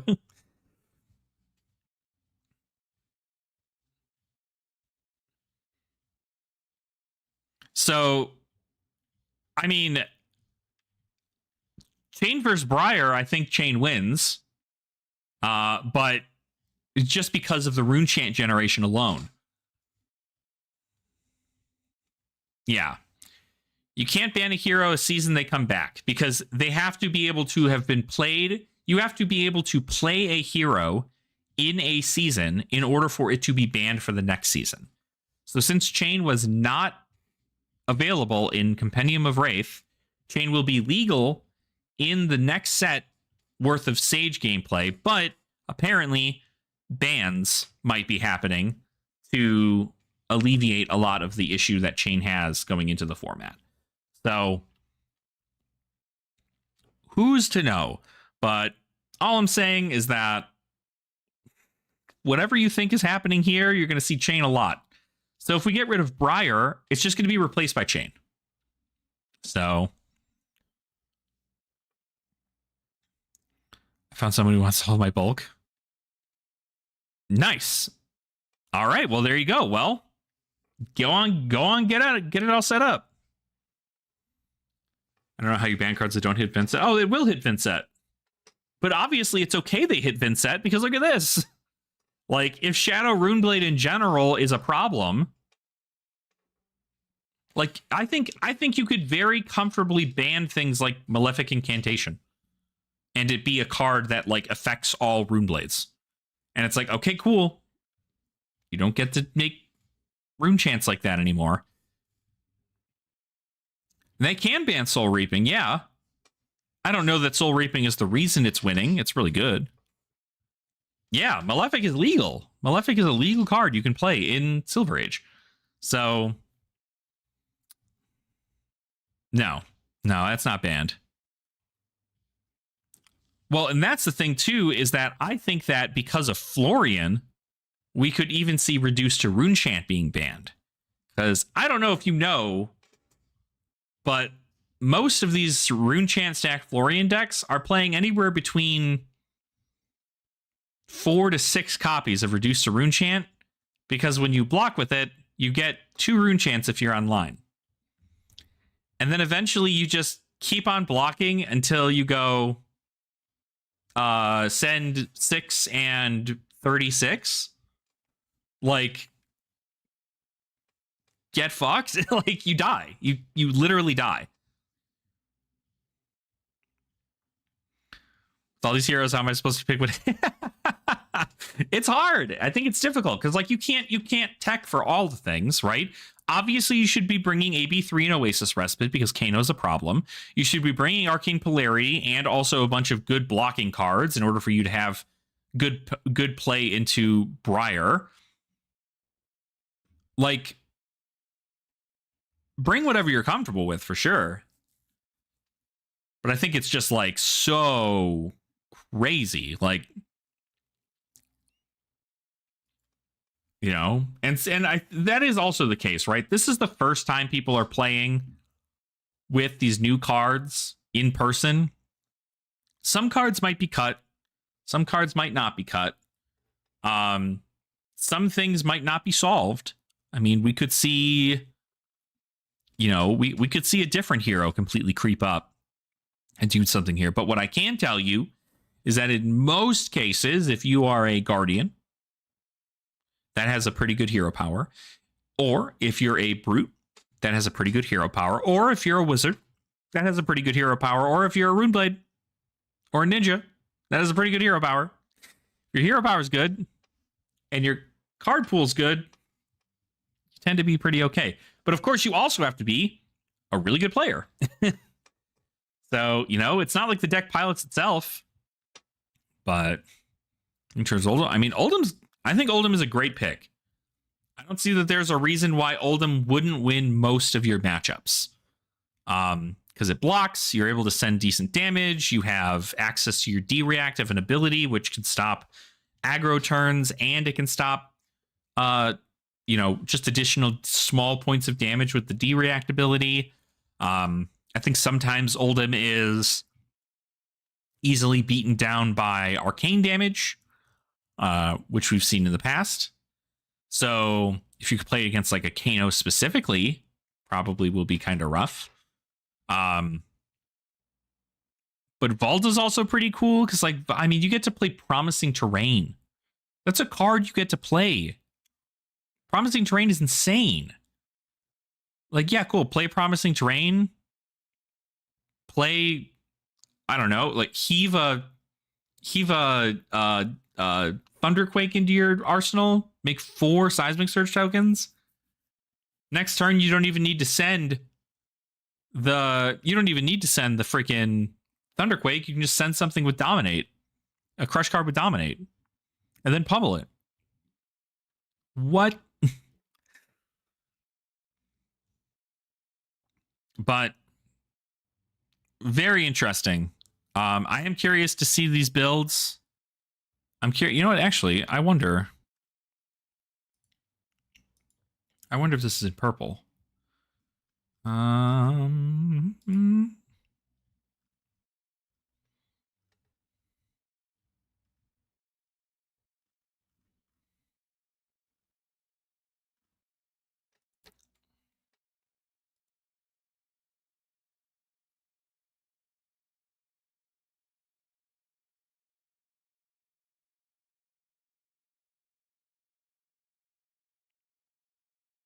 Yeah, Flying Swing, Overpower, Sharpen, Sirens, Harbor, Find Else. This is probably like just the same deck.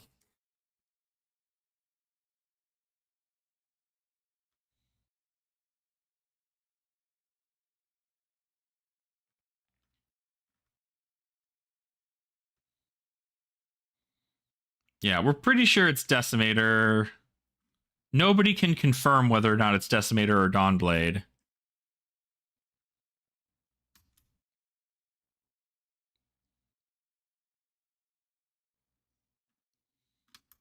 Interesting. Yeah. We're all thinking it's DGA. So, and I wouldn't doubt it. Again, I think Decimator Great Axe is easily one of the best things you could bring to a competitive event. I also think that, in a way, there is a world in which Dory does it a bit better than Olympia does. The only reason being is because if you keep a go again source and 2 blues, you can swing axe, give it go again, swing axe again. Right? Or you can swing axe with it having go again if it hits. If it hits, you give it go again. Or you can hit and run. If it hits, you'll get to attack with it again. Your opponent's probably going to give you 2 cards on the first swing. And if they do, that's fine, because then you rip 2 cards from them. And you only used 1 of your cards. So I think it's a patience thing. I don't think it's obviously like Olympia's still doing pretty good too. Because if we take a look here, right? We have how many Olympias are in this? We have this Fang. I'm curious as if they're on Decimator. 1 Olympia here. So 1 Olympia on day 2, 2 more Olympia on day 2, so 3 Olympia on day 2. We have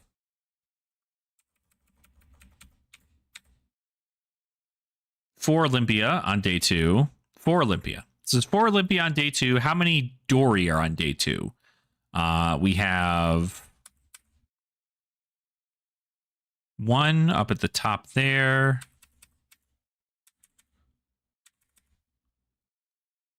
2.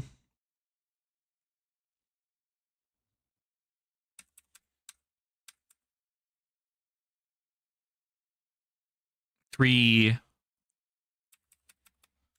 4, 5. 5 Dory. So, I mean, not a bad spread overall. Like, it's not terrible. But I think Decimator Great Axe Warrior is a banger.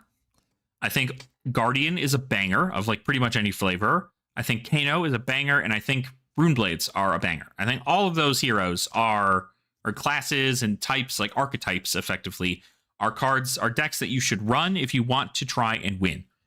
So that's my take. That's what I think. But as you can see, actually, I'm almost certain. Let me just actually make sure that this is the case. Again, in a brand new meta. That's right. Nothing there.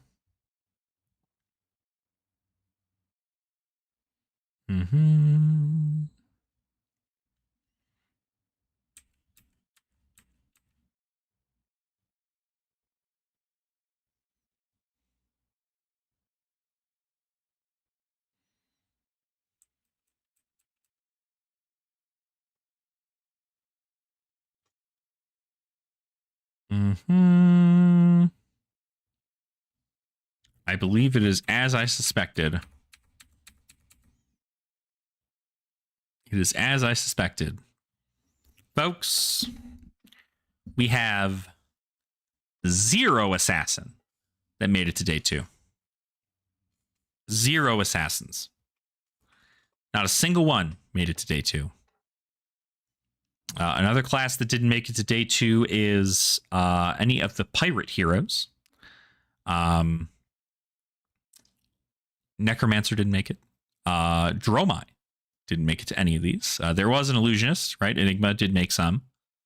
It's another class that didn't make day 2.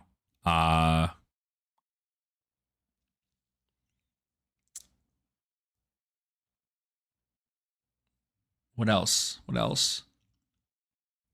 Mechanologists. No mechanologists that made it to day 2.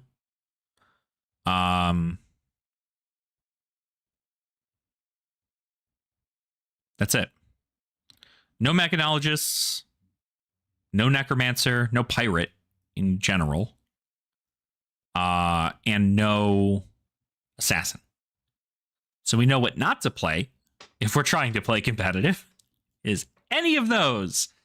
Unfortunate for us, but it is what it is. Yeah. Yeah, it's pretty cool.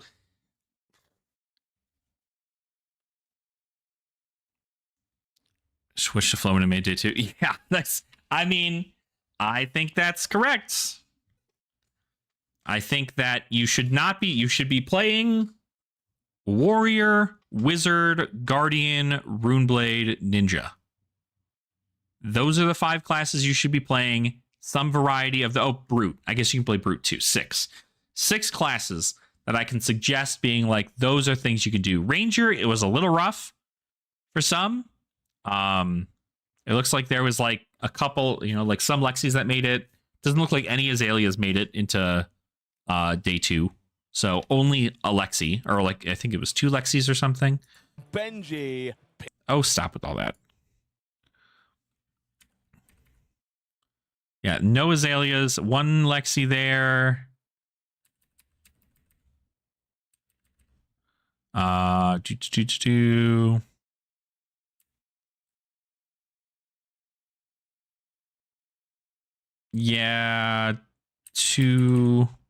Lexi made it. So 2 Rangers in general didn't make it. So, or 2 Rangers in the entirety of it. So no Riptides, no anything there. So yeah, that is that's the breakdown so far. Now, obviously, right, we have day 2. Day 2 could show different things, but I think I'm pretty confident in saying that Kano's a menace. Brutes are a menace. Which it also looks like, I think, Brody Spurlock made it on Rhinar in day 2, 7-2, as opposed to the KO that went 8-1, which I think if you're looking for a more aggressive game, KO does very well. KO sometimes does pretty well into fatigue if they just don't draw really well, right? If they don't draw things like staunches or any of the other stuff, like KO does incredibly well. And KO does more damage on a turn-by-turn basis, I think, than Briar does. So, at least from a power standpoint there. I mean, Bravo Flattering Showman obviously is no joke. Vald is no joke. Yeah, no, that's absolutely true, Nathan. Yeah, it depends on your meta, right? If you have a bunch of block slop heroes, Rhinar is going to be better for you. If you are playing into a bunch of aggro heroes, KO is probably going to be better for you. Yeah. God, so crazy to see a 9-0 Dory. I'm going to have to build her. Going to have to do it. Not that Olympia did bad. Olympia obviously still qualified for day 2 also. I'm curious who's on what build. But this is cool. This is cool to see a lot of people playing around with just like a slew of heroes. Like the fact that we have so many heroes on just this page alone, let alone anything else, I think is just like insane. So it's going to be a good time. I'm very, very excited. I'm excited to get more stuff from Penn. I don't know. Are there like, is there heroes y'all would like to see showcased on the channel? Like, obviously, I'd still like to do stuff with Decimator. Obviously, we can still play Briar and KO and Rhinar. Like, that's what I'm hoping to do, right? But it is really neat just to have, like, a ton of very unique ways to play. And this is exactly how I expected it to be. I did not expect it to be all Briar at the top. And I was right. There was a lot of Briar, but they were not all at the top. Because Briars can take losses. Briars can lose. We have seen Briars lose. So, it is possible. Valda, I expected to see a lot of, and I do. Brute, I expected to see a lot of, and I do. It's just fun. Like, this is a great way to do it. So, yeah, that's kind of it. What I am going to do now, though, is I'm going to go get lunch because I've been live for almost 4 hours and haven't eaten anything today. So maybe we should do that. Take care of our body. The other thing is that I'm going to start making more videos talking about, like, the Sage recaps of things and talking about the heroes that I think are great contenders into the meta. And maybe talking about, like, how their builds are, right? Start getting some more, like, updated Silver Age videos out. And then I have my casual night tonight. So I'm going to bring a lot of stuff for casual night. I might even go a little early just to hang out over there. And I might even bring my new phone. So see if maybe we can get some recording done. That'd be kind of cool. But a lot to talk about. We do have a lot to talk about on Tuesday. Oh my God. And that's like, okay. And we even have to, like, again, if you are just tuning in, you haven't seen the full live stream, go watch it. Like, everybody is playing a bunch of the weirdest stuff you've ever seen because you've never seen it before in a deck.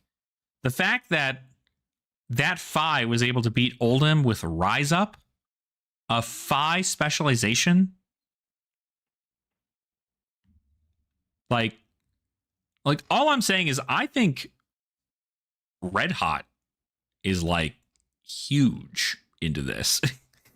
There's a lot, there's just so many cool things, but I'm very, very excited to talk about the stuff here. I'm excited to get some decks built. I'm excited to play around with some things. Hopefully on Monday, I should also be able to talk a little bit about, well, maybe, depending on when I get it. It might not be until after work on Tuesday, but I am getting a package in from LSS. I'm not sure if you have seen some of the other content creators talking about, like, a Sage media kit that's coming. It's this big box that comes with all, like, 5 decks and is kitted out with that. Apparently I'm supposed to be getting one of those. So we'll take a look at that and see if I actually do. But that would be kind of cool. Talk about that, open that up, check that out. But anywho, this has been a fun time. Being able to go over the results and see the games in action. I do think that Silver Age is just going to be one of the best ways to, like, play Flesh and Blood. Because, like, okay, you got to imagine, right? Especially from an entertainment standpoint, right? Take a look at how many games came down to the wire. They weren't blowouts. They came down to the wire, and oftentimes it was, like, the weird combo that ended up winning you the game. And that is crazy to think about, that you can go and this is the pinnacle thing. I mean, you see this all the time in Classic Constructed. Like, the last 20 life is always such a pivotal thing in which you're sitting there at the edge of your seat seeing if they're going to pull the combo that's actually going to be able to deal that last 2 points of damage to your opponent in order to kill them. I mean, that Benji game that we saw, Benji, that's a winning game. That game would have won. Benji would have been 7-2 on the day if Gustavo had remembered Benji's hero ability. We would have had a 7-2 Benji. Like, those are the pinnacle moments that you get to think about and go like, oh, every point of damage matters. All this other stuff matters, and it's just super cool. I just love it. Love talking about it. I love seeing it in the gameplay. And I'm hoping to continue to kind of push that through, and we can do more stuff and play around with those, because Silver Age is just going to be such a good time. I'm so excited for Silver Age. Y'all have no idea. So get your decks ready. Get prepared to get your Compendium of Wraith cards. And it's going to be a fun time. We're going to keep talking about it here on the channel. Showcase some decks that I'm playing, decks that I'm personally putting in my battle box. Get some true testing in with all of those things there too. And we'll be set and ready to go. So thank you all so much for watching. I appreciate it. Appreciate you hanging out here with me. We'll do this again maybe sometime soon. The hope is that I can be live for the top 8 tomorrow, which would be pretty cool, because the live starts at 3:15 a.m. So you got to imagine there are 5 Swiss games before then, which means that it probably will be top 8 by like 7 a.m., which means that I should be awake and we can do another live stream, but we'll see. So we'll stay peeled for that. It's going to be a lot of fun. If you're watching the VOD for this, let me know in the comments down below what deck you were super excited to see over the day. I'm going to go get ready for my day to start. But it's been an absolute pleasure getting to jam games and be there and watch people play. And it's just like so cool. So yeah, thank you all so much for watching. I appreciate it. And go enjoy Silver Age. Go get something done at your locals. Go play Silver Age with your friends. Go play Silver Age online and go try out some new stuff. Try out a hero maybe you've never tried before. Maybe play a class that you saw was really interesting that you've never played today. Go have fun in the flesh and blood. And I will see all of you Ashwings in probably less than 24 hours, because I'm certain I'm going to be streaming the top 8 of the calling as well. So thank you all so much. We'll see you later. Bye.